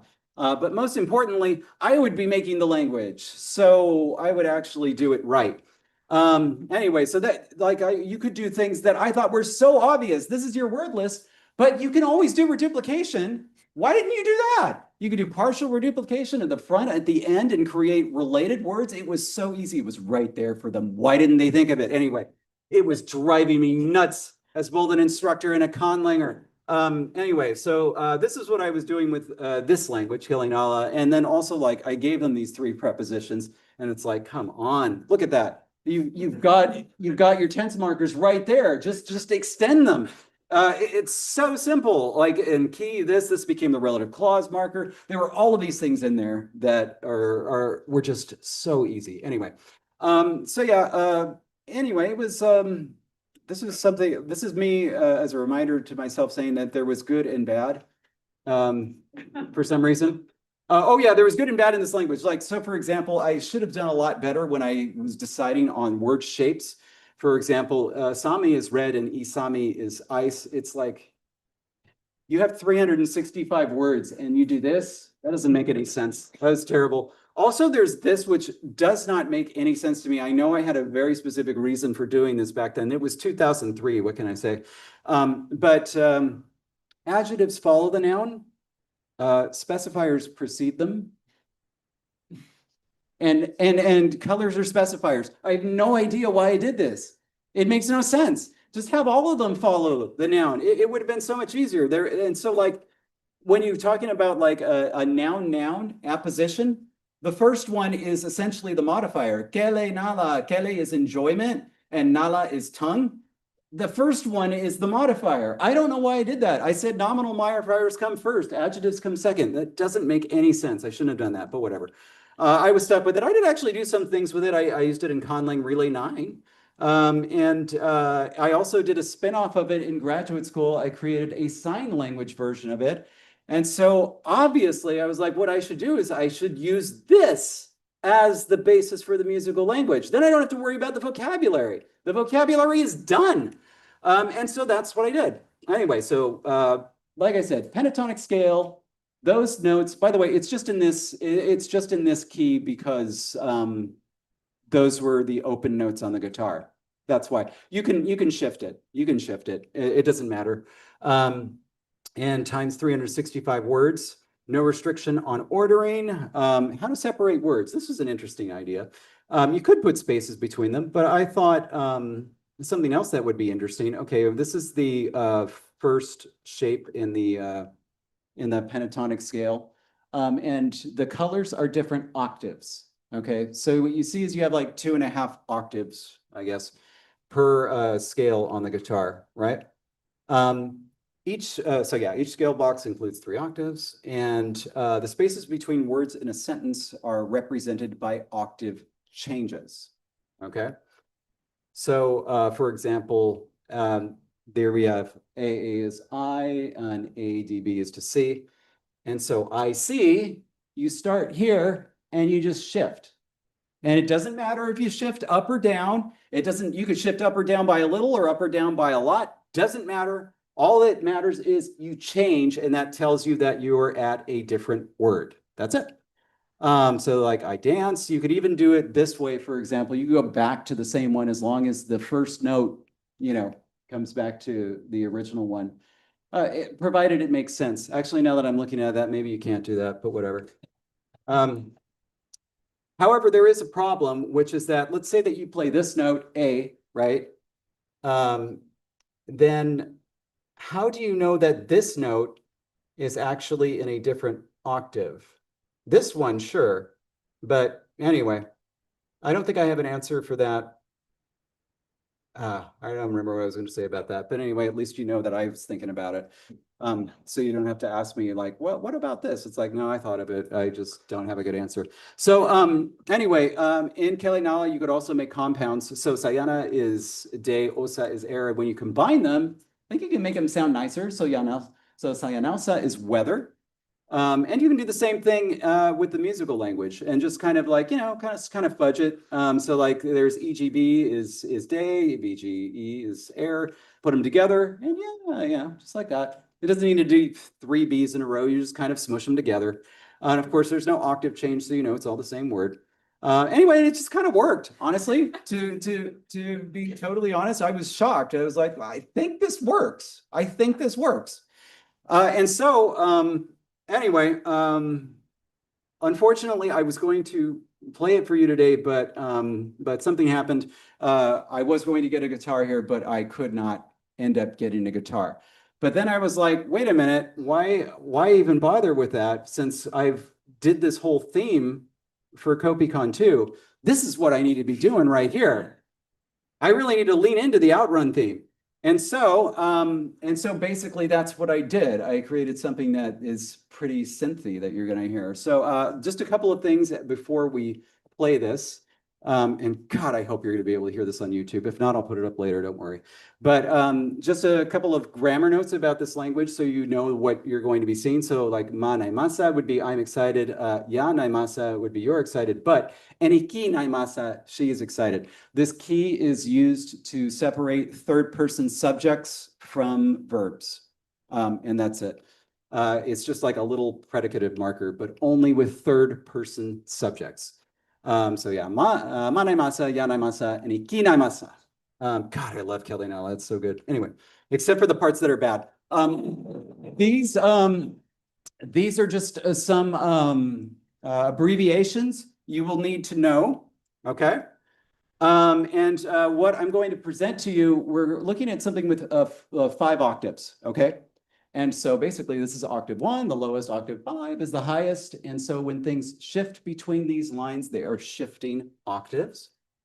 And what you're going to see is something like this. So these are the notes that are being played, and in red is pretty much what it means. And sometimes I actually do it the way it is in English, and sometimes I don't. Like that could have been excite or whatever. No, because it's an adjective. Excited. Oh yeah, the predicate marker is used for adjectives as well. Anyway, so yeah, and by the way, just for funskis, I did do this all at my parents' house. And in fact, the same room that you saw with a picture of me with the guitar and my cousin, it's the same room. That was my room. Now it's just the back bedroom where it's now Meridian's playroom, my daughter's playroom. But yeah, so again, fingers crossed that you'll be able to hear something on YouTube, but we're going to give this a shot. Anyway, but yeah, in terms of what to like write about, like a demonstration, I was like, well, this is perfect because Jesse just came out with a new book. And so that is what this song is about. All right, let's make sure this works. This took forever.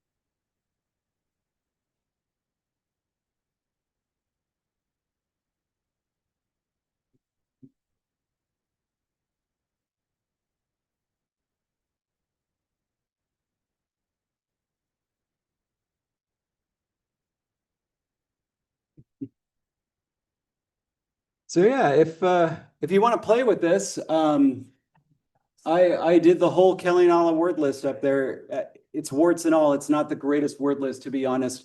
But you can talk about chocolate and dessert.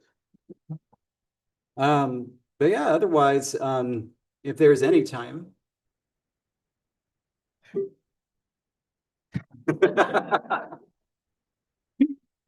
Otherwise, if there's any time left, we can do some questions. Thanks.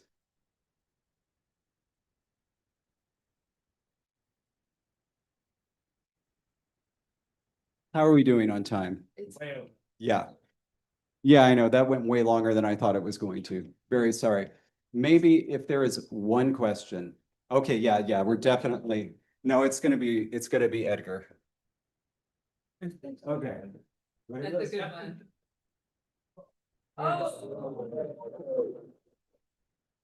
one. On? Yep. The octave disambiguation thing about whether you tell if the word is in an octave. Consider, because in the final piece there, you seem to be using two note lengths, a long note and a short note. Grace notes, little slides, something that sticks out of the texture that your ear can point to and be like, oh, that's a different thing. And it only comes along every so often, just when disambiguation is needed. So I'd look into that. Oh yeah. Because you have a lot of rhythmic variety if you're only using two note lengths. There's a lot more stuff that can be done there. Oh yeah. Yeah. Oh, and that's my thought. And frankly, I would feel a lot more comfortable with it if I were actually doing it on the guitar. But you know, that was GarageBand. And then a further thing, this might be a little bit kind of music nerd stuff. Yeah. But I recently got into the Ethiopian jazz music. Oh. They have a really interesting pentatonic tradition, which is different from the pentatonic tradition we use here. It's called the Tizita scales, their sort of system. I'm not an expert in this, so I don't know, but I would encourage you to look into that. Because you get all the benefits that you talked about with pentatonic stuff, but without it sounding very kind of Western. So just Well. look into That is something I'm very interested in. Thank you very much. All right, cool. Okay, but I'm sorry, in the interest of time, we are going to have to move forward. I had no idea that was going to take this long. Thank you so much.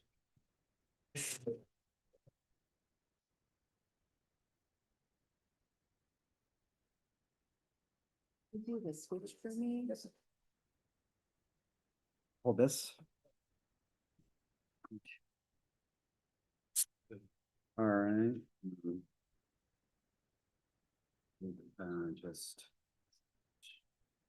that. And oh, now I actually have to find it.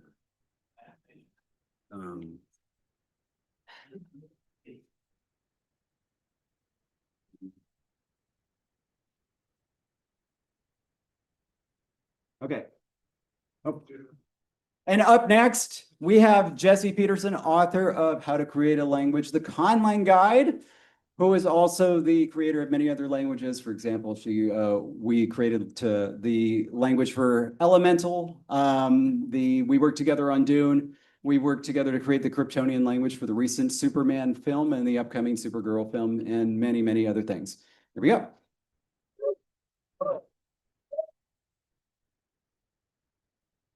Thank you all. Today my talk is called Projects, Perfectionism, and Progress, because who doesn't love a little bit of alliteration? This talk is divided into two sections, each with its own goal. The first half, I will focus on difficulties conlangers face and offer some advice for working around them. And then in the second half, I'll be introducing two passion projects that have helped me stay personally creative this year. The first half is further divided into three subsections, and don't worry, I kept the alliteration. We're going to have professional versus personal art, process versus product, and perfectionism versus progress. So starting at the top, let's get real about art. It feels like generally people accept and even admire personal artistic hobbies like painting or drawing, playing an instrument or dancing, writing poetry or stories, cooking beautiful dishes, Mateus, singing, good job, David, acting in a local theater, but creating languages for fun? Why? In my own experience, I have found that non-conlangers are better able to appreciate conlangs for hire while being utterly confused about why people enjoy conlanging. It's like they're saying it's okay to do this art if it's for profit. But why do it if you're not getting paid? And why wouldn't you want AI to do all the work for you? They don't seem to know that conlanging is art. And like any art, most conlangs, most conlangs are created for art's sake. The art itself is the goal. If you come up against this bias, please know, and I'm trying to make as much eye contact as possible, know that your work is valid. And know that no computer can ever create art like you do with your wonderfully human way of thinking. AI is never going to make it.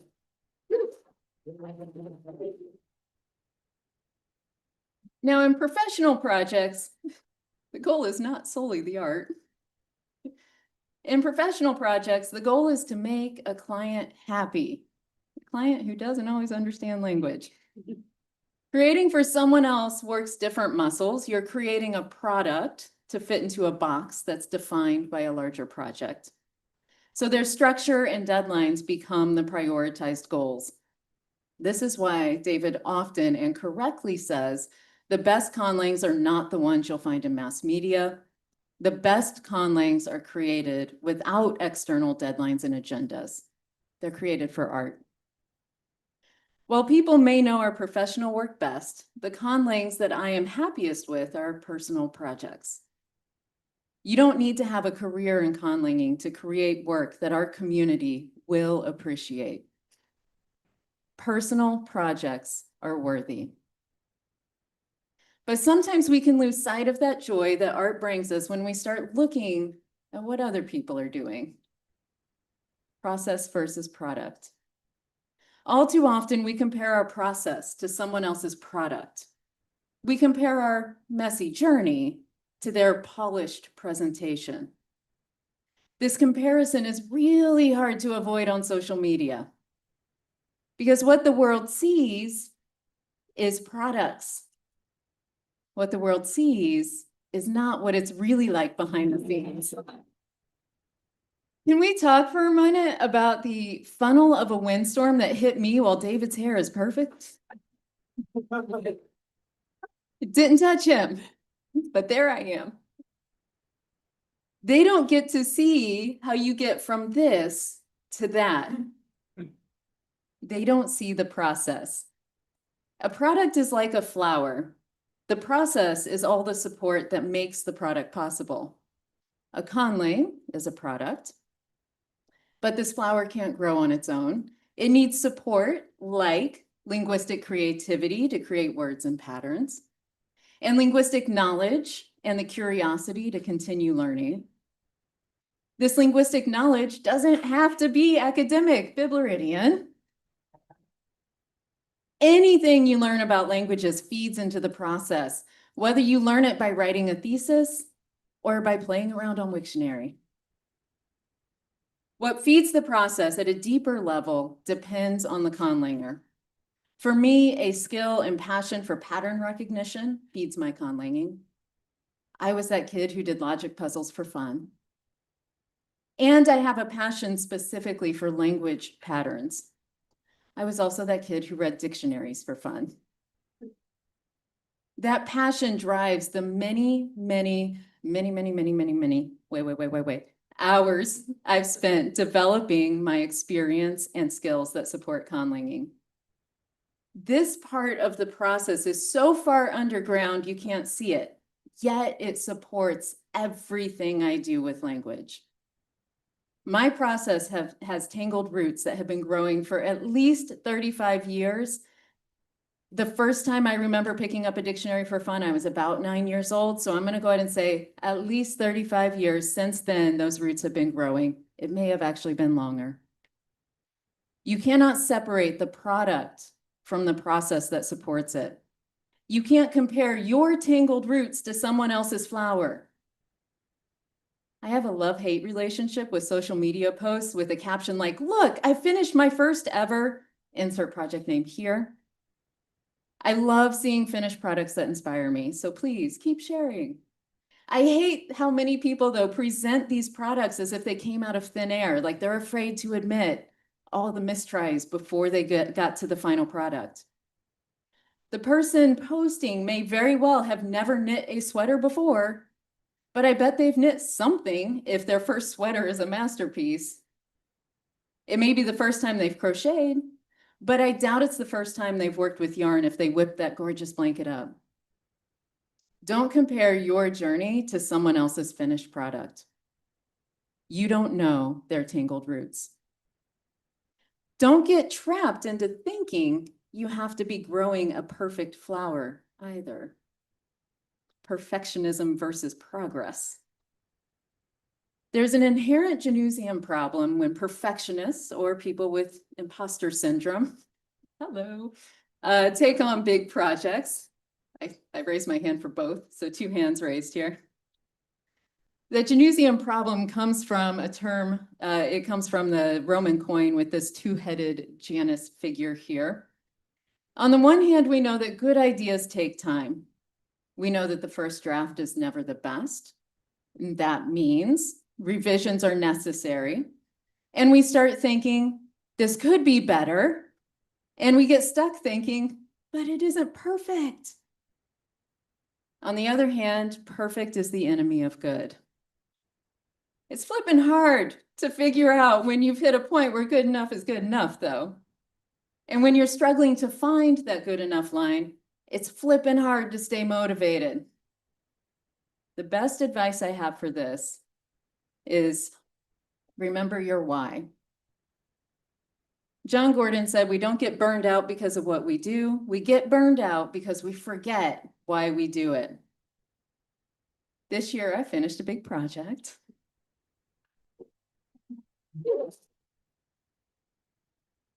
It started percolating in 2010. My first notes on this book started in 2010. It found its actual shape in 2019, and it became good enough in 2025. That good enough line was created by a deadline, thank you, Cambridge University Press, and a word count, and thank you to them again for letting me extend that word count by 40,000 words without too much complaint. To submit its good enough form, I had to make peace with many things. I had to make peace with remaining typos, one of which has already been pointed out. I had to make peace with some green owl-like language examples that I really wanted to expand and add context to, but there's only so many pages. I had to make peace with the fact that different speakers preferred different constructions to express the same basic utterance, but I really only had space to use one of the examples, so I had to pick which one I was going to use. I had to make peace with the fact that there weren't enough pages for me to explore more subtleties of language use as I tried to give as many examples as I could. I had to make peace with good enough. Okay, well, let's be honest, still struggling.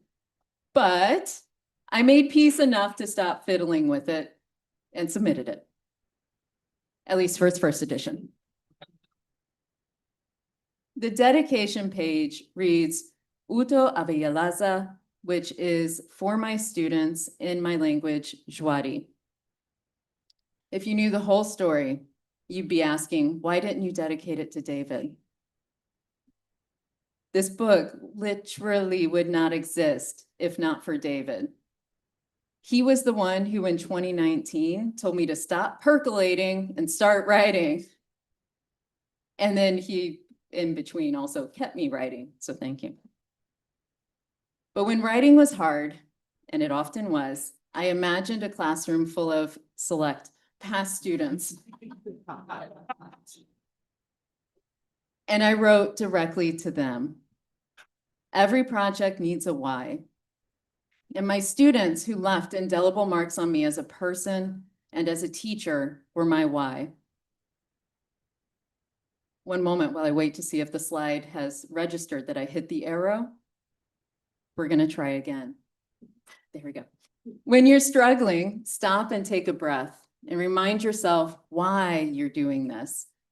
And if that doesn't help, take a bigger step back and see if your soul needs something else for the moment. And that leads us to my personal passion projects. Because at the end of 2024 and the beginning of 2025, a lot of things happened. And let me tell you, it depleted my creative well. I felt like a zombie. And so I needed something. I was in desperate need of a passion project, something with no external agendas. Or two. And yes, Madeline, where are you? Fellow overachiever. I am aware that I have an overachiever complex. So my passion project number one is what I call my word a day project. But let's back up a second. Throughout 2024, I created daily prompts that I called Conlang Year, and I hosted these on my website. The prompts were really just designed to give people a decide this and move on push, because we all get stuck in those bits of indecision when we're creating languages. This year, I wanted to do this for myself. Specifically, I wanted to continue working on a language that I had started-ish for Nissa or gnomes. But the Conlang Year design is intrinsically flawed for people like me. I need time off from projects to get myself out of my own head. And I need to rotate projects to stay interested. So small side projects let me experiment without stress and help respark my joy. And sometimes those small side projects become major projects, by the way. And I finish some of those big projects when I'm stuck on another project because I need to rotate. And in fact, I finished Conlang Venture for the original Kopikon when I was absolutely stuck on the textbook. Chapter 9 almost destroyed me.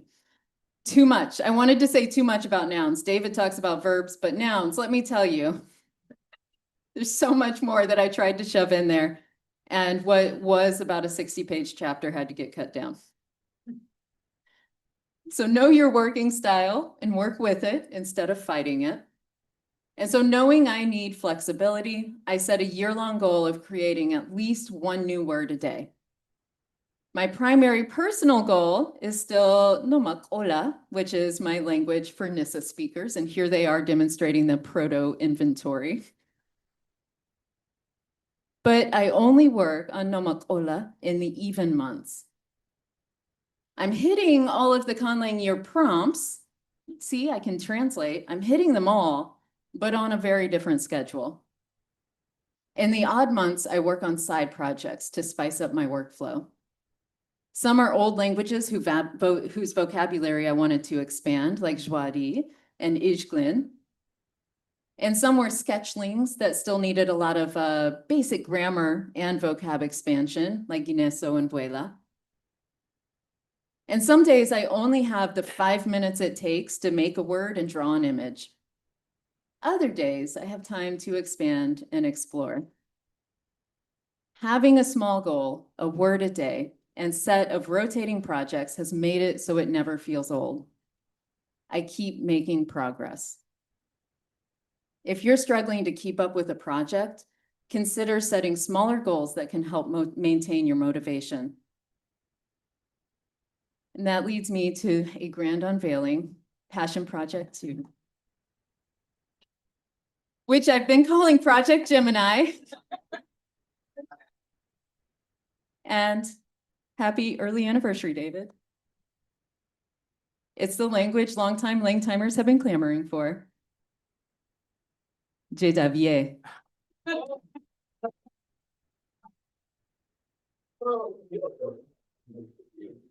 For context, David's first conlang was Meg Davy.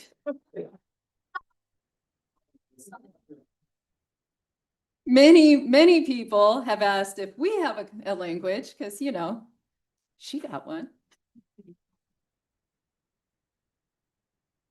I decided to create one. But I needed a hook. I didn't want to make Meg Davy 2.0. I wanted this language to be uniquely us. So every piece of JW comes from a language, that either David and I, or I created. Every word, like periviene, which means beaver when it's animate, patch when it's inanimate. As a verb, it means to patch, fix, repair, or improve. And that comes from kamakawi, which was itself borrowed from Giller. If it's outlined in orange during the rest of this presentation, it's one of David's languages. Mie means small woodland creature or rodent. It can also be used to mean animal generically, and that comes from Ingala. And that word was rabbit in Ingala. If it's yellow, it's a language David and I created together. And gara means turtle. As a verb, it means to hole up and spend time alone. And it means to do something alone as well. And that comes from Jwari. And if it's pink, it's my language. And by the way, a derivation off that creates a verb meaning to hibernate. Every grammatical inflection, like bu, which is a third person animate plural combining form for some case marking within the system, that comes from Nulisu, our language for beavers. Every derivational affix, like si or seats, depending on the form it's combining with, which forms a diminutive, that comes from Wukukiju, our language for mice. And then JWA has a proto-sound inventory that affects the starting forms of the borrowings from all of these languages. And then a series of 29 sound changes. When's our anniversary? Oh, nice. 29. I had to group some sound changes as a chain reaction to keep it at 29. 29 sound changes, including some of our favorites, shifted those forms. And then the name itself comes from High Valyrian and Merorem. So JWA. We've got this opening J, which is the collective prefix, which comes from the High Valyrian word for bowl. And so notice that it's che or chej when it combines. We're going to talk about why it voices in a minute. So just put that in the back of your head. Davie comes from the noun daviedo, which means word or seed. And that's borrowed from merorem, which comes from scattering or an act of scattering. And this has a fun little side note. So the merorem verb daverema means to scatter, but it can also be used to mean to destroy. Adding an intransitive derivation to it creates the verb davenoma, which means to go extinct. Thus, the name JWA could be stretched to mean the bowl of extinction, making this language the official Conlang extinction event. For context, a person we worked with to set up the first Kopikon wanted to change its name because they kept saying, what is Kopikon, to the Conlang extinction event. And this series of emojis represents how David and I looked as we're trying to say, we're not killing Conlangs. Now I have. All right, so going back, the word chedaviedo altogether means language, but it means a language or languages. It's indefinite, singular and plural. And so it's an indefinite form. If you want to make it definite to say the language, the noun phrase would come out as vu chedaviedo altogether, where vu is a nominal inflection that adds definiteness in a singular form. And that comes from nuvisu. The stress falls on the J and the VA, so vu chedaviedo. And so those unstressed initial and final syllables drop out, leaving jedavie, which then means that the language name literally just meant the language at one point, because it's the one language, the only language. Goodbye, McDavie.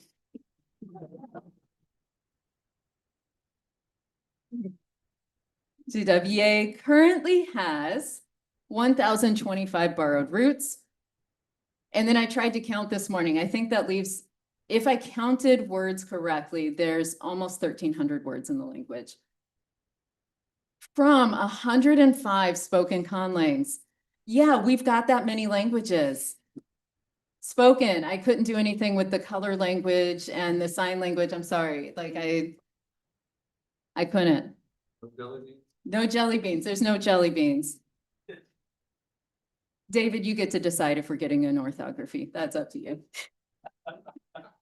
I present it in its Romanized form. working on this project, which by the way, I started working on it in January in London. Yeah, has been both humbling and inspiring.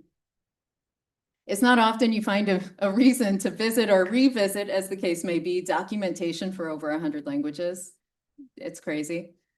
It filled me with joy, though, to be a linguistic pirate and comb through languages looking for treasures. Where's Magpie when I need you? And to learn more about David's languages, because a lot of, especially earlier languages, it's hard to make time to just go back and read earlier documentation about languages that you weren't involved in. This gave me a reason. And so I got to dig through and I got to see how, despite the fact that we have glaring holes in our current LangTime documentation, it is better than what David did. I say that with love. So here is an example sentence in Jedavier. Gapala jejuosa puoma narisa. And that means a girl sprinkled fruit with some pepper. Risa means girl, and that comes from a Munjakin word. The na is an ergative case marker, bringing in some ergativity. And that comes from minishe, the word for hand. Sprinkle as a verb, juosa, comes from language ai, from the word yosha, meaning to be dusty, to dust or to powder. It made it in, sorry, David. Long story. J is a perfective aspect marker, which comes from the su angripton word, meaning to wrap. Puoma is a noun meaning fruit, and that comes from Kedanala. Pala is the word for pepper or black pepper, and that comes from an Andalish word, meaning spice. And ga is an instrument case marker, which comes from Wokutishu word, meaning boot. I like to think of these little work boots on mice. It's a mouse language. And so now I can say, Tatsu kovi e nadzovie volani shedavi. And just, I'll leave this up here long enough for you all to realize just how corny we are. Waiting for David's eyes to go through both columns.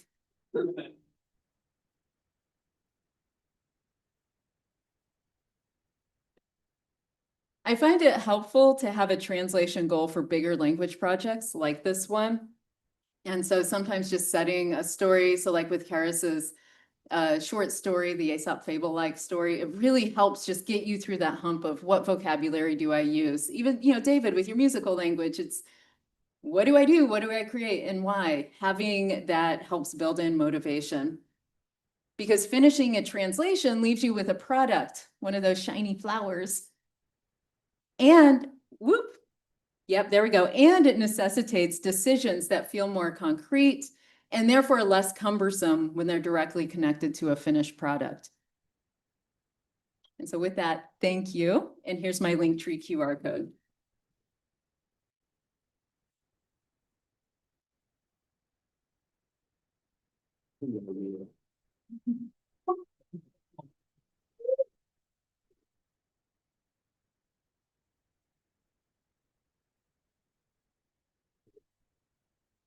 All right, okay, so.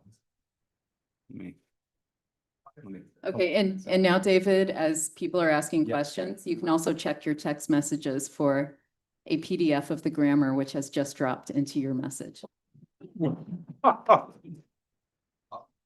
Okay, so just I want to do just quickly procedurally. So yeah, we do all need to be out of the room by 6, but we do have the room until 6. So we're going to do Q&A for Jesse. We're going to close, but then we can discuss things, you know, in here. We can do more questions just in person, but let's all be mindful, like, especially when it hits like 5:45 to just like, let's make sure we and not try just to- out of the room, out of the building. out of the building, yeah. So let's make sure we conversations need to think happen about it. outside after that. Yeah, okay. All right, so first, but yeah, that was just jumping ahead, but I just wanted to be sure we were thinking about that. Okay, so questions. Okay.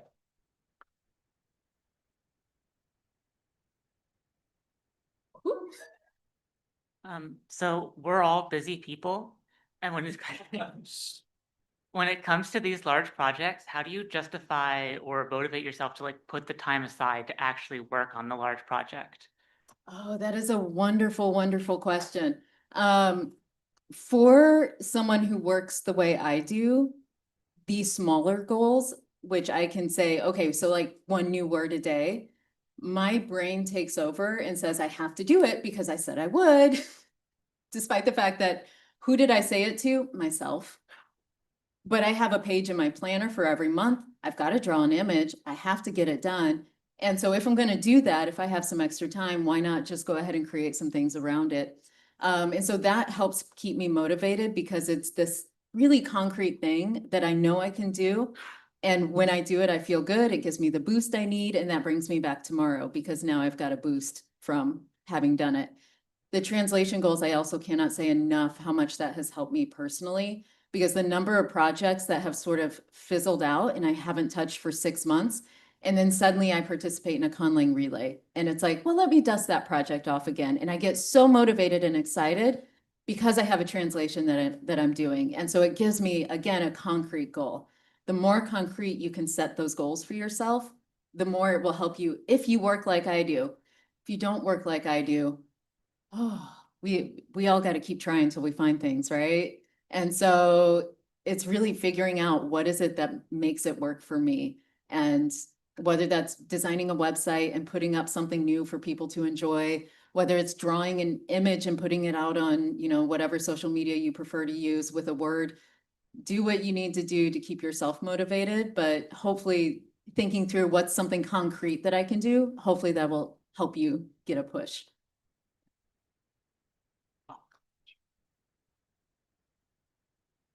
Can I ask, what is the context for Nisse, the gnome language? Well, this is not my first gnome language. I may have a slight, just like Jake is obsessed with the big butt ants. I am obsessed with gnomes, and in fact, got my gnome socks on. And so I really like them.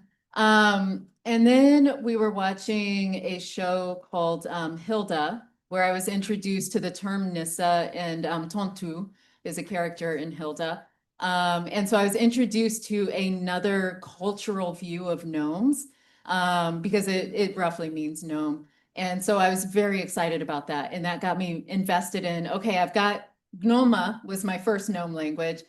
Did that one. Now I want to focus on what I would more associate with the lore of the Scandinavian Nissa and Tontu. And I got very excited about that.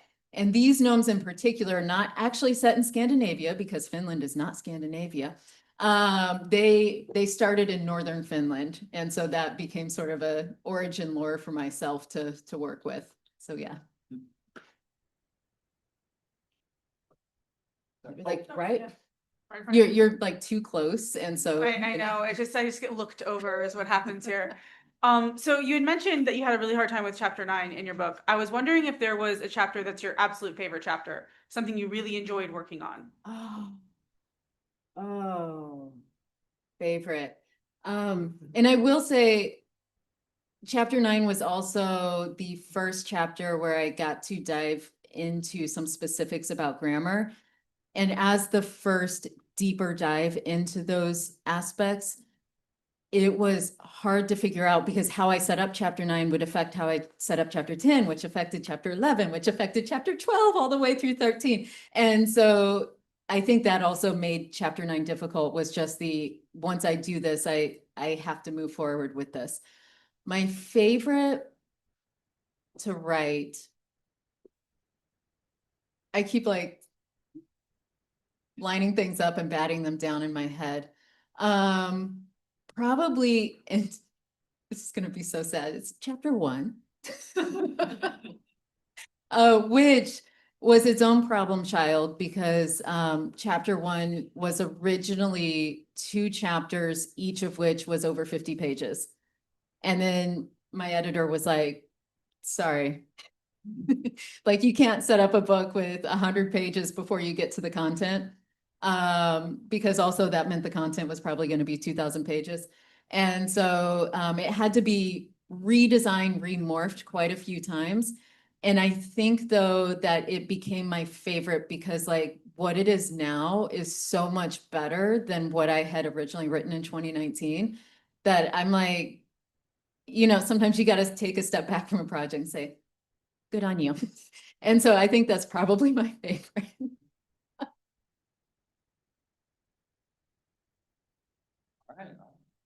All right, cool. Okay, we'll stay up there. But one more round of applause for Jesse.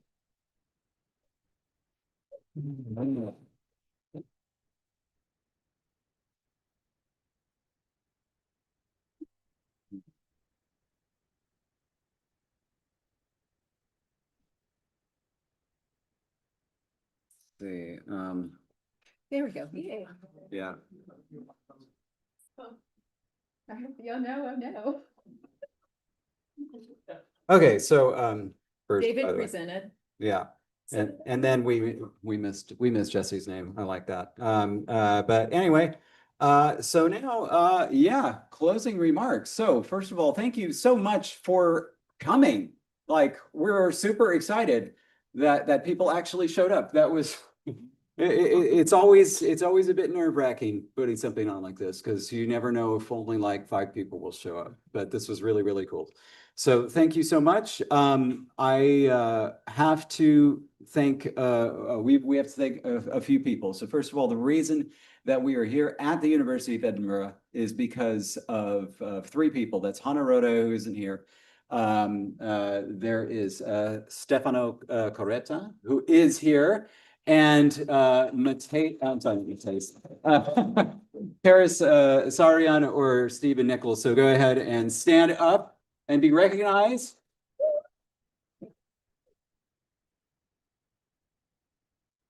All right. There was a lot of behind the scenes work. And also, I mean, it's one thing to do a conference where you don't live in the United States. It's another thing to do a conference in a completely different country. There was a lot that simply could not be done by us, and it was done by them. And so, yeah, and it just, honestly, it went so well. God, and it means, that means so much for me after Kopikon 1. This went so well. Thank you so much. Thank you so much. And then I also want to thank my little sister, Natalie. Where is she? Is she outside? She went back out with the merch. She went back outside with the merch. Well, wait. Okay, never mind. I'm just gonna go with it.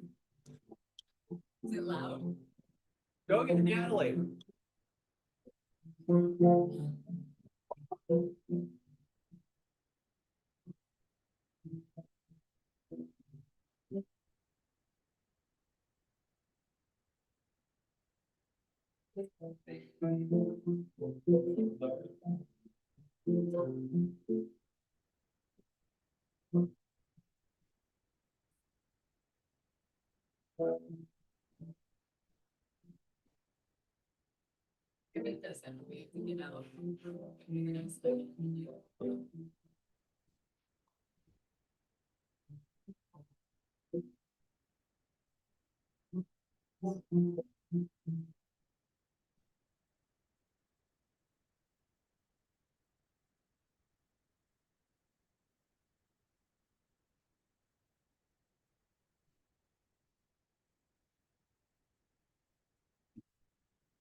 Thank you. Okay, I do want to explain what that was.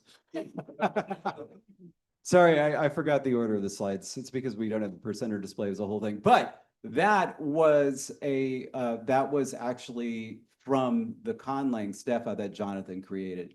And they created it for the first Kopikon they wrote it kind of like thinking about going to Kopikon. And they presented it actually while we were there, and I was like, this is the perfect way to end Kopikon. And so I did. And so I wanted to make it tradition. This was actually a new recording of it, not the original one. And so that was Jonathan's Kopikon theme that ended it. So thank you very much. And yeah, again, these were the people that I wanted to thank. And then so the last one was my sister, Natalie Ishii, who did everything outside, including all the registration of the selling stuff and like everything and putting out fires. And I barely saw you today, but I know how much work you did. Thank you so much.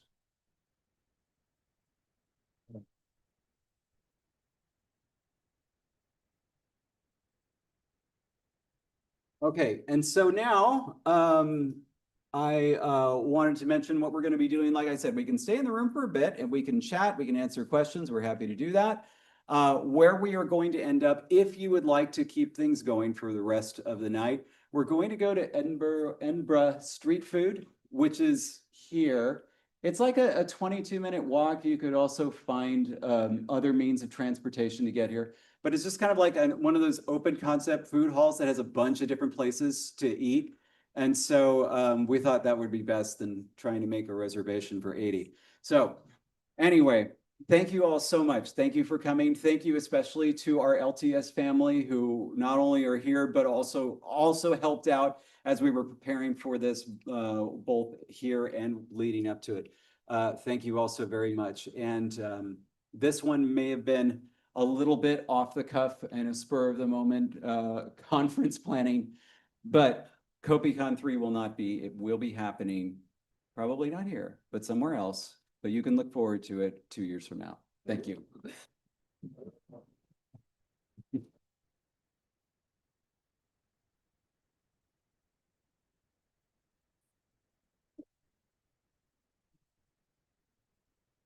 Oh, you know what I'm gonna do? Yeah.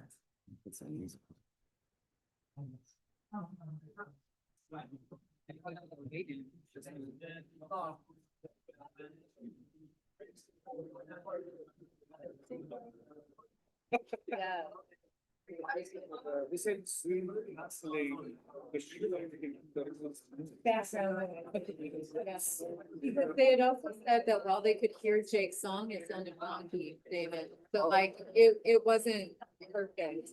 But I posted a video in Discord if you were somewhere at the end.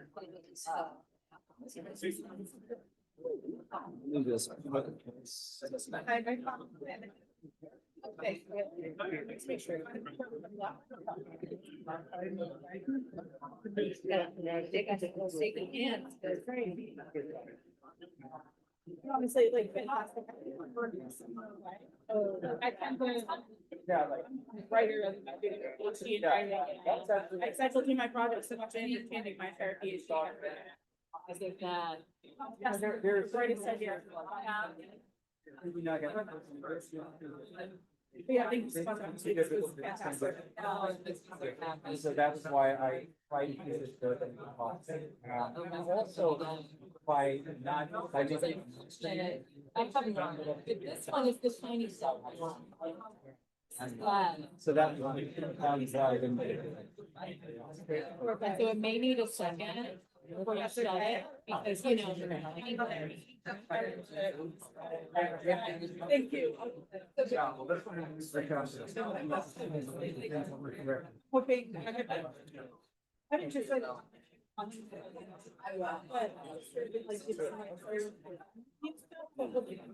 my God. First one. Yeah. So many things went wrong. Thank you so much. So I'm kind of thought that this one went so well.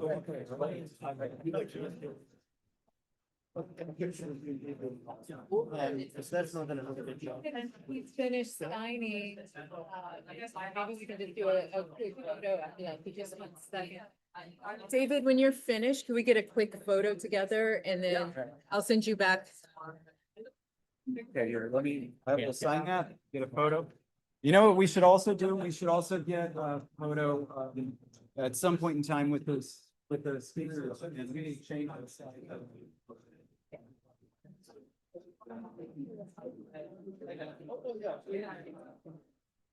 For example, up that.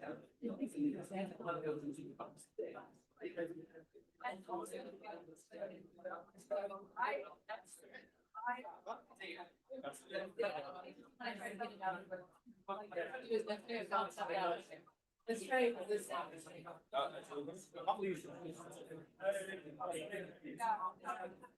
Just try one more time.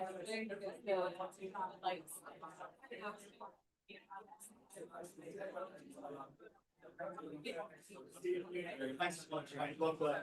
Here we go. I hope you guys have. What I am still free on it. Oh,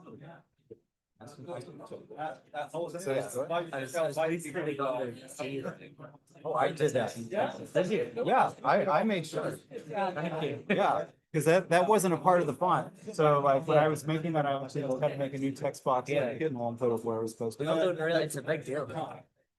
So have my own world and everything, which is like very like That's something that Yeah. I saw that in the stores.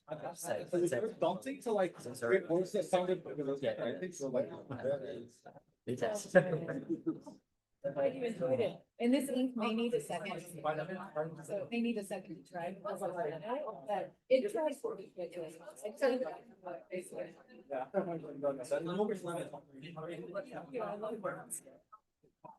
All right, thank you so much. Thank you. Pleasure to meet you. Come. It was a fantastic conference. So it was really good to meet you. All right. Thank you.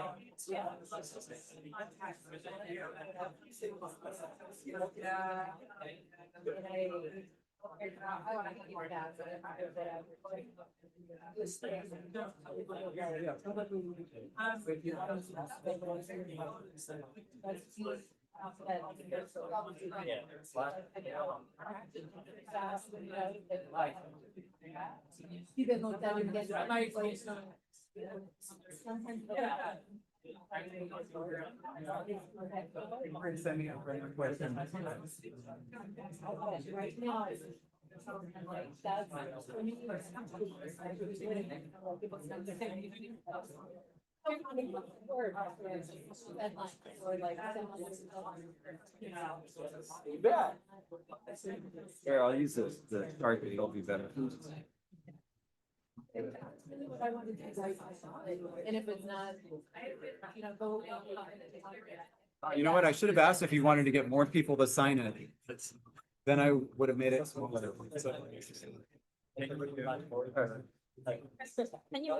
Yes, you bet. I will make sure this out.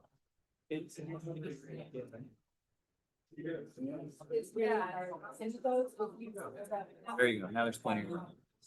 Sure. I'm sure you guys. Everybody think about one here. Yeah, all right. Okay. Leon, all right. And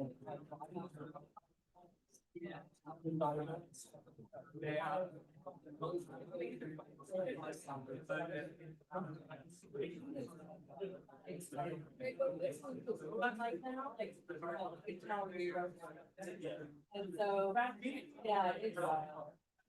Remember here. Like it's like this way. First ever like buying a book about like Conlang. Yeah, I think it's really hard to like reach people. Like talk about grammars that they're all really like scattered. So I think having this book would be very helpful. I think even those in buy books here.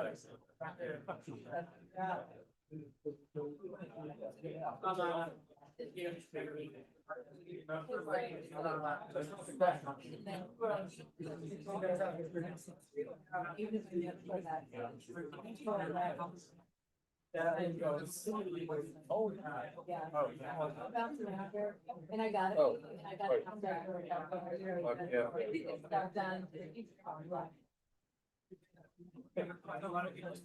Yeah, I think that's what it's like. Yeah, I like literally. Like on the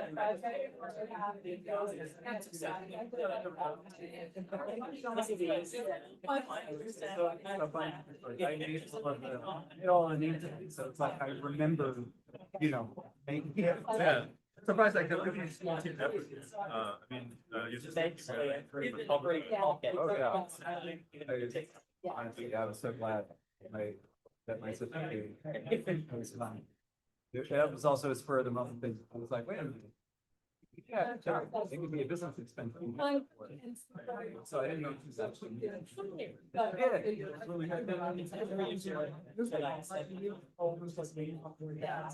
That's it. Yeah,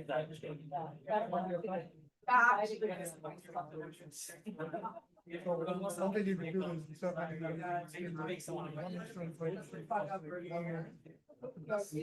is so you got a bit more, and then you can have all in front of it. Yeah. And then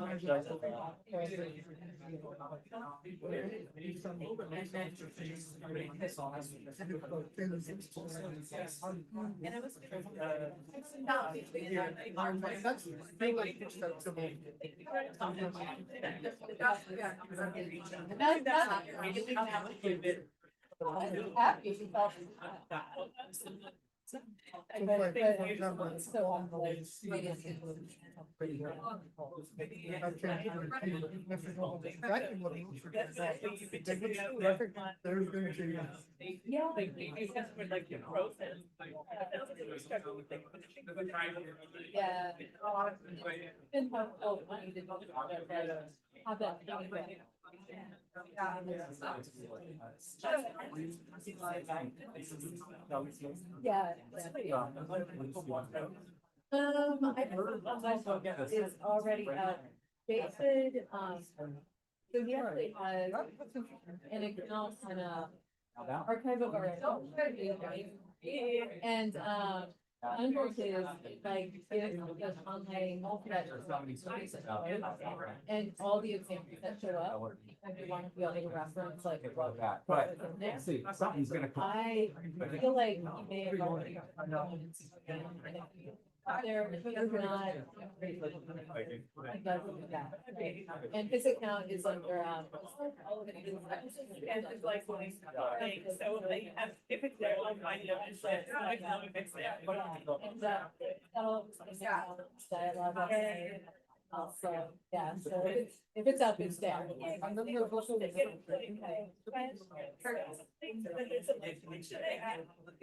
Yeah.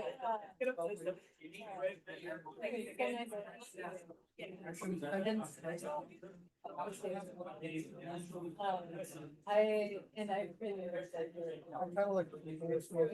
that, because, well, I say that on this, we sound that over money, but, you know, like, come on, let's get over this, shall we?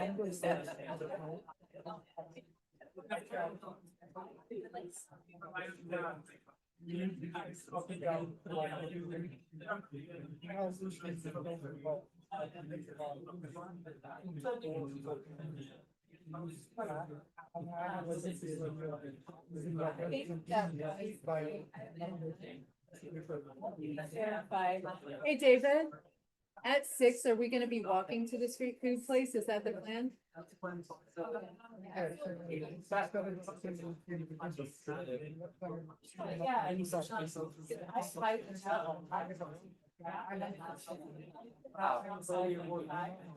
So. Wait, just 1 second. Yes, Jesse, obviously you're gonna drop our stuff off first. Oh, they were asking about timing and if a group is gonna be walking over there. Yeah, but we do need to drop our stuff off. That is true. Is it on the way or no? This is on the way. Yeah. We may or may not.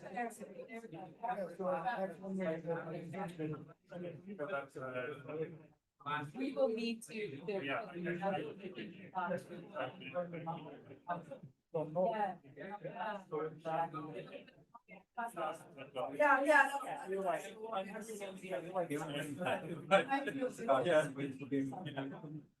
There should be a summit, and they should decide, you know, if we're switching.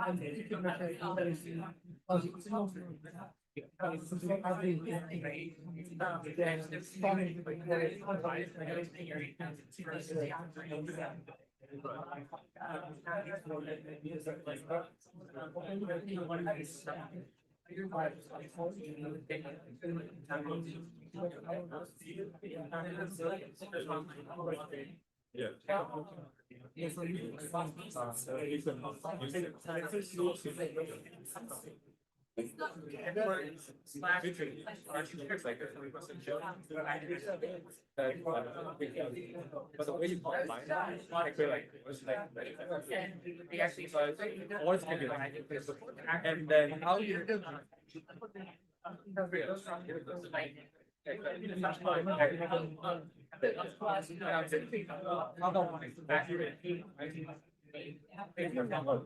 because like if you think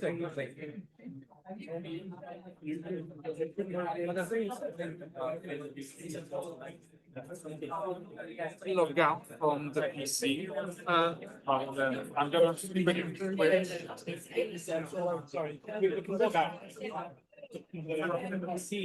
that's like if you like log out from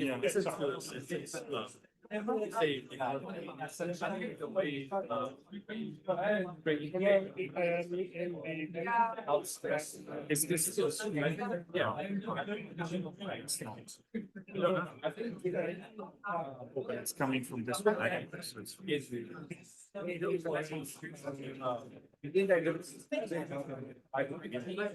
It depends on like how.